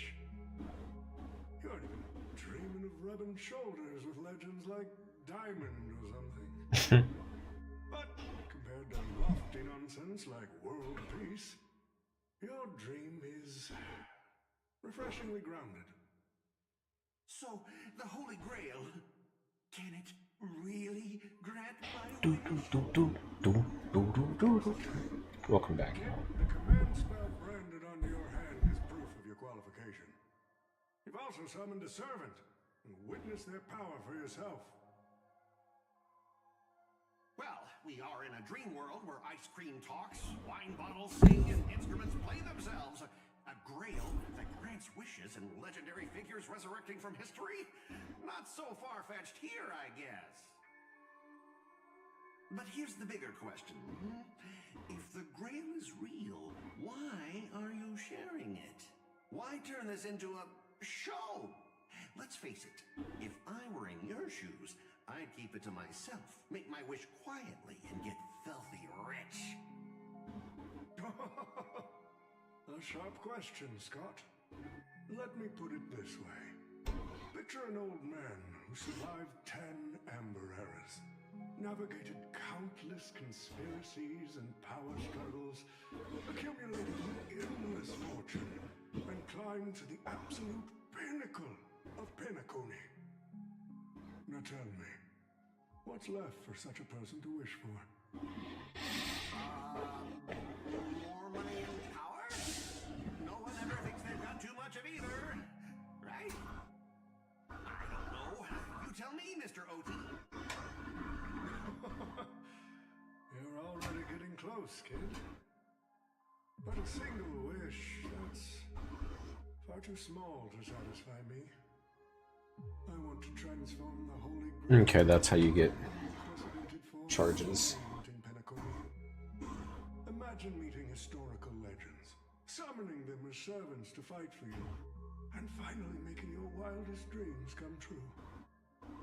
This will be Penacony's Gain 1 charge with the technique. Gain 2 charges from the ultimate. as a beacon for the universe's attention. Dreamers and wealth beyond measure will pour in, far more than ever before.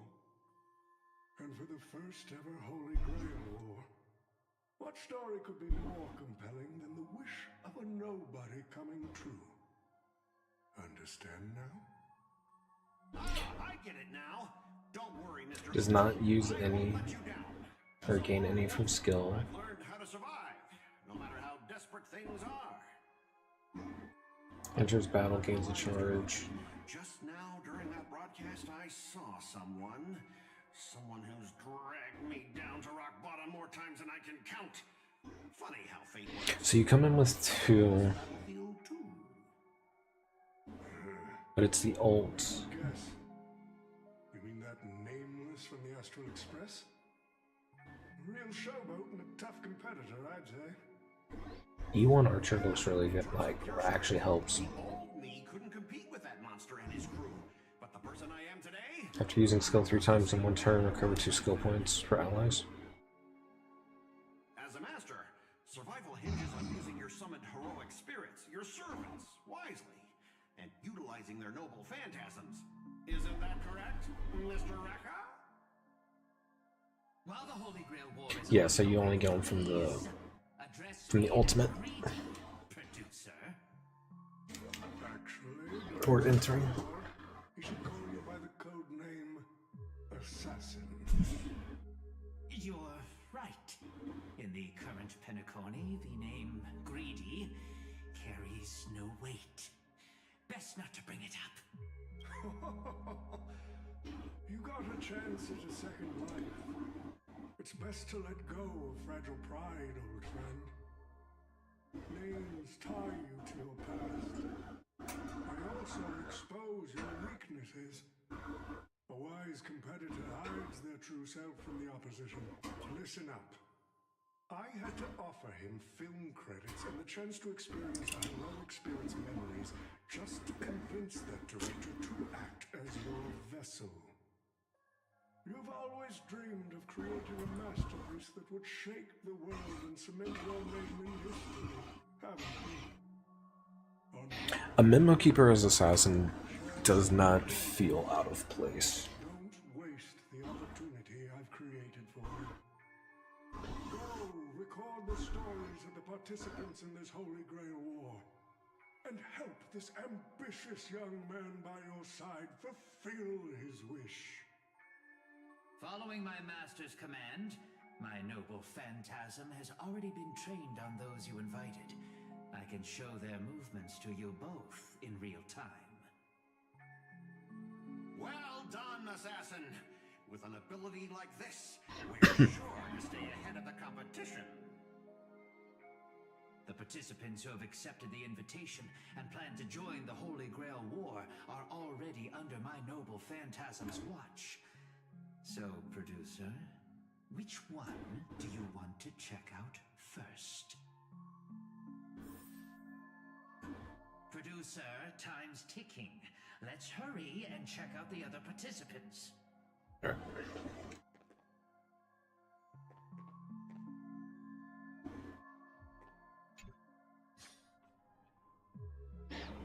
Adventuring in Jade.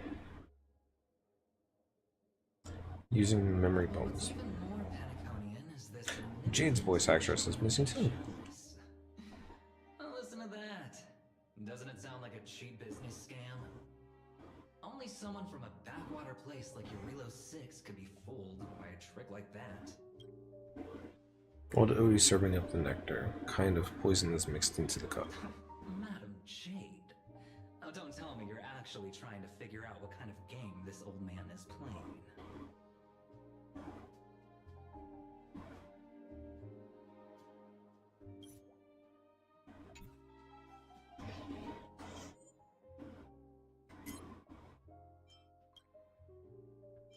It feels so out of place not hearing any voice acting still.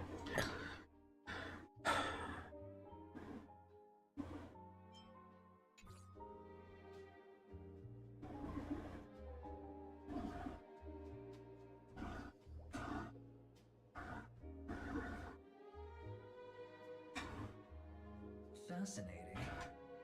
Well, people with real power wouldn't waste a second of their time on something like this. I mean, who would lower themselves just to entertain him? And if this so-called Holy Grail turns out to be nothing but a marketing gimmick, then things are gonna get really interesting.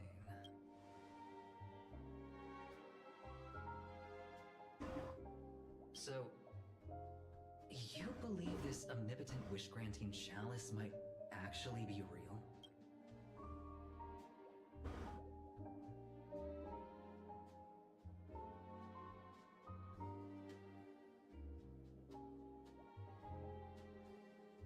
So does that mean you're interested in accepting the invitation?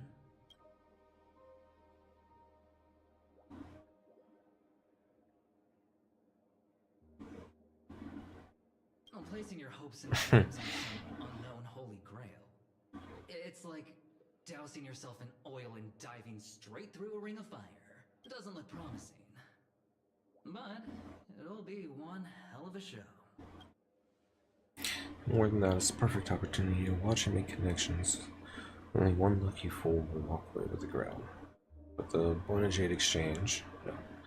The IPT's Strategic Investment Department can grant anyone's wishes. Our future strategy calls for more allies. Adventuring, you're going to accept the invitation and join the Holy Grail War, aren't you? I knew it. Panaconi and I just can't seem to stay apart.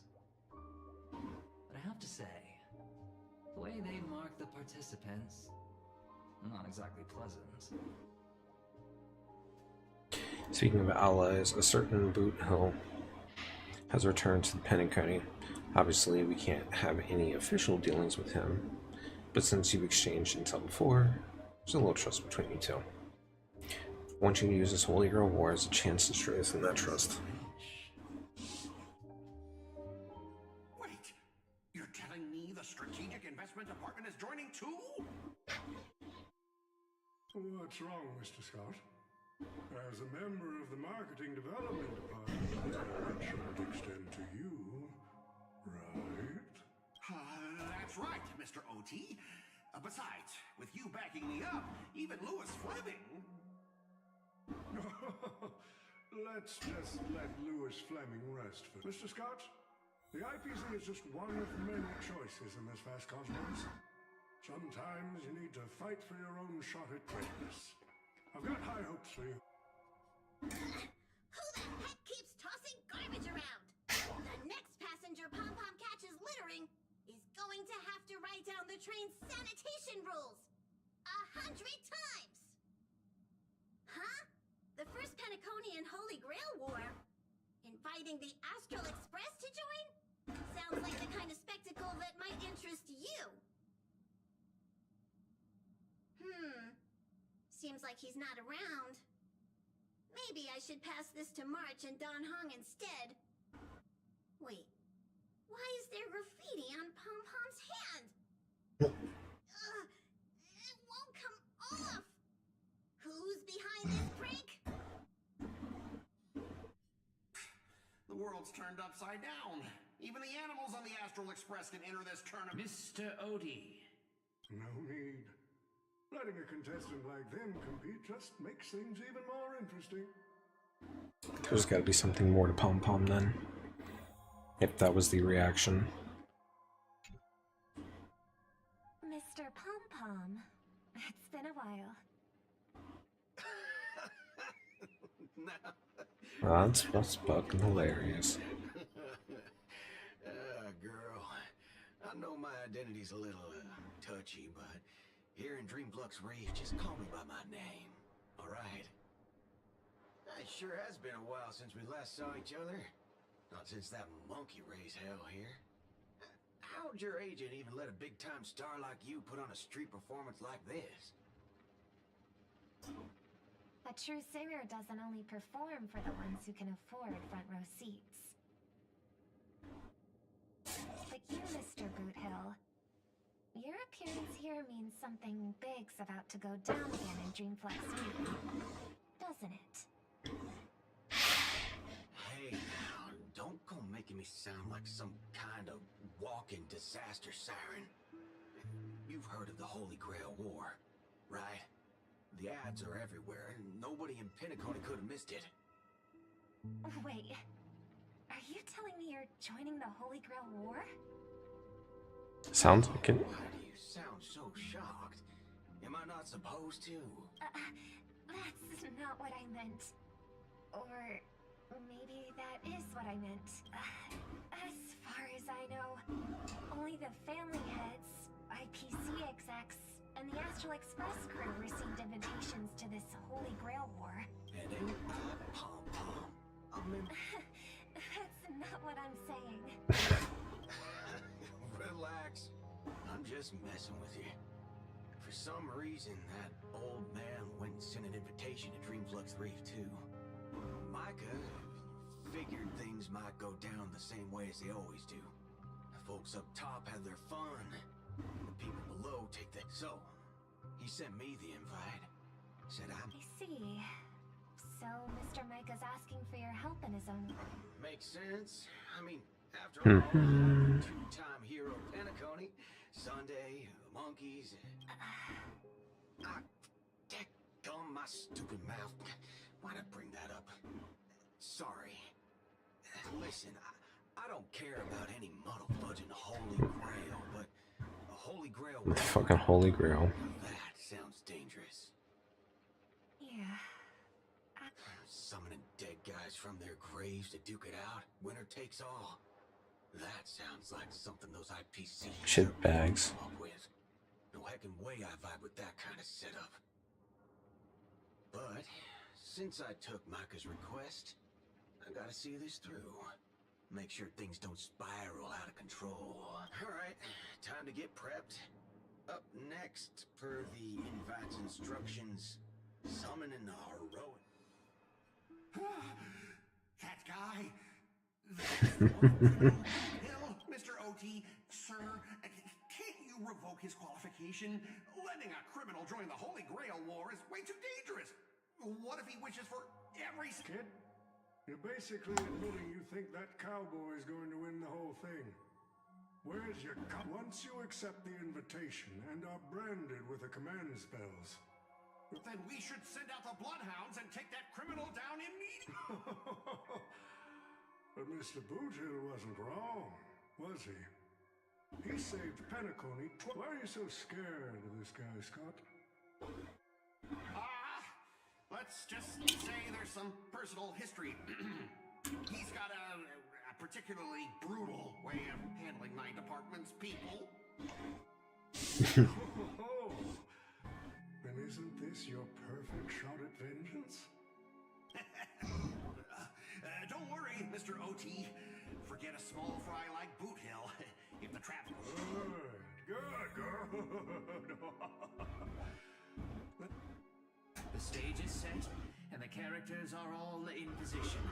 But, Master, for you and me, this Holy Grail War... Yeah, the competition this time is no joke. No.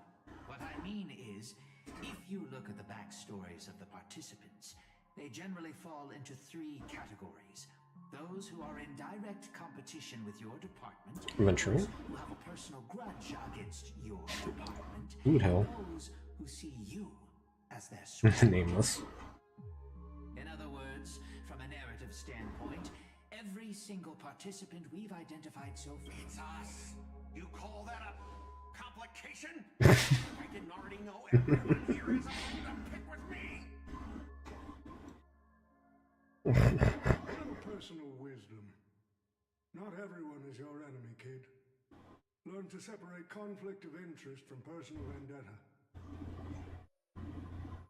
The key difference? The first one... So let him swear but not Boothill. Negotiated. The second? Not so much. So, if I were you... You'd deal with the personal vendettas first. What a poetic twist. Old rivals, now destined to... Lucky for me, I drew the best possible card. Assassin. With your noble... That said, knowing your opponent's next move isn't enough. It's like having a script but never actually shooting the film. Let me remind you, Master, your least favorite... I could see... to summon a servant right now. Nameless. I gotta take care of you. Wait, hold on. Loose ends hanging around. Next up is the moment we've all been waiting for. The Nameless will step into the summoning circle, chant the spell, and summon one of the greatest souls in Penaconian history. Who will it be? The legendary Dreamweaver Glocks? Or perhaps the first Bloodhound? Let's find out! The stage is set. Now step into the summoning circle and begin the ritual.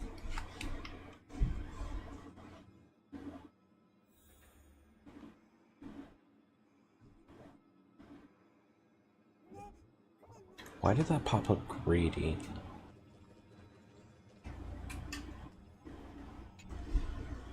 Why does the name sound familiar? Heed my words. My will creates your body, and your sword creates my destiny. If you heed the Express's whistle and obey the crispy, crumbly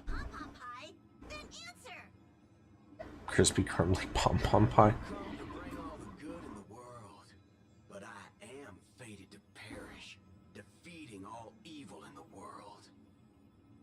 7 souls flowing from the Ember Lord's stony hearts.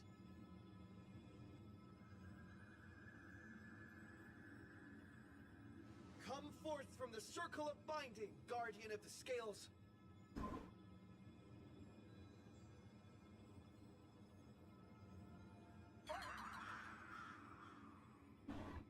You waited for a while, but nothing happened. Where's the servant? There was no light pollution, no exciting music, no soul that came down from the sky. There was only an awkward silence. Where's my servant? Oh, I wish I could capture this pathetic little moment of yours and pass it down as a family heirloom for generations. I was actually worried you'd luck out and summon some terrifying servant. But turns out, you're just plain cursed. Compared to you, even I seem less of a lone wolf now that I have a servant. Maybe I should let you borrow the title for a couple of days.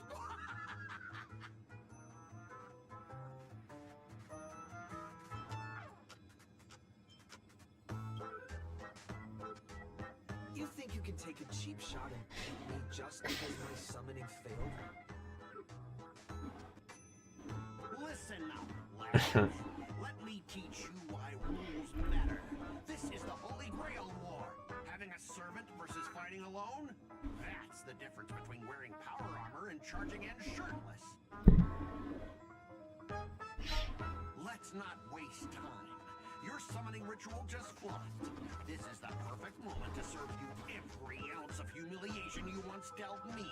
But hey, I'm a fair guy. Since you failed to summon a servant, I won't use mine to beat you either. That's the same.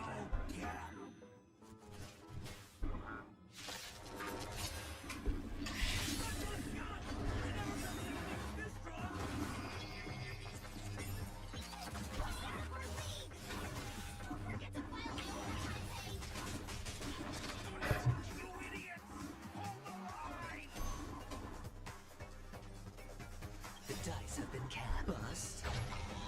Or maybe I'll take it all. Insanity.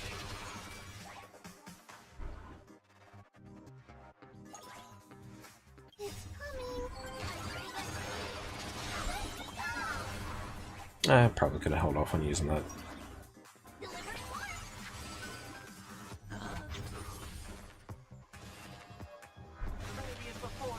What's the matter? Look, with this divine power, I will forge all things. To the soul, insanity. These useless moves are even worse than I thought. Anyways, just fall back for now.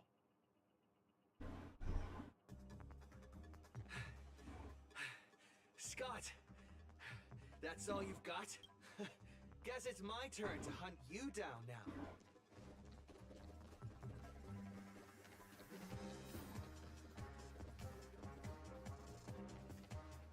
You really had the guts to chase me down, huh?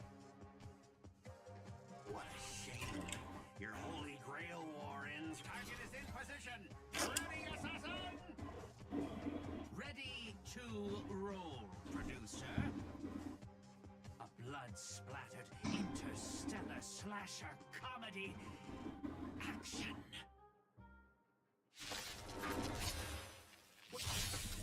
What are these things? Just some disposable extras. Nothing special.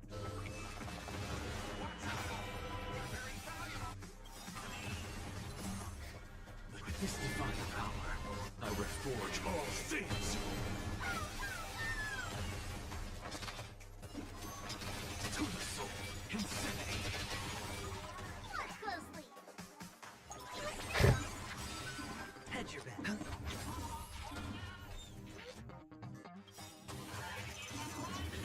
Oh, fuck you.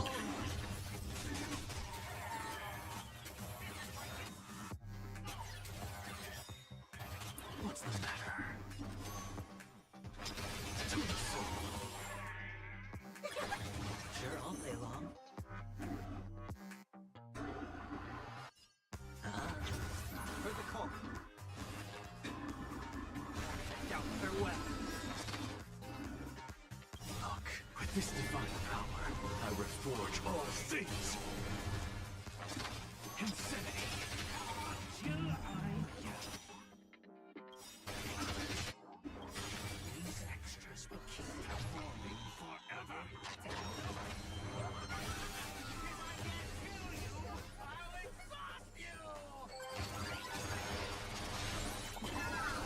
Something have nothing. Damage. Holy Grail War. Watch and learn, rookie. Time like this, you should.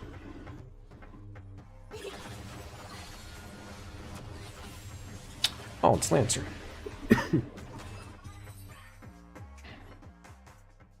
That spear! What just happened? It wiped the field!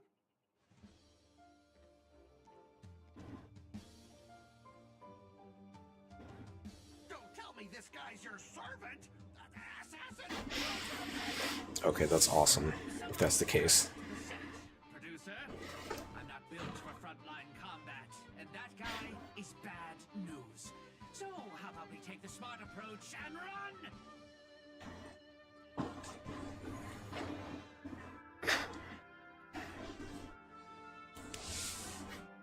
So he put his Master Spirit in form too. Assassin class. Always such a pain in the neck.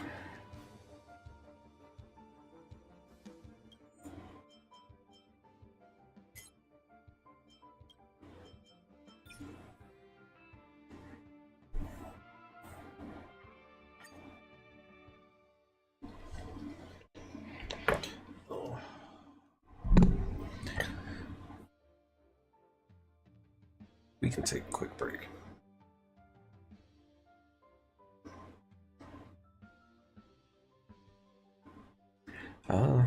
Maybe not.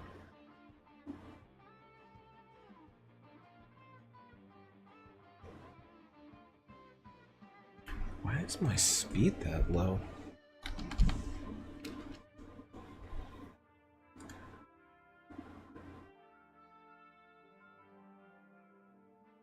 I'm pulling very low tonight.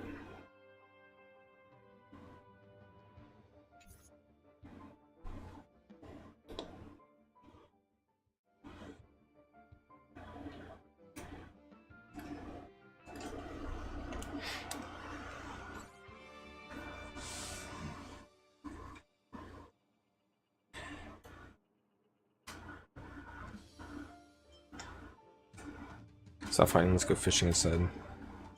Are you my servant? Do I look like it?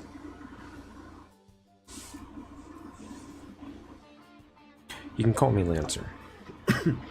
That's not my true name, of course, since you'll be out of the game soon. Well, does it even matter? Very well, master, but no servant. Okay, yeah, the tracks that we could saber.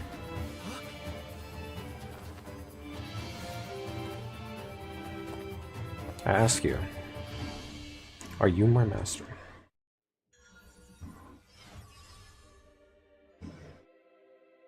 Contract formed, servant summoned. What a terrible reunion. That's what I was thinking too, Answer. But as long as I stand here, I won't let you lay a hand on my master. Well, kid, you just hit the jackpot.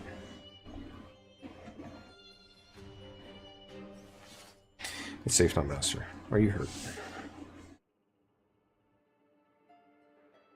You two know each other? We've crossed swords a few times in past Holy Grail wars. Our allegiances often clash, but he's not a bad person. You don't seem to be from this world. I've noticed that as well. The Holy Grail granted me the knowledge I needed. I need to participate in this war, but much of it makes no sense. This world is completely foreign to me. Forgot to introduce myself. You may call me by my servant class Saber, or by my true name, Altrea Pendragon. I was once the king of knights in Camelot. I assume you know nothing about this place either.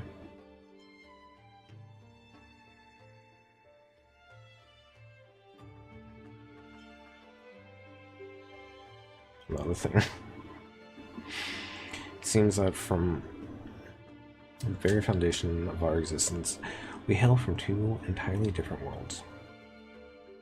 To help the servant understand this dream world bathing in memories, you go on a lecture about interstellar travel and cosmic geography, only to suddenly hear a thunderous rumble. It seems late at night before you are starving. You hungry? It must seem rather undignified. You may not realize it, but this world has almost no magical energy. And as a heroic spirit from a completely unknown realm, I can't draw power from fame or mystics. So to maintain my combat strength, I need to have a lot of energy intake. Yes, sir. Do you know of anywhere around here that serves large portions? Well, if you're not picky about the food.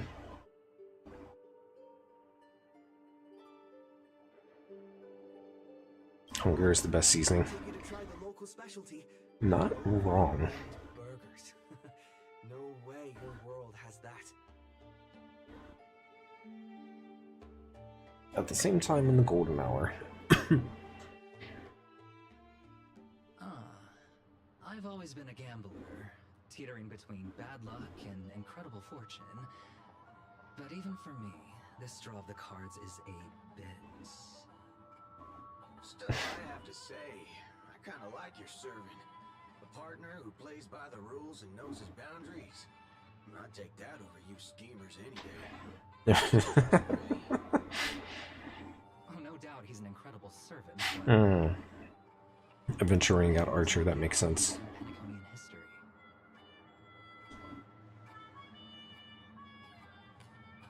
Do I look like I have any ties to this bizarre world of yours? Just like your servant, he's from another world. Oh, did Boot Hill get Lancer? Forkin' hell. So, 2 outsiders summoned 2 more outsiders. What kind of xenophobic Holy Grail war is that? Make that 3. There are 3 servants from another world. Oh, Kakolin. Things didn't go well. Huh? Did you just say my true name out loud? Ever heard of tact? What's the big deal? No one here knows us. No one here's heard of Aaron the Hound of Lane. But it also means we're at a huge disadvantage. We're fighting against heroic spirits who get buffed by this world's power. All I asked you to do was a little recon. How'd you end up looking this beat? Don't even start. I almost got 2 masters in one sweep, but then Assassin covered his master's escape, and then the other one, that gray-haired kid, summoned... Ah, fuck. That's one of ours.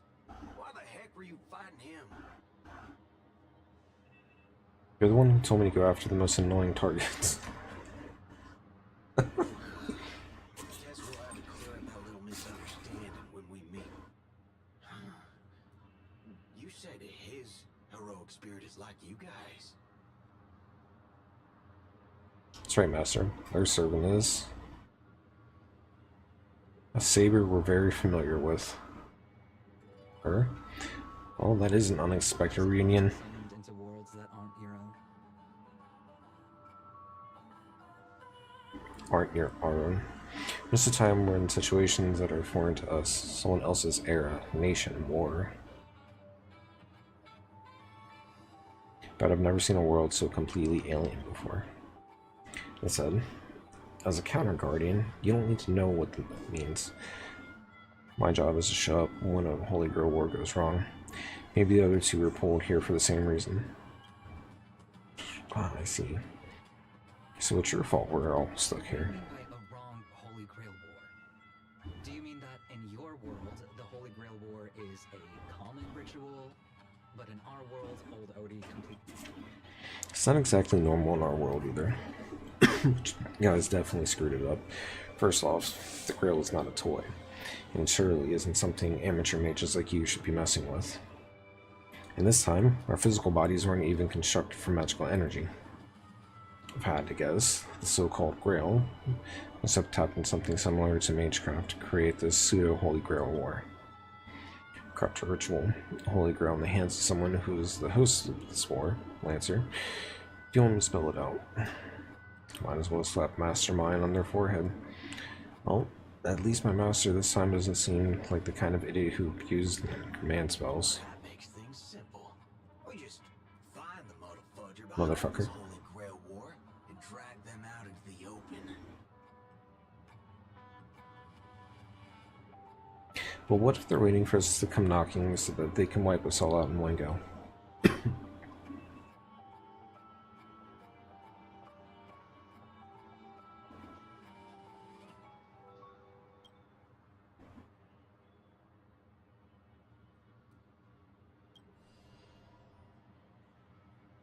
He's texting me now. What the fuck? What the fork? These lines. Did he just get possessed by the Night of Beauty? Whatever. Not the first time he's acted like this. What? Already hitting you up for revenge? He wants us to meet at Clark Studios theme park. Says he wants to talk about the alliance. In the meantime, I dream Flux Reef.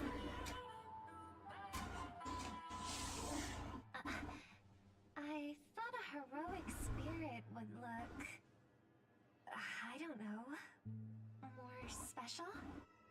This isn't quite my true form, but I'm afraid this is the only way I can appear before you. Summon at your request.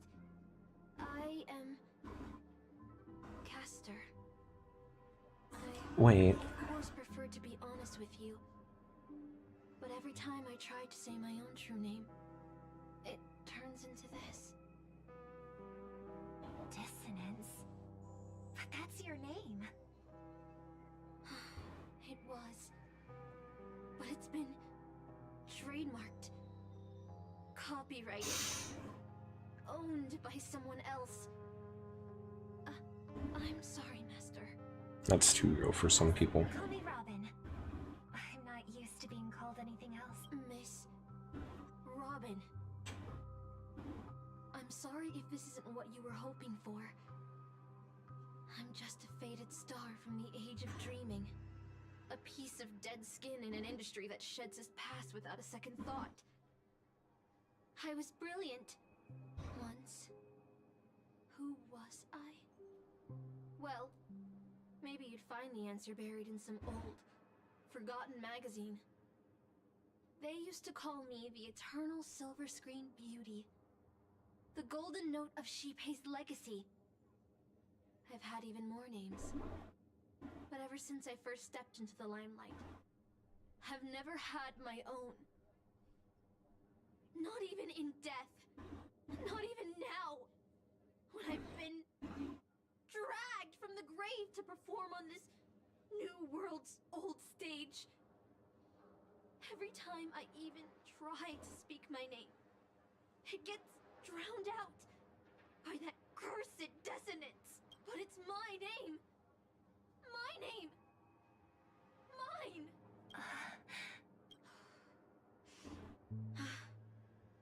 I'm sorry. It's okay. Let it out. I get it. Sometimes I want to lose control too. When we're on stage, under the spotlight, performers like us have to keep our composure. Since you can't use your real name, Which Caster? That's the title of the group. No, I don't like that.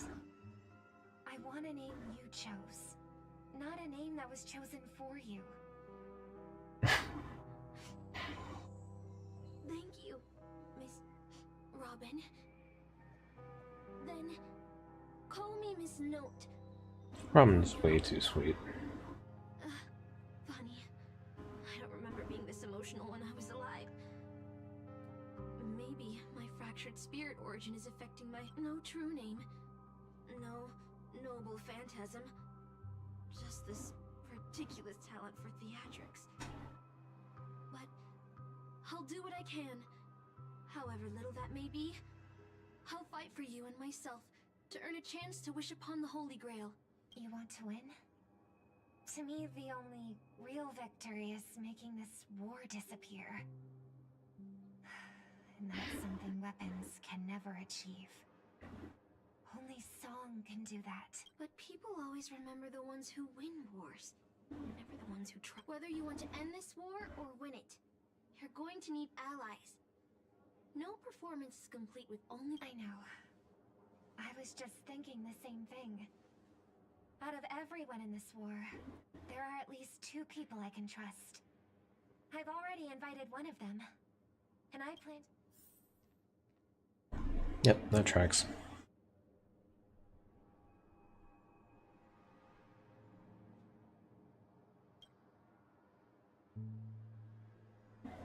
This world is steeped in dreams.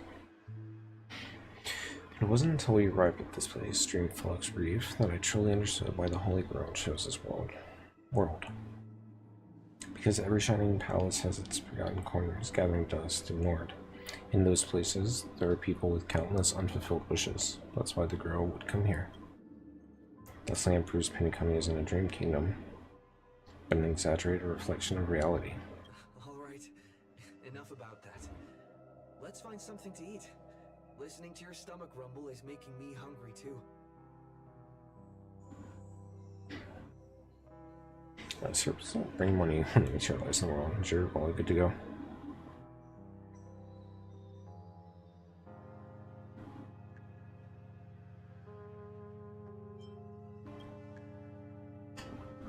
It'll make sure to pay you with glorious victory. There, Saber. Up ahead is the Dreamscape fast food restaurant.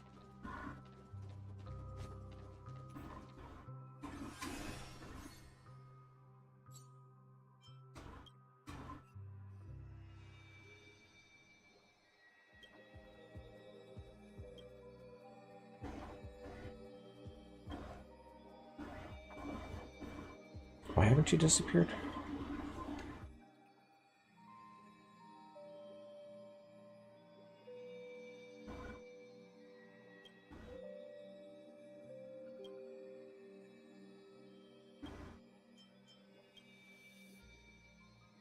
Theoretically, yes.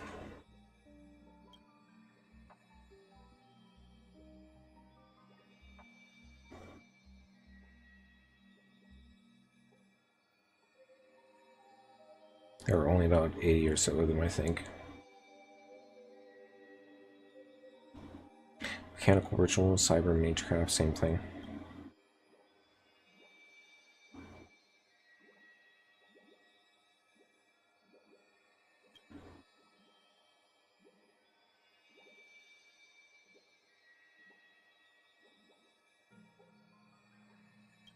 Oh, cool.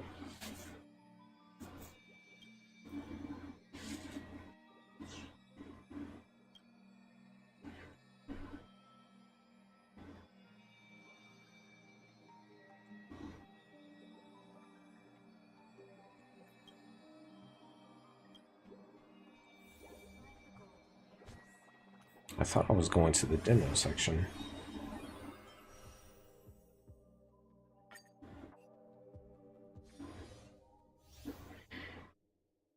Deals massive damage. Obtain special charge points to restore large amounts of energy. Surplus energy can be stored. A day of peaceful repose. Cool.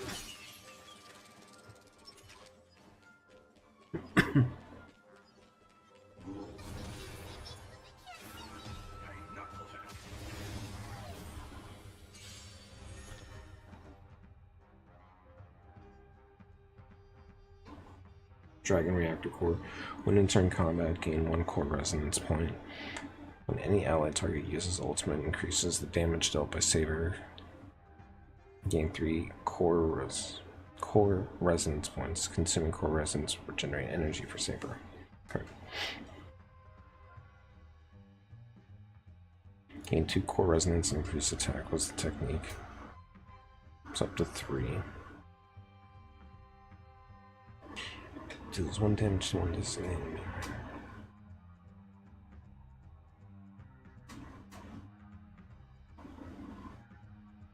If energy can be fully regenerated by consuming core resonance after attacking,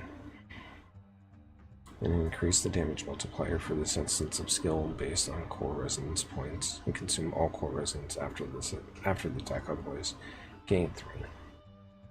Deal massive wind damage to all enemies, additionally deal minor wind damage to random enemies, bouncing 10 times, and enhances the next basic attack.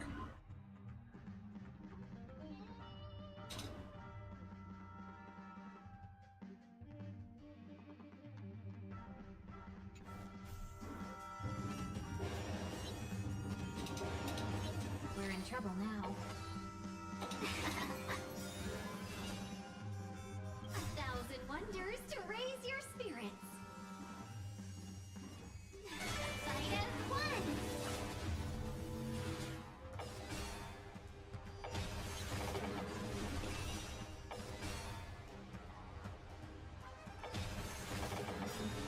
Hold everyone back again.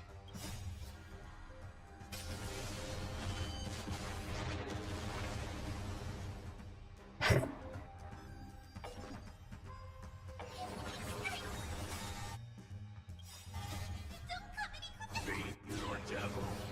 I'll crush them all. Doubt farewell. This mortal thorn. What will bring it? Guide you on your path. Alright, that was actually pretty cool. I do need to download the sound file though.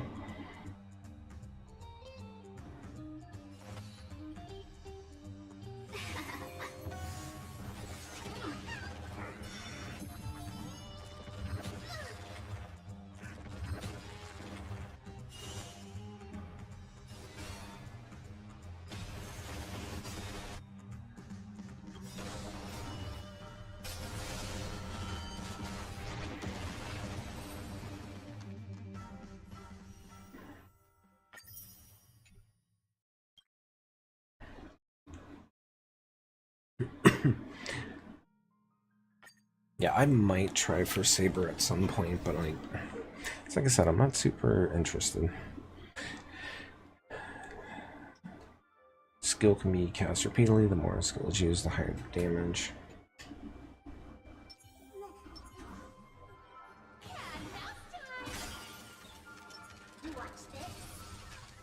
Whoops.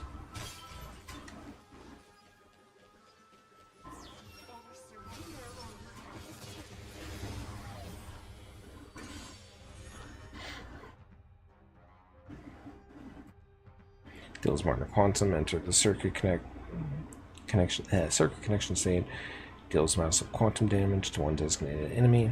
During the circuit connection state, the current target does not end, and keep using it.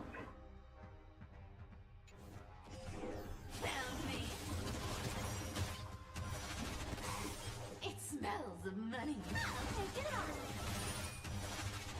You can't run.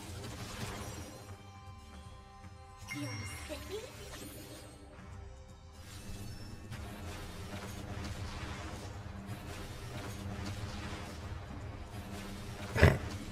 That's what you got.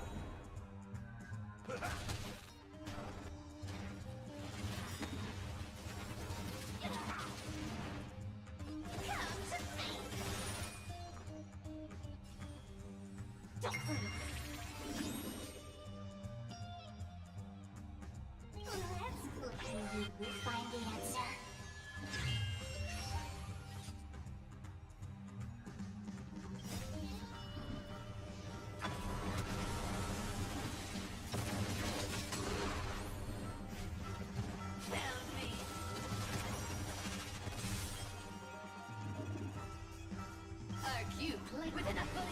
Yeah, I'm gonna have to download. It's.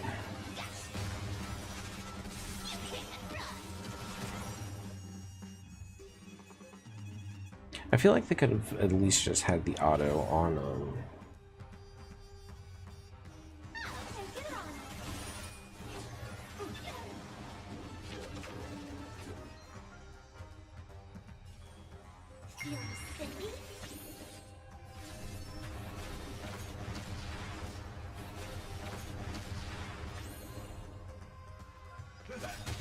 A little grace weighs too much for you.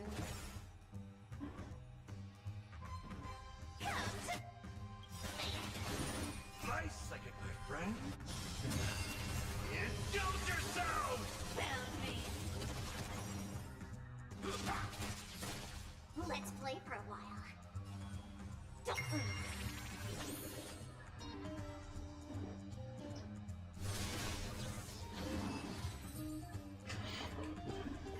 That is super skill point intensive though, holy shit.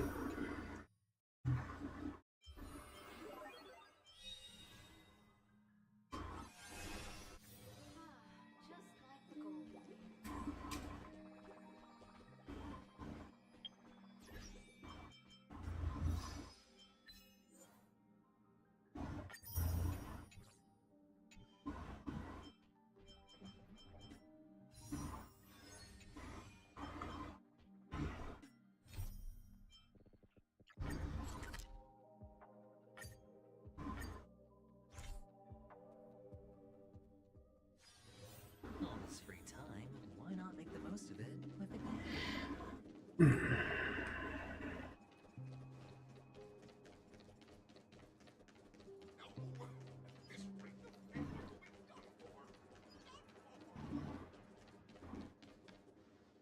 My dear guests, welcome. What would you like to eat? Wait a minute. Isn't that our festive superstar? You're here for that Holy Grail War, right?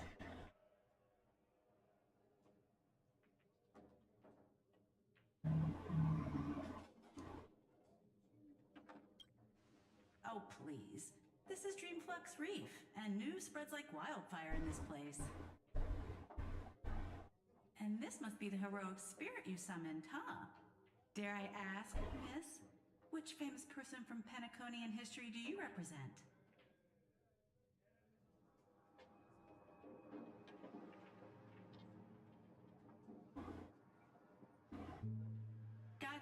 Gotcha. Like a secret recipe, huh?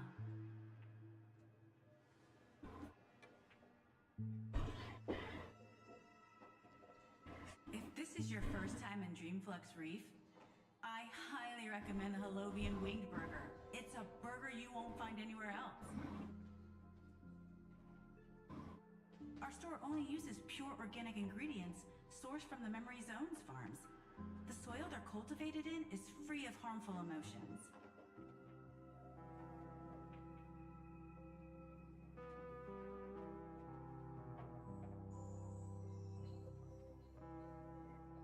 All right, we'd like 100 burgers. Okay, wait. Did you say 100? Are you sure about that?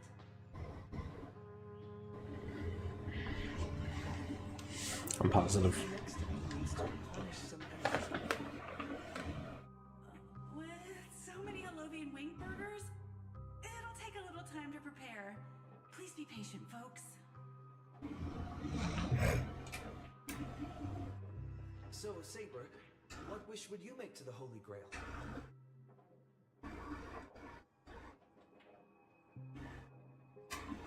If I'm lucky, that's one, I hope. Hold on, stop later, roster. Since another server virtual. 2 Halovian wing burgers, 2 bottles of Sousa juice. Miss Note, is that okay? Of course. But I'm afraid this isn't exactly a quiet spot to dine. We have a rather noticeable servant in front of us.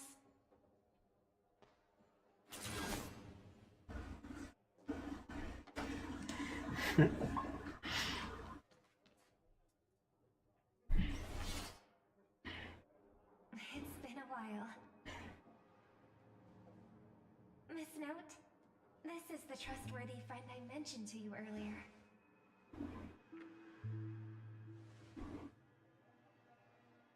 Oh, they're a friend of yours, Master.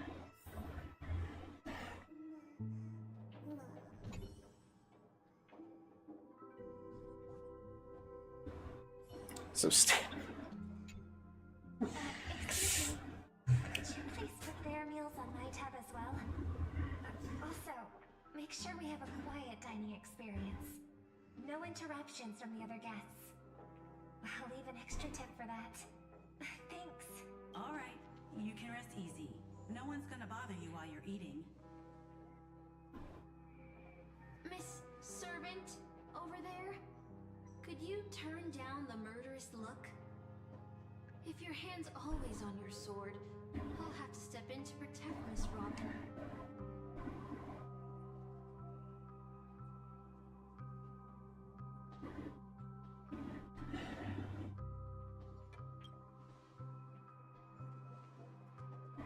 Sorry to interrupt, dear guest, but if you're gonna fight, maybe you should eat first. So, let's eat first? Agreed. You two ordered all of this?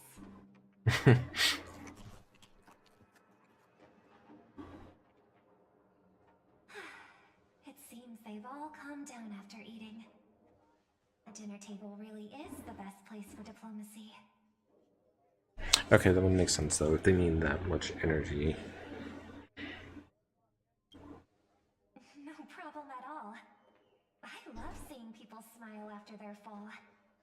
But your servant's appetite is truly impressive. Miss Saber, I don't remember anyone like you in the history of Penacony.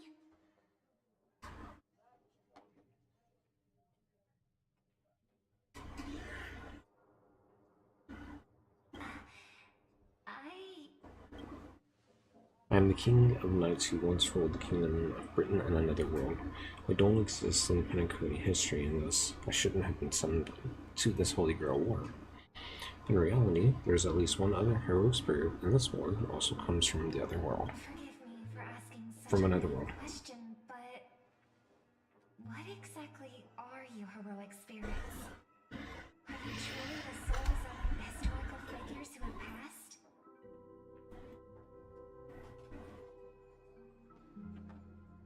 Heroic spirits are those who have been remembered by history. When summoned by the Holy Grail, they materialize in the form of bodies made of magical energy and use special abilities, noble phantasms, which are based off their famous deeds in life. Magical energy, noble phantasms. Do these things really exist? How should I explain this?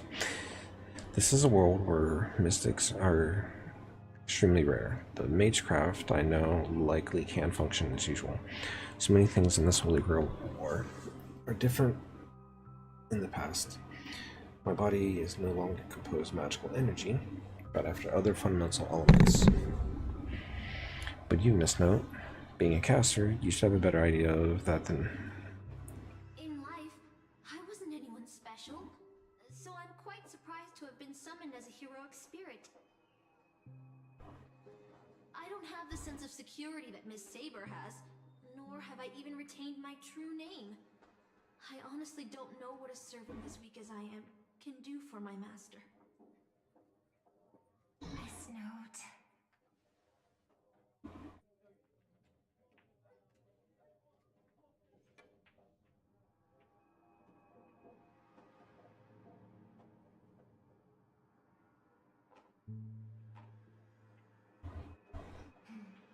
Well said. My brother once told me that Penacony is a land of empty legends and no true heroes. To him, the historical figures of Penacony, the legendary heroes, are all just half-truths. Images created by later generations, like products in a store window. Even their dreams turn into reality TV prizes. At this moment, whether it's the otherworldly Miss Saber or the historical Miss Note, I'm certain you both are more real than that. And not just some commercialized product. Master, thank you for your comforting words. But in my current state, with my true name sealed, and not to mention being an enemy of that saber, I fear it would be difficult to protect you in front of other opponents, let alone help you achieve your dreams. I'm the last remaining head of the Oak family, a Cord Master of Harmony. I'm not as fragile as you think. I no longer have a wish to entrust to the Holy Grail. I think after this cutscene, we're gonna go ahead and wrap. Exactly are you I saying? need to find some to eat. I'm getting hungry. If you no longer have a wish to entrust to the Holy Grail, why did you accept the command spell, step into the summoning circle, and call me here? I joined this game, held by old Odie, with mixed feelings. Because at first, I did have a vague idea in mind. My brother once summoned a higher power to intervene here for his own wishes. Hoping to turn Penacony into a utopia in dormancy. He failed. And now look, the impact of his actions still lingers in the hearts of the people of Penacony. I wanted to use, now I realize I was wrong. Summoning Miss Note to the present world showed me that the Holy Grail does possess some sort of power. Regardless of my intentions, my wish is still selfish. The people of Penacony are not so weak that they need Enna's dream to save them. I shouldn't ask the Holy Grail for anything. What concerns me more is... This Holy Grail War is indeed suspicious. You may not know, but in my world, the Holy Grail War was originally a ritual for mages, one that needed to preserve its mysticism in order to obtain the power to create miracles. But this old Odie, the host, is openly displaying the ritual to the public.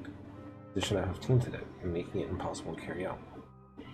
I've experienced many Holy Grail Wars and seen many different rituals form. But this one is unlike anything before. In my view, it's best to proceed with caution. Master, what do you think?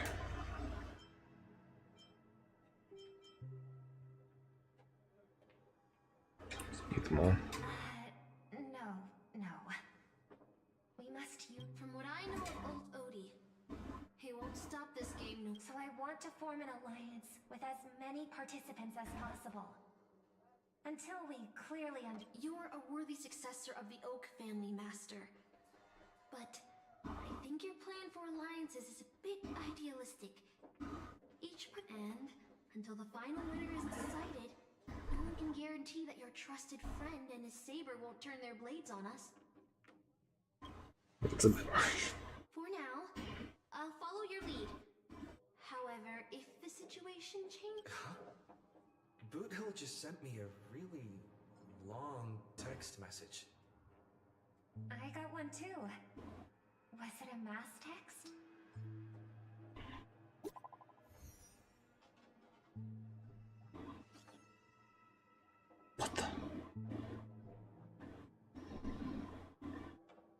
To my dearest masters, greetings to you all. I am Boot Hill, the Galaxy Ranger.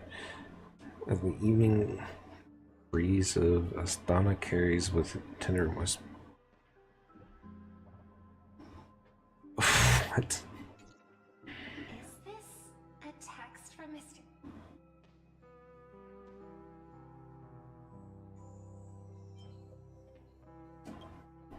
Putting the content aside, Boot Hill isn't exactly good at type. Looks like the mutual slaughter has already begun. Peace is just the interlude in a war. No, he's a seasoned warrior. There's no way he's out this early. But someone must have gotten their hands on... Yeah, I was thinking the same.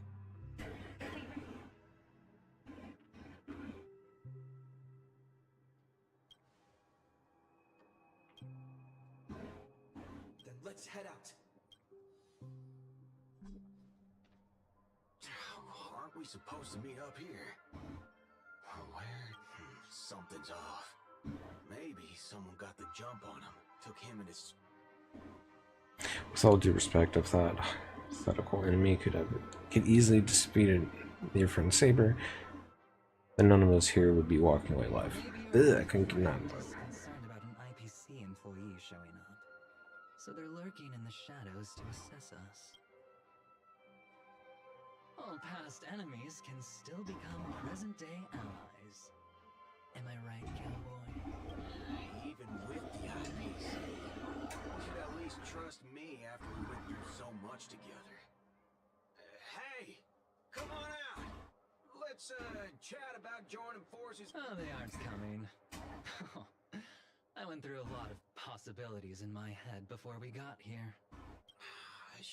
Shitbag. Pulled off a scam on a Galaxy Ranger. Listen up, fork and shirt bags. Fucking shitbag. No matter who you are or what you want to do, I've got you surrounded. Pop out now. Don't say I didn't warn you when you stub your toe on the way to the underworld. Did you hear that? Oh, he's gonna kill us if we don't give ourselves up. Oh, he's every inch a serious criminal with a huge bounty on his head. Huh? Wait, isn't that Mr. Aventurine of the 10 Stonehearts? Why is a criminal wanted by the IP? Sir, if that blasted cowboy's got you kidnapped at gunpoint, just give me a blink. Or an IPC executive secretly in cahoots with a cosmic fugitive. Assassin! Oh, your servant is Mr. Rekka. No. Wait, now that I'm looking at him, there's something off. Hey, you know him? The guy in the IPC uniform? There are more IPC employees who know my face than there are grains of sand in Sigonia's desert. You think I... That's scared of you just because you're a Stoneheart? The Strategic Investment Department's reach may be long, but it will never reach my neck of the... After I win the Holy Grail, I will make everyone do as I say. I'll make you all kneel before me and beg for mercy, then have you bark like dogs, oink like pigs. What was using the Holy Grail to make people do animal noises? Odie even sent invitations to your department. But I thought you folks barely stationed anyone at Penacony. Unless your name is... Huh? Oh, have you... Never mind. There's no way I'd ever remember the name of some nobody. You high and mighty executives have never treated us basic workers as people. You would Okay, that part he's actually right on. with one word and switch me over to Penacony with the next. I thought Penacony might be a juicy gig. But all I've done every day is talk business to a bunch of papashi. It's making my neck crank even worse. But hey, all of that'll soon be a thing. Assassin, use your noble phantasm to bring me... Huh. Do I finally get to see this shrimp servant in action? Archer. What's with the happy smile? The filming has begun, actors. Take your positions. Let the camera roll. Oh, okay. It's using the imaging of Rekka.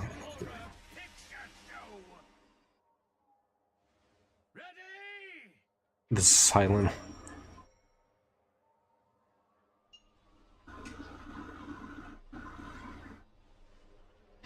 This isn't spirit form, you just vanish. Rocks. Where's your voice?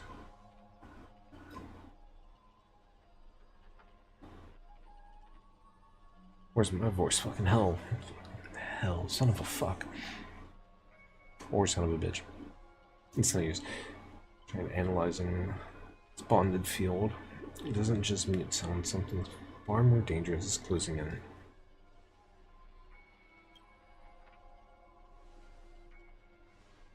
If there are subtitles here.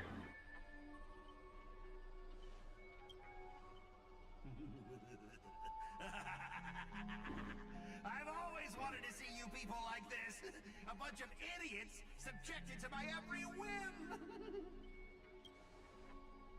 Get that real little dick energy. And why have you been reduced to this, may you ask? Because now I am the protagonist. You extras will never be treated in the same way as me.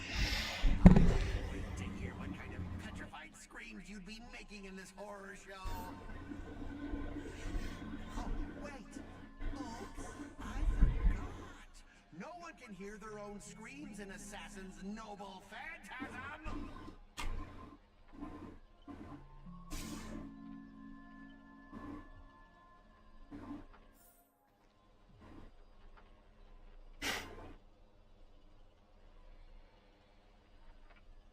It's unusually quiet. No sign of Mr. Boothill or the enemy who lured us here.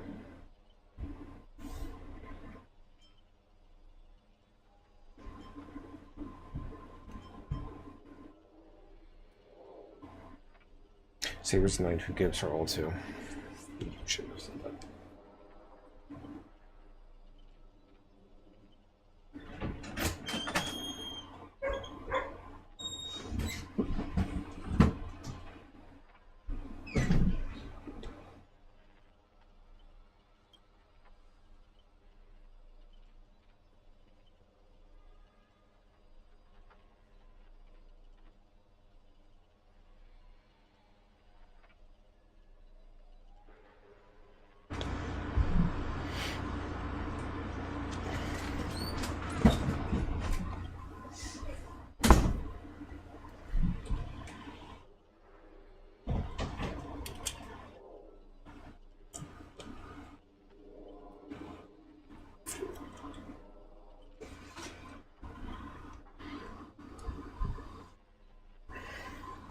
TV.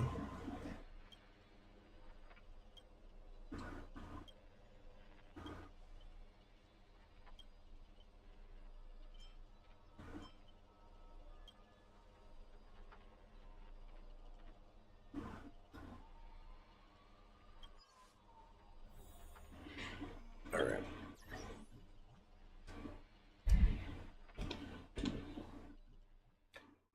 YouTube, we'll see you later.